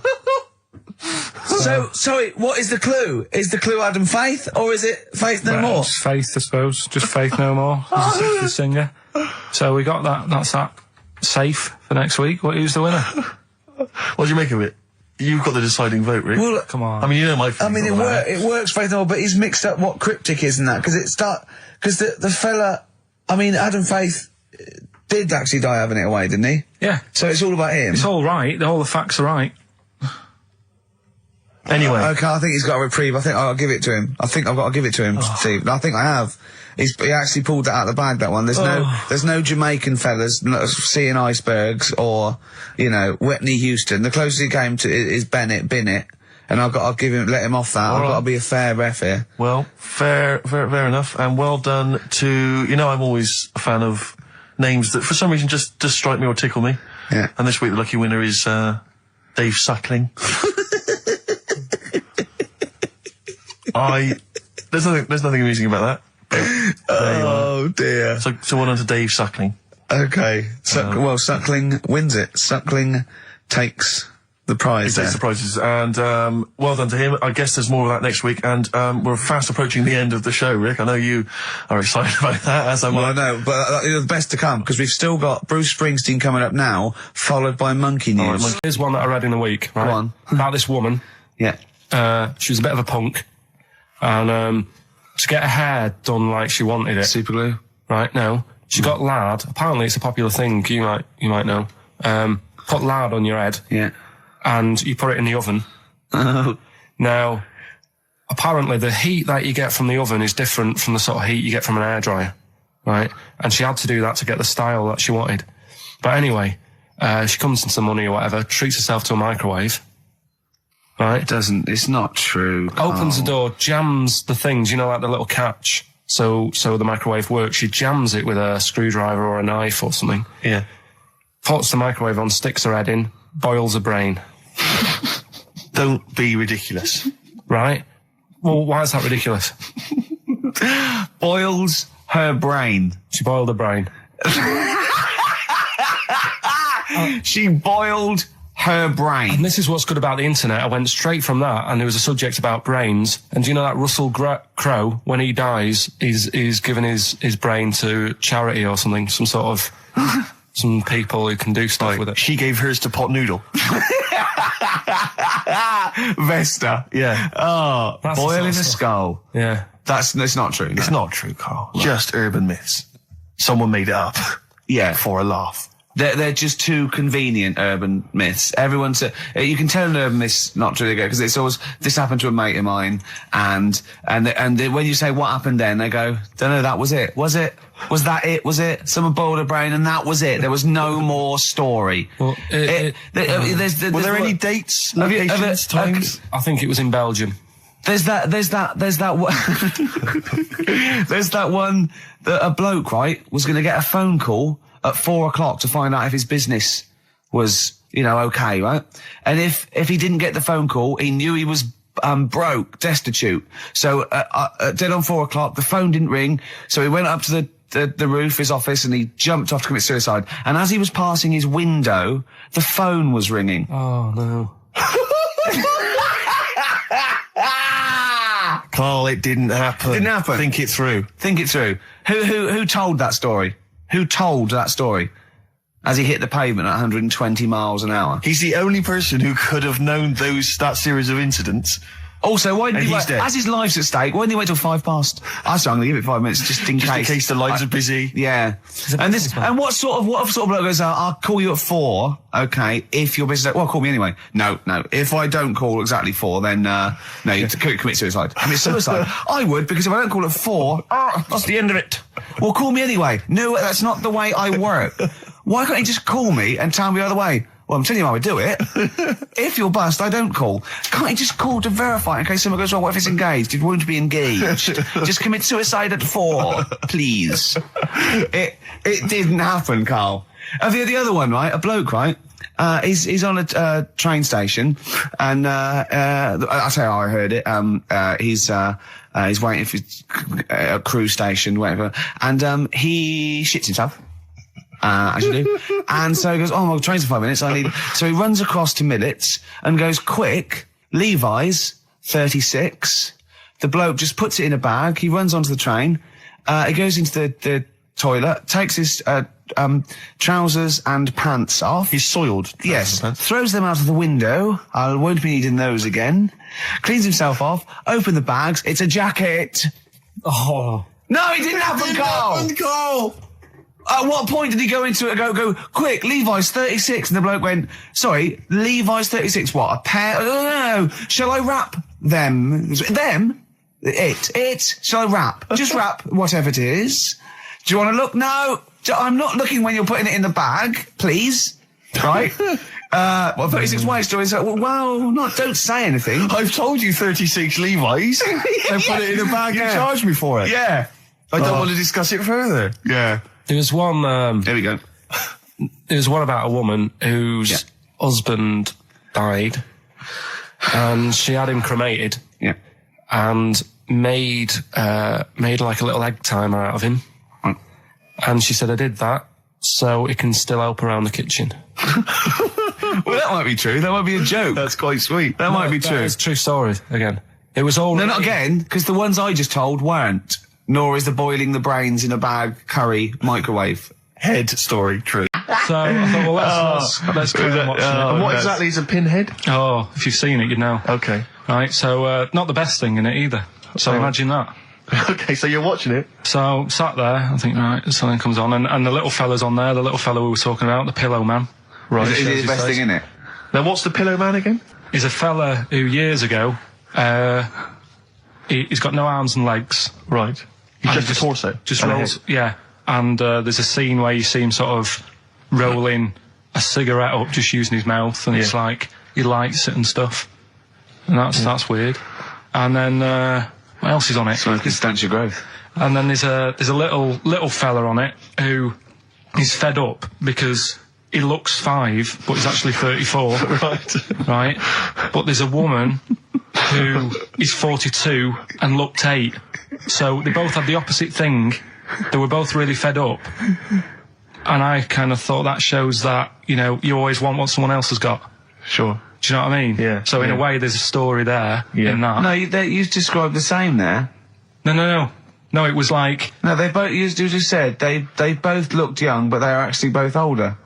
No. This was like a little man... Yeah. Who was 35. Who was 35. And looked 8. Yeah. And so did she. No, well, the other way around then. What? So she was an 8-year-old that looked 35? Yeah. So, maybe not then. Anyway, no. But that wasn't that weird. I kind of thought it's a slow start on that. Yeah. And then... It's not a difficult film to follow. No. Yeah, but I wasn't really listening to what it's all about, just looking at what they had. And they had like a fella who's running about on just... They had like he was shopping. They had a fella with no legs and he's running about on his hands and sort of got about on a skateboard, talking to someone about it. They said that's how E.T. was done.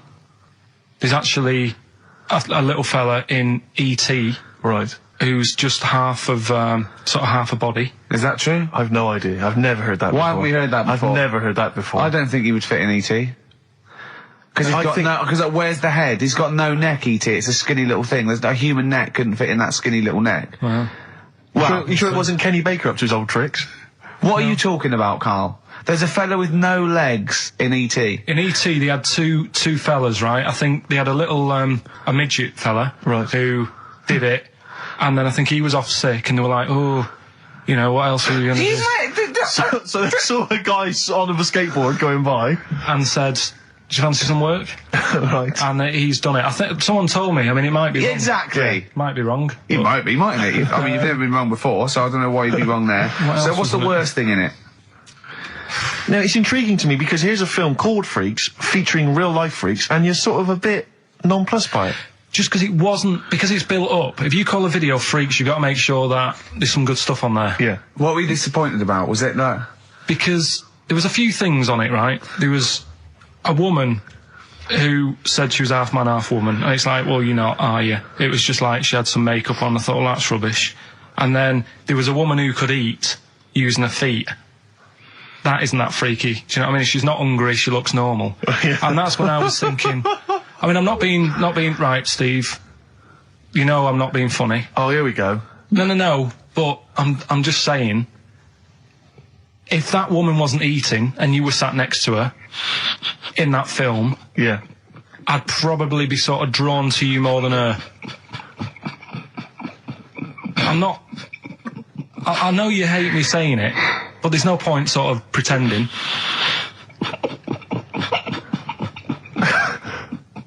Do you know what I mean? Oi, Muttley, what are you sniggering about? That face. Well, you mean there were things in it that were less... What are you saying? I'm just saying... Play a record. Seriously, I'll slap you. I'm going to slap you live on air. Yeah, but you always go... Right, I'm slapping you live on air, I swear to God. Alright, play a song then. He's playing a song. I'll play the song for you. Keep the finger up. No.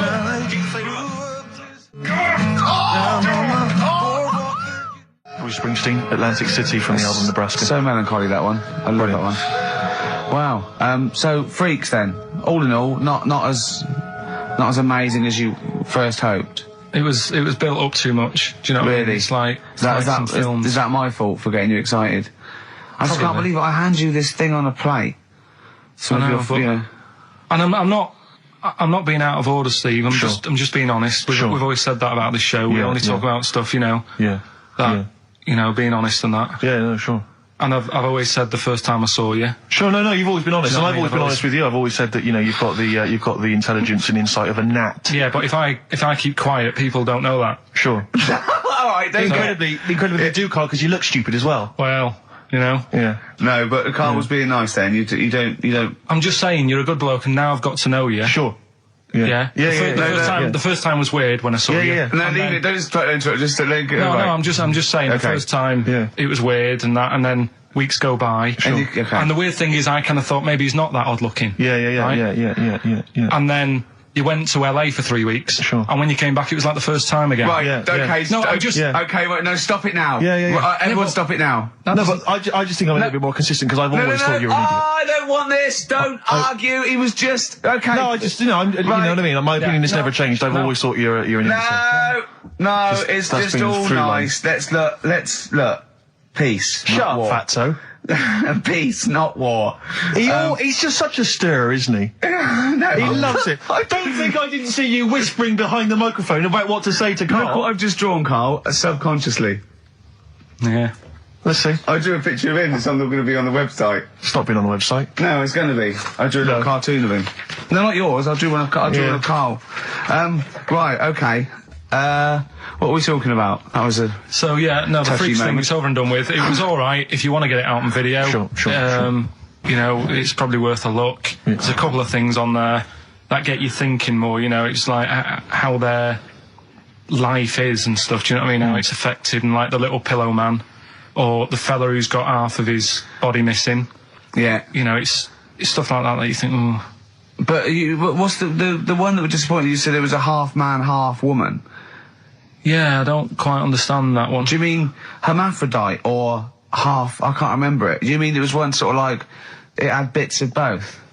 It was just like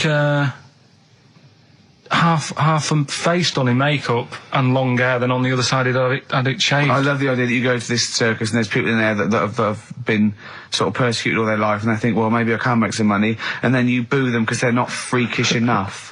I love the idea. They go, boo, you're not freakish enough, boo. Oh, you've got bits of legs, boo. You know what I mean? Yeah. But there was, I mean, talking about that, you see, why did they join the circus and that? Because there are things they can do. I was telling you in the week that I was reading something on some news website about some sort of Olympic-style games where they're going to see, like, disabled people against able-bodied. Right. Let's be careful here, shall we? No, I'm just saying, though. Okay. Do you know what I mean? So there is other things. It doesn't mean just because you haven't got legs you can't do other stuff. Yeah. And in this race, there's, like, disabled people who are beating able-bodied people. Yeah. I mean, what? Would you go and see that? I don't know. But, I mean, it depends. What do you mean? They're beating them? At what? He didn't state what the little races were and that. Little races. He can't help himself. No, little races. Oh, look, there's the disabled with their little races. Yeah, having another little race. Oh, dear. Would you go? Would you go and watch that? Do you remember when Jimmy thought that Paralympics stood for Paraplegic Olympics? The Paralympics? Yeah, it means parallel Olympics. Yeah. He thought it meant paraplegic Olympics. That would be a good sight, wouldn't it?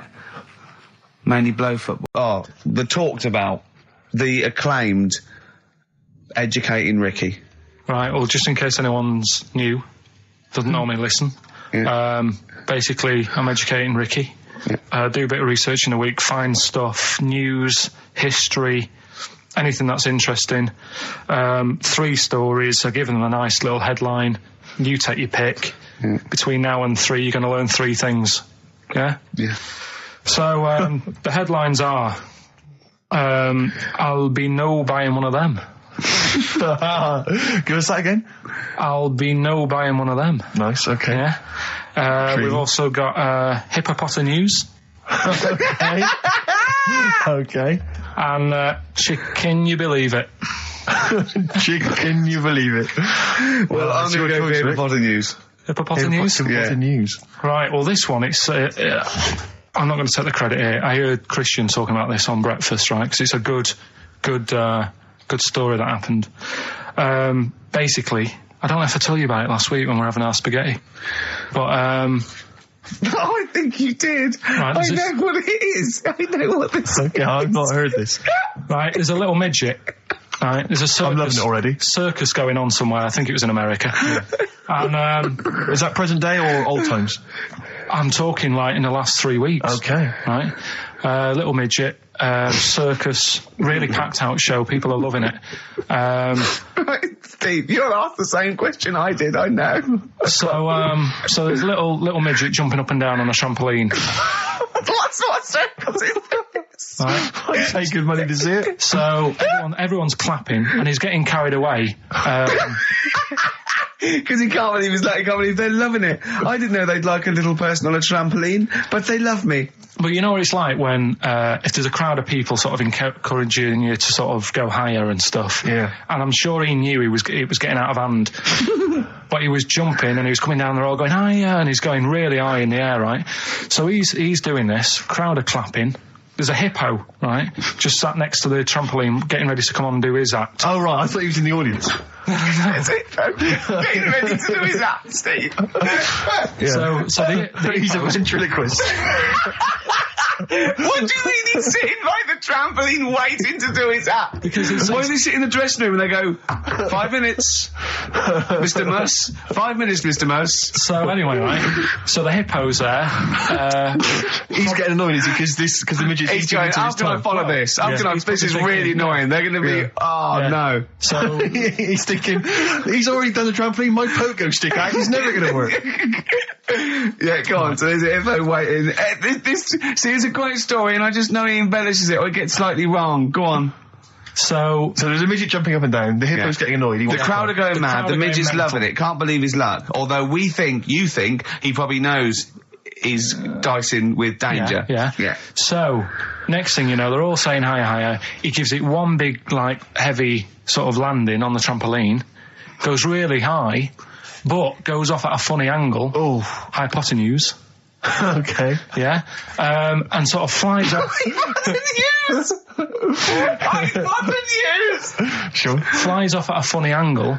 Ooh, dear. Hippo's there, swallows him whole. Crowd are clapping, thinking that's why the hippo was waiting there. Rubbish. Rubbish. It's not rubbish, though. But no, maybe there was an accident in a circus with a midget and a hippo, but at no point was this hippo waiting to go on, going, come on. The midget flew off at hypotenuse and landed in the hippo's mouth and was swallowed whole.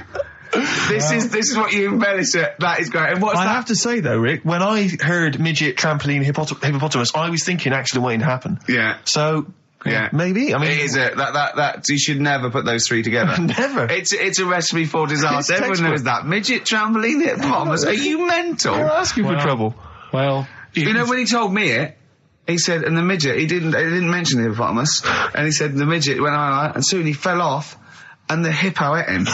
And I said, sorry, what was the hippo doing there? He went, it's a circus. I've never heard of a circus having a hippo. No, what do hippos do? What can they do? You can't train them, can you? What do you? Aren't they like very deadly? They're huge, aren't they? You can't have a hippo in a circus. Are you sure? You're not thinking of Zippo. He's neither clown. Yeah. No, and it wasn't some sort of where Zippo was eating a midget and it's some sort of horrible sexual act. No, it was definitely. I heard it on breakfast, right? Oh, okay, sorry. No, it's definitely fact. Yeah, okay, right, okay, good. There was this. This is what it's like about getting presents and stuff, right? With my mum and dad. Go on. My mate Colin, right? Colin Mackin? No, Colin Bailey. Oh, right? yeah. He had a little Sinclair Spectrum, right? Computer, which was like the thing to have at that time, right? Yeah. You used to always go round to his house. The deal was... Not the one you had to play through the window because you weren't allowed to. No, that's another lad. Oh, right? yeah. This is a different lad. And the deal was, he came to our house, and my mum gave him a pie. And then I'd go round to his, and I'd stay there for a few hours playing, Hungry Horace and stuff like that on it. Right? Now, my mum and dad knew that I really wanted one of these computers, right? So I waited about a year. Came round to Christmas Day. I thought, I reckon might have one. Turned out they bought me the wrong one. They bought me a ZX81 instead of a Spectrum, right? And Christmas Day, I'm there trying to load the games up. It's not working. I'm thinking, what's wrong, right? And the thing with me when I was a kid, I used to get quite sort of agitated. This is the moment, right? I found out that it needed a RAM pack to make it work, right? Looking in the thing and it's saying, and make sure you put your RAM pack in the back. And I was like, oh, where's the RAM pack? And my dad's going, I don't know, I've got you the main bit. That's it. So I was that wound up, I just was sick, right? Just sick. I didn't feel sick or anything, I just was like, oh God. Went to the sink, just sick. Because I was that on edge about it. I said, come on, we've got to get one. And my dad's like, Tandy's shut. We're not gonna get anything today. Ruined again, Christmas Day. That was after the year when my train set got blown up by our kid. The following year, no RAM pack. And now you ask me, why don't I get good presents? He's scarred. He just I'm gonna die. Honestly, I'm gonna die. He's just screaming sick. Yeah. There's no RAM pack. What? Did you get to the bottom of it? Why wasn't there a RAM pack? You have to buy them separate. Oh, okay. What do you mean I can't play Frogger? Oh no. So, wasn't there another incident when you threw up? Spontaneously threw up? Through sheer anxiety? I do get it. It's not so much now because I've relaxed a bit, but as a kid I used to be quite on edge all the time with certain things. Do you think that's what happened to your cat that kept being sick? That it didn't get the food it wanted and it just threw up? Do you remember that? Yeah. God, so they shaved it. Steve. Yeah. You know we gave away those CDs. Hey, great giveaways. Just good radio, isn't it? We've got CDs to give away. Tickets and that. It's good radio. Do you remember who won them? What, last week? Yeah. Well, no. Right. I've got to get them back. What, are these the CDs that we took from the library? Yeah. I've got to get them back. 0171 580 2000. If you won those CDs, could you give us a call? Well, why should they bother? They're probably busy listening to them. Do you know what I mean? You can't give something away and then take it back. Yeah, I need big time. I've got to get them back. We've had a bill for the computer as well. That's mine. No, it's not yours. It is mine. It's not yours. I procured that. That is mine now. No, that technically counts as ownership. Listen, Gervais, it's not yours, all right? I've told you this before. I've explained this to you 100 times. What? All right. If you urinate on something, it is not yours. It does in the cat world. That's what cats do. That is what cats do. They go around their territory. That's theirs. They urinate on it. That computer's mine. If a cat urinates on something, right? Yeah. In its cat philosophy, it owns that. I agree. That's a sort of what do you call it? A sort of territory thing. What's the difference? You're not a cat. No, I know. You're not a cat. That's discrimination. No, you're not a cat. You can't live life by cat rules. Well, I've got loads of stuff like that. My flat's full of stuff that I've got like that. What? Yeah, I've got 2 telephone boxes. Right. I've got a cash point machine. Yeah. Glyn was furious. He was getting out money. Right. Side of a church. That's yours. Yeah. 2 BMWs. Well, I had 2. I've got 1 now. What happened? The second one, the owner caught me, and he started doing the same. And because I started first, I finished first, so he finished last, so it was technically his again. Is that how it works? Yeah. If I piss on something, then that's mine. Yeah. But if someone else pisses on it, then that's theirs. Yeah. Is that how it works? Could you say urinate? This is XFM 104.9. They are mine now. They're not yours. They are. They're not. They're my shoes, Jimmy. Yeah, and they're mine now. No, they're not. I can't believe. This is why I don't want to do this anymore. Why? I can't believe you. They're my shoes now. That is ownership. That counts. In the cat world... They're my shoes now, and some of the carpet is mine as well. In the cat world? Yeah, wow. You cannot live your life by the rules of the cat world. I can. What does your girlfriend... What's this? Oh. Not many people can do that. XFM, 4.9, quarter past. How do these sort of little theories of yours develop? What? They come in my head. Then they're all right. Then I like them and they happen. Right. Then they're mine. It's fine. It's fine. Okay. Yeah. What do other people make of the fact? They go along with it. What, your girlfriend? Yeah. And all my special friends and the friends that I make. Does she mind that your flat looks like an East End lockup and stinks of urine? No. She don't have a problem with that? Down to the River by Bruce Springsteen on XFM 104.9. So, that little fella in the Times thought Karl was just a puppet. We created him. He's an actor. What's his actor's name?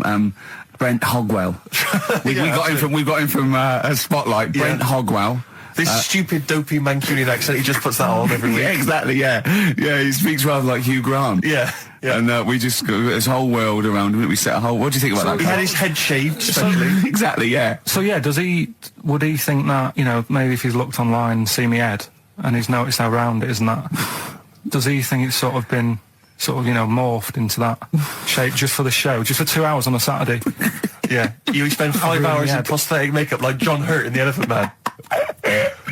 Everything about him was made up. Yeah. We created him, because I remember coming up with Auntie Nora. Oh, yeah. You said, Rick, we need another character. I said, what about giving him an Auntie Nora? Doesn't sound convincing, I said. Yeah, and you said, what is it about? I said, well, I don't know, she farted for 5 minutes and she's got a fanny like a split tennis ball. No one's going to believe that. Yeah. Oh, that brings us neatly... Well, let's put that to bed now. So, Chris Campling, honestly, we do not script this shambles of a show, and Karl Pilkington really is like this. If you want, you can meet him. I'd love to send Karl for a drink with Chris Campling. Can we do that?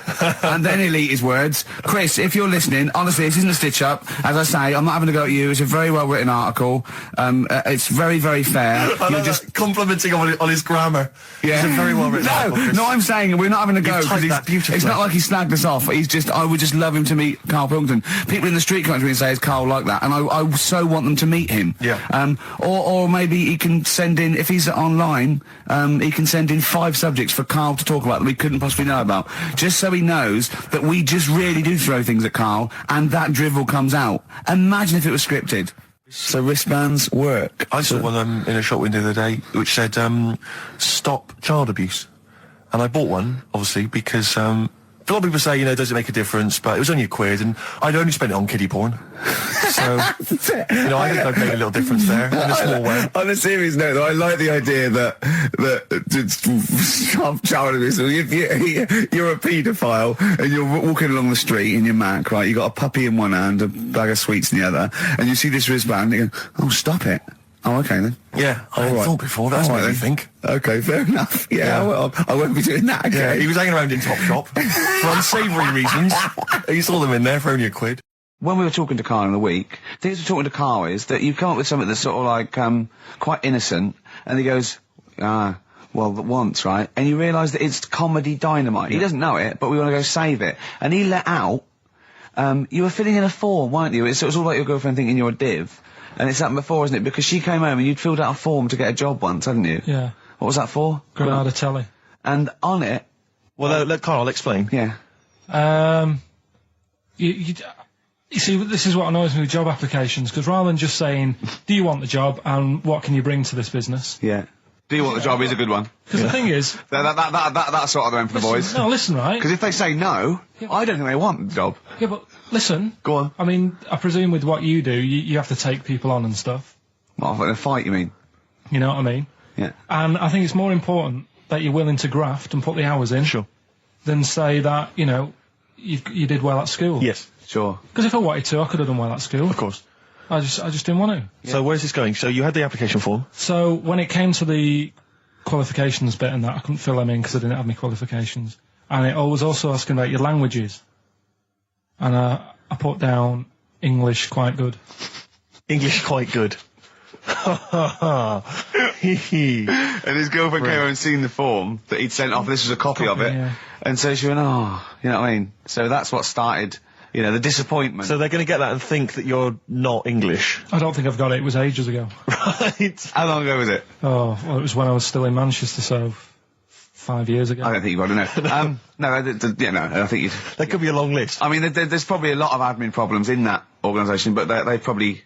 But what I meant by it is that you know, I can speak English, but I don't know all these long words that people use all the time. Yeah. Oh, God. Oh, can I just tell this quickly? In the week, I'm talking to you now, the listener. Usually I don't. Yeah. Karl said, about embarrassing him on air and that, and he's worried about his education, and he was worried about not knowing long words. Like, we come up with any long words. And he said, no, I was scared, you were going to ask me something about, someone, and he's a Eastern European leader. His surname is Milosevic.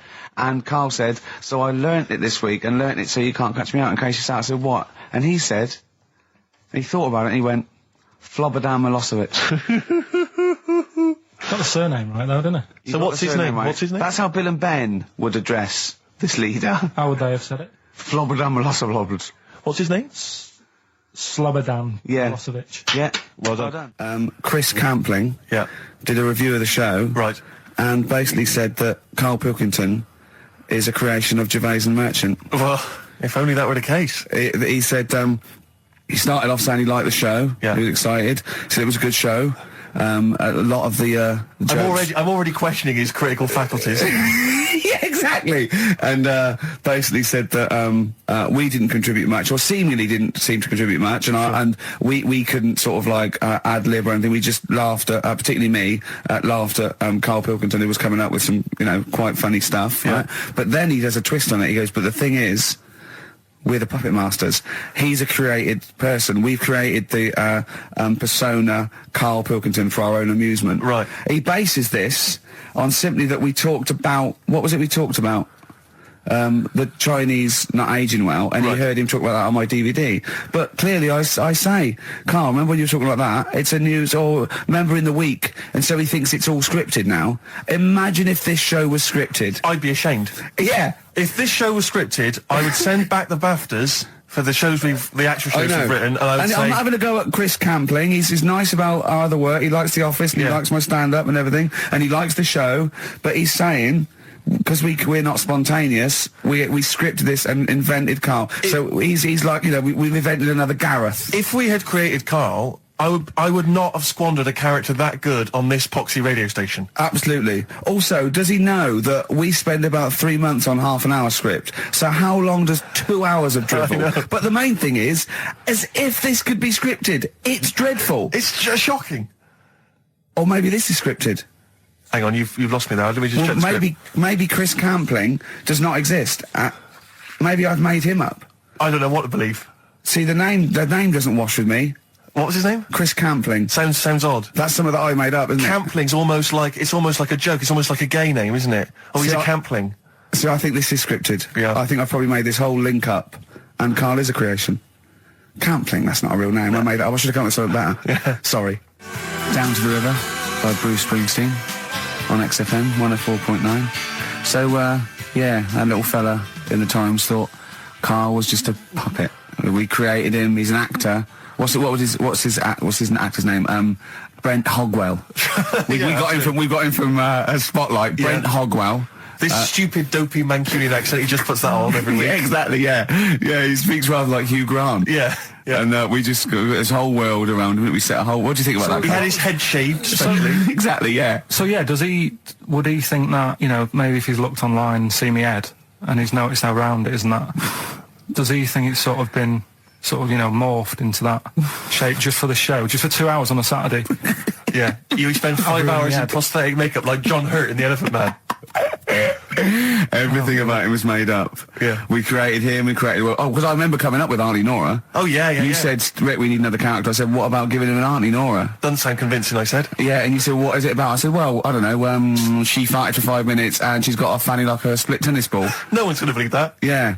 Oh, that brings us neatly. Well, let's put that to bed now. So, Chris Campling, honestly, we do not script this shambles of a show, and Karl Pilkington really is like this. If you want, you can meet him.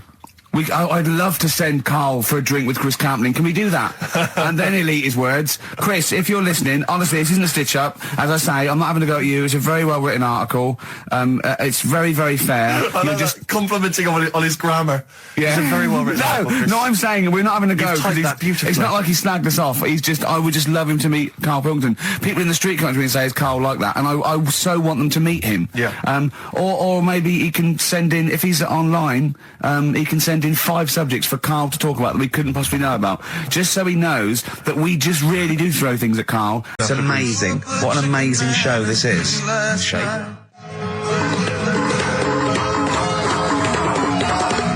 Oh, chimpanzee that monkey news!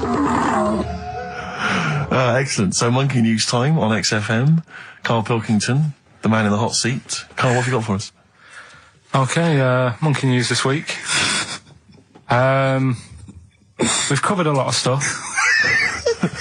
We have indeed. Now, do you know, like, there's places where you can go for, like, weekend rests and stuff, Sure. and you relax, you sit in a little spa, you might have a swim and stuff. Well, they've got a place done for monkeys. Of course they have. Right? They can go there, they relax, forget about all the stuff they've got going on in their head. They can have a manicure. Right. Got nice meals. It's not called a manicure, though. It's called a chimpacure. Beauty treatments. Yeah. Right? They look good and stuff. Yeah, well, look good, feel good, yeah. Now, you might think, well, that's pretty normal. Well. The bit I haven't told you about is actually run by a couple of chimps.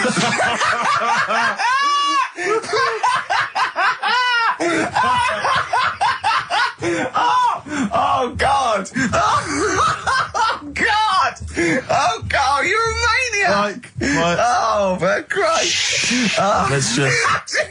That's like coming a chimp! Of course it's not! No, it is, because think about it, right? No, not think about it. What do you mean, yes, it is? Of course it's not run by a couple of chimps. What do they do, get a loan? Right, if a chimp wants to have a rest... Yeah.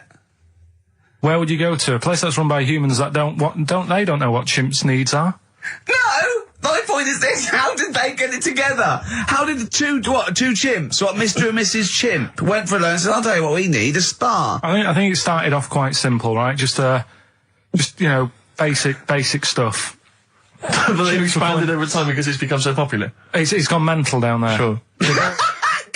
They've all heard about it. Now, the thing is, the problem is this, right? That isn't even the top and bottom of it, right? God, Christ. The problem is, it's been going on and on and on, right? It's been earning a lot of money and stuff. The monkeys are happy. The monkeys that go there are loving it. They're telling friends and stuff. They're all coming to it.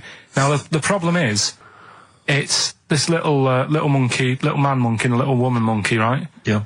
They were sort of girlfriend and boyfriend. Sort of. It's an open relationship. They can play around if they want. Well, the problem is they're not married, right?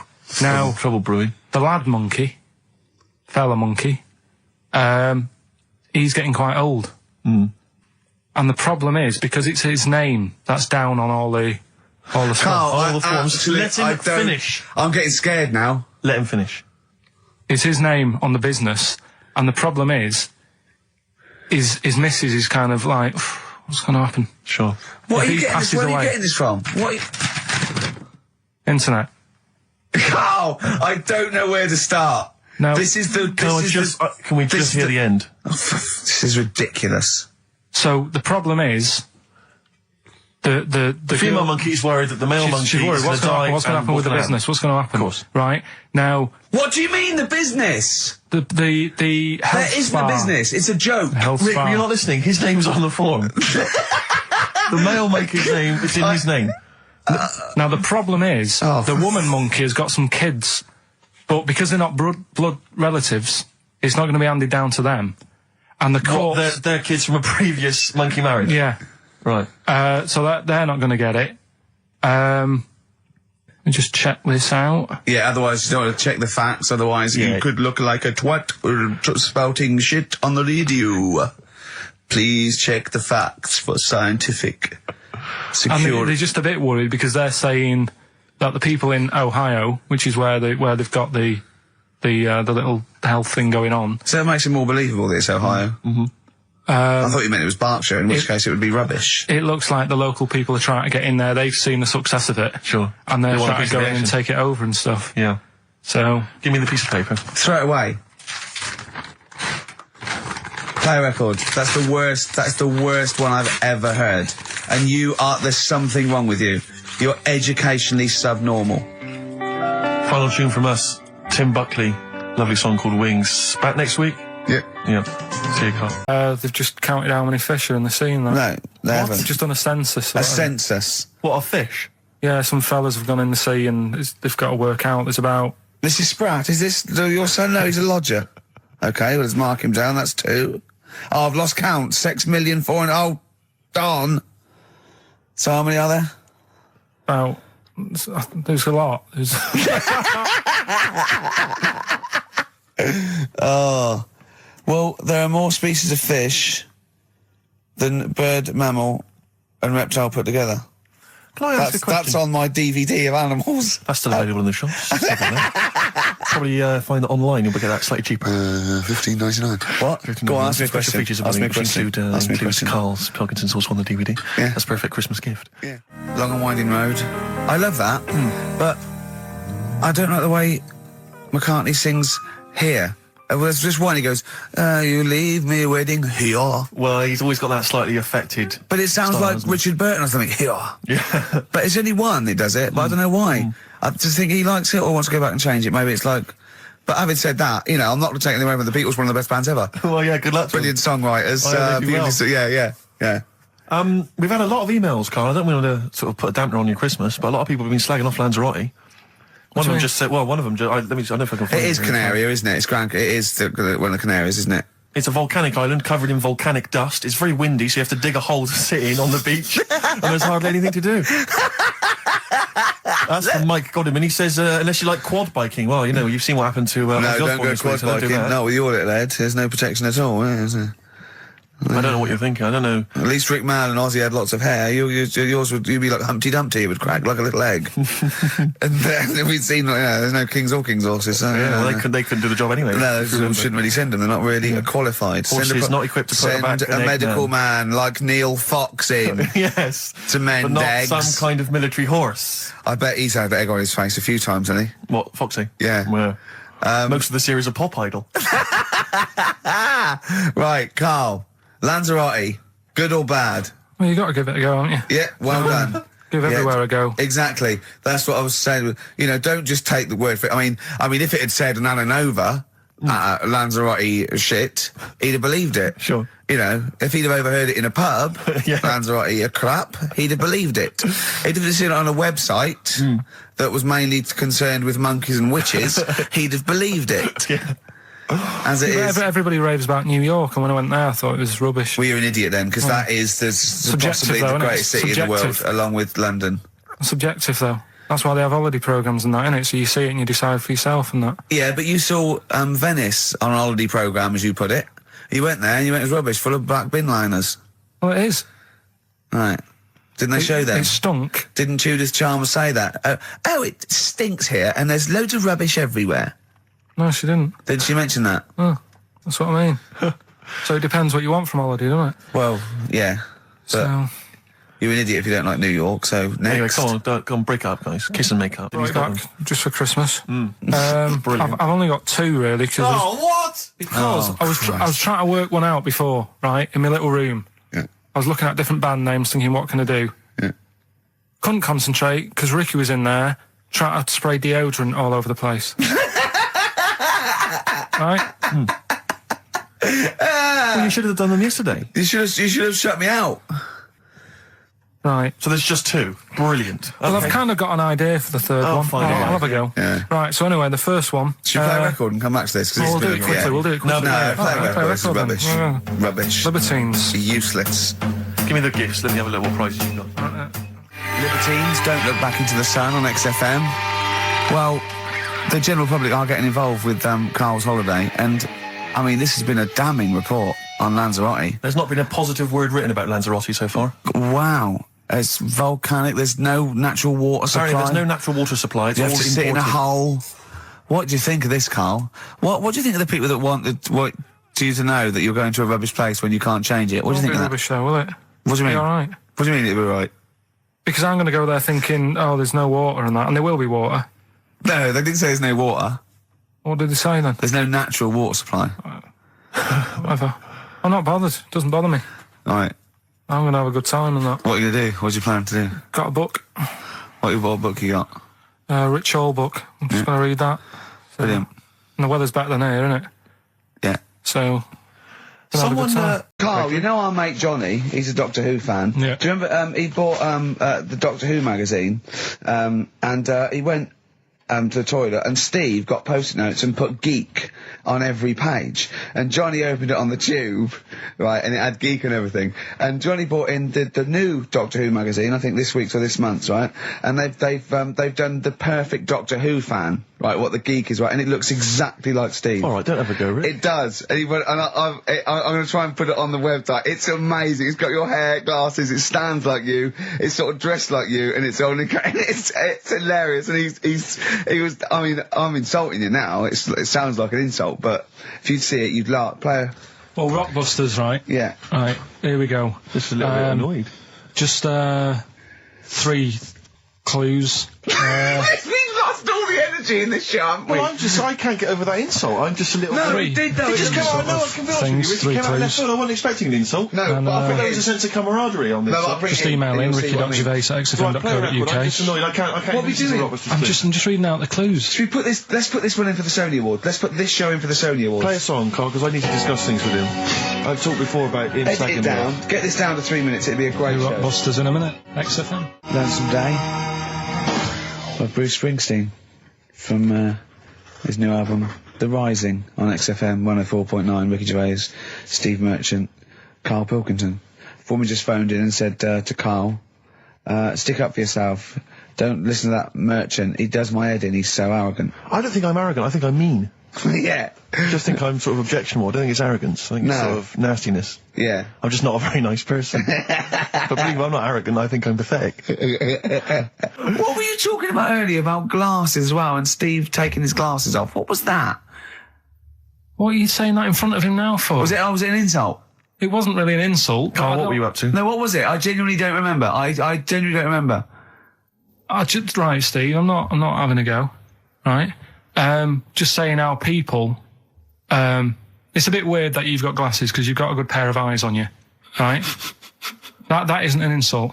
What were you talking about though? What was it? Why did It was the fact that people who wear glasses always look a bit weird without them on. It's like, you know, they should wear glasses. Okay. Why did we get round to this? What was we talking about? What were we talking about? I don't know. I don't know. I don't know what that was.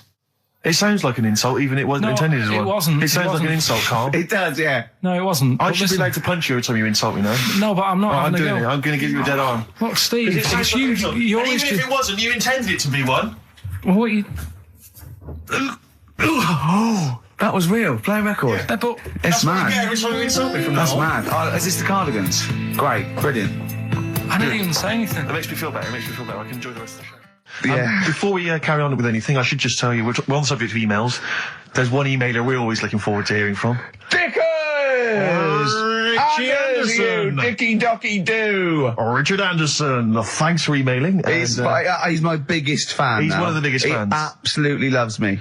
But not afraid to offer some constructive criticism. Go on, that's the great thing about Dickie. And from Anders this week, he says, Ricky, I'm lazy, I talk nonsense, I'm badly organised, and I believe in ghosts. Can I have a job working on your show?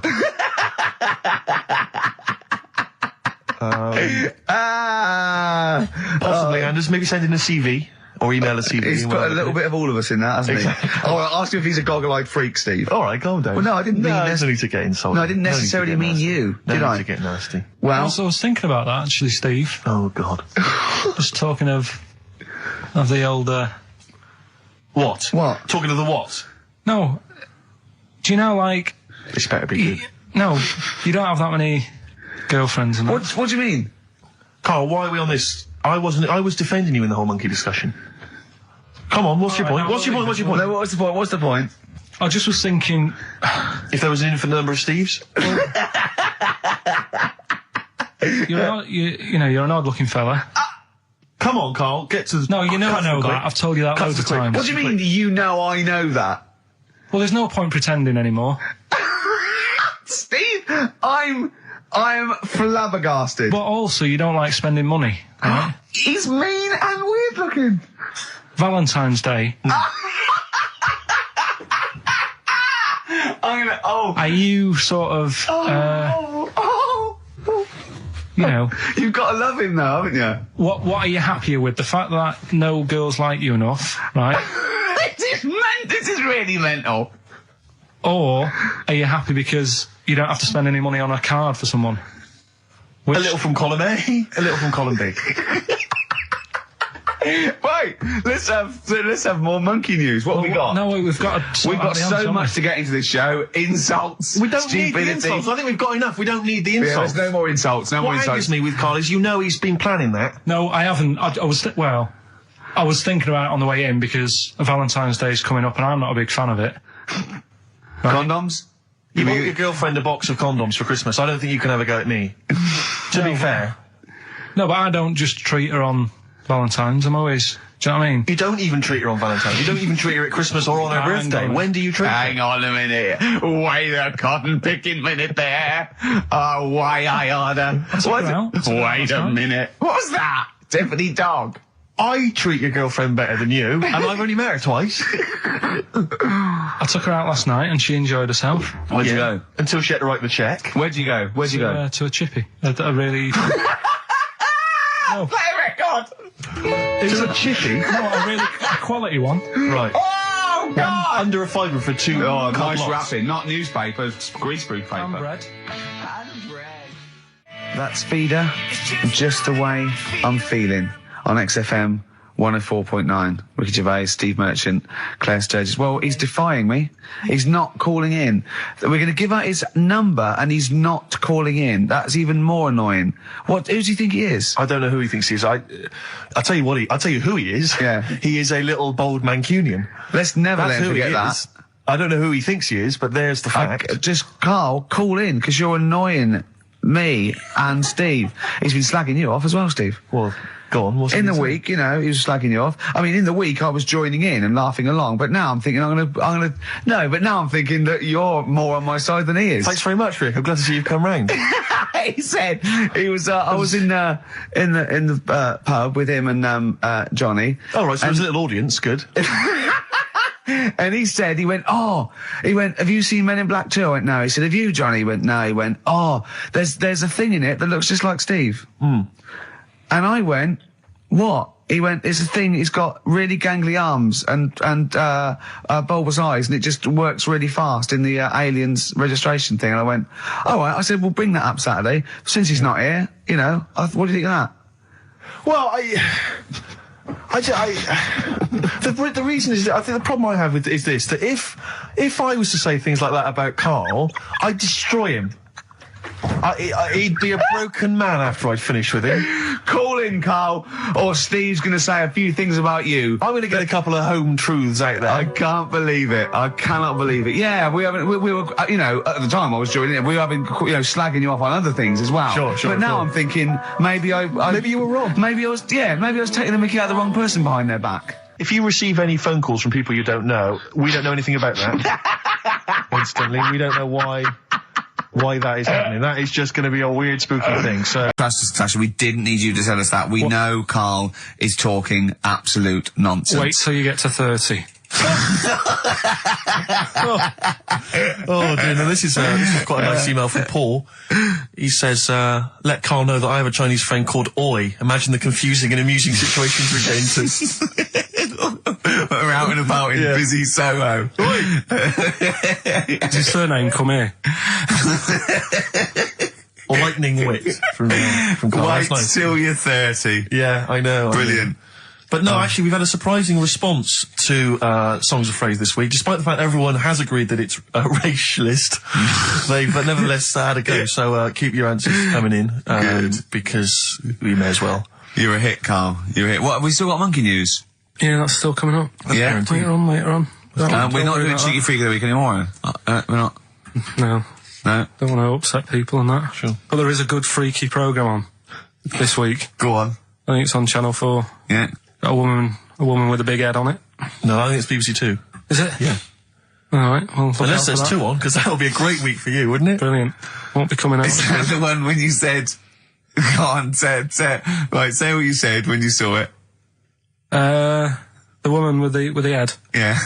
Just said it looks like a cartoon. I just think... That's so mean. I don't want to discuss that. No, it's not mean. It is mean, Karl. Again, Steve, if we were in a restaurant and I'm arranging to meet her, and I said to the guy on the door, I'm meeting, Lisa, or whatever her name is, yeah? Right. What does he look like? Well, looks like a cartoon. I'll be over there. Do you know what I mean? I don't think he'll get mixed up. What would you say about me and Steve again? If you were meeting us? No, it just starts getting nasty, doesn't it? I'm meeting Karl Pilkington. We're very busy. What does he look like?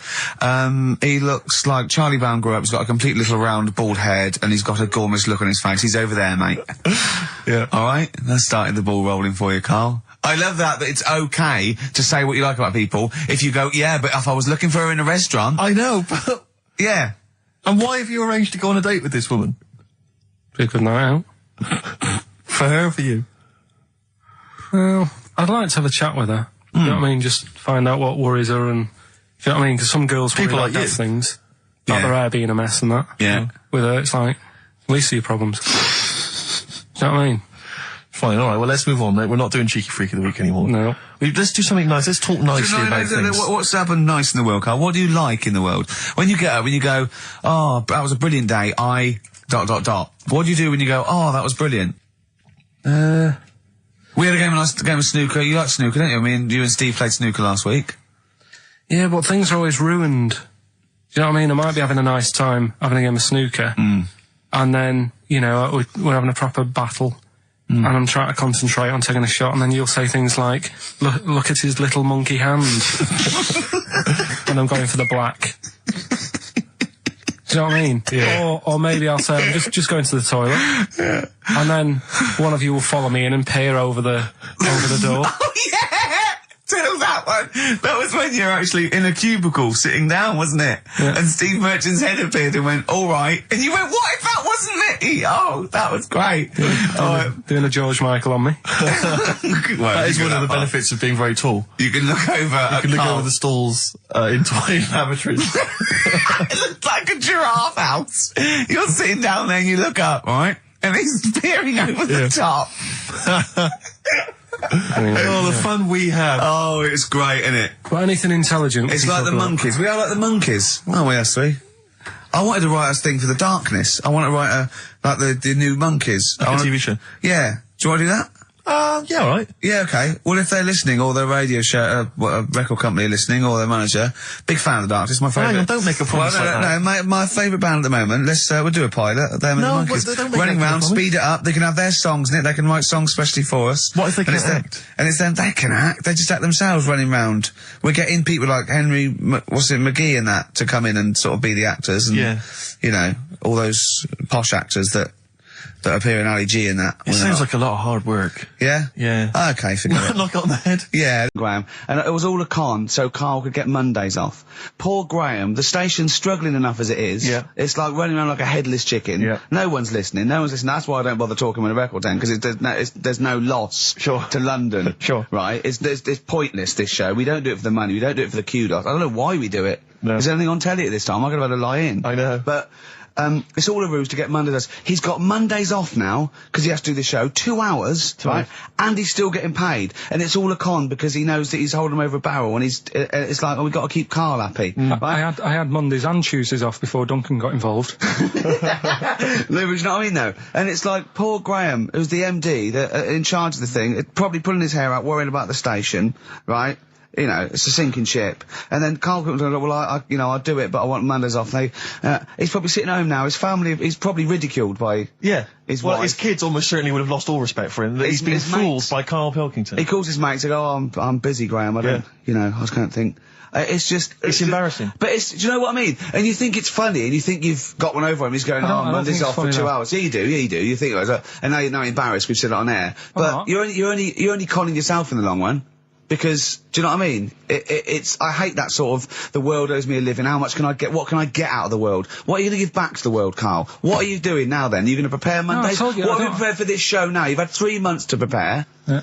What have you got? What have you got for us? Okay, what's happened in the last 3 months? What? In this place or just my life? Well, what have you got for us? 3 months, we're turning about, you get Mondays off, you're getting paid for it, you've got a cushy deal, you're having a laugh, you're taking the piss out of the management, right? So, what have you got for us? Give it to us. I've kind of, updated Rockbusters a bit. Right, brilliant. Yeah. Right, so, and you said don't mess with it. If something's good, don't mess with it. What do you mean it wasn't good? It was never good. It was never good. Of course we had to fix it. It was fun to do. It was a laugh. I mean, I imagine it was much more fun for me than the 450 listeners. You know what I mean? I enjoyed it. I enjoyed squeezing your head and dressing you up. No, but that's just it. When I had a meeting with Graham, right, I said, look, I'm not being funny. I don't want to do it anymore. Yeah. I've had enough of it. Yeah. And he was like, oh, what's up with you? You sounds like you have a right good laugh. I said, yeah, but that's all good acting and stuff. I said, it's hell in there. I said, he's talking about Vietnam. Yeah. I said, having my head squoze, right? What? Squoze is still not a word. We've been away 3 months. It's still not a word. Right? Yeah. I said, he's putting a dustbin lid on my head. Yeah. You told this to the MD. He's hitting me with a tray. Yeah. He's chucking toilet paper at me. Yeah. And he said, yeah, but that's all over 2 years. I said, no, that was the same day. Okay then, what has changed in 3 months? They're listening, they've been listening for 6 minutes now. Come on, give us something. Bit of Nickelback. What's happened in 3 days? 3 months? What, in my life over here? Nothing's happened here, nothing's changed here. Right. But, I don't know, do you know last time we were on? Yeah. Right? And, I was telling you about the woman over the road, where I live. The one that walks around naked? There's a woman who walks about the flat naked, This is when Carl was watching a woman naked, then she looked at... saw him looking, so what he did, this is the genius he did to get out of this, he pulled his pants down, so he was naked too. His girlfriend comes in and goes, Carl, what are you doing? He went, I can't tell you now, but don't look out of the window. Yeah, go on, sorry. That woman, she's bought some blinds.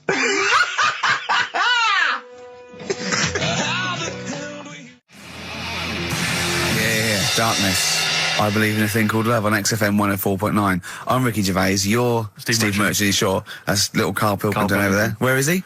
There he is. There he is, yeah. All right. Yeah. Hey.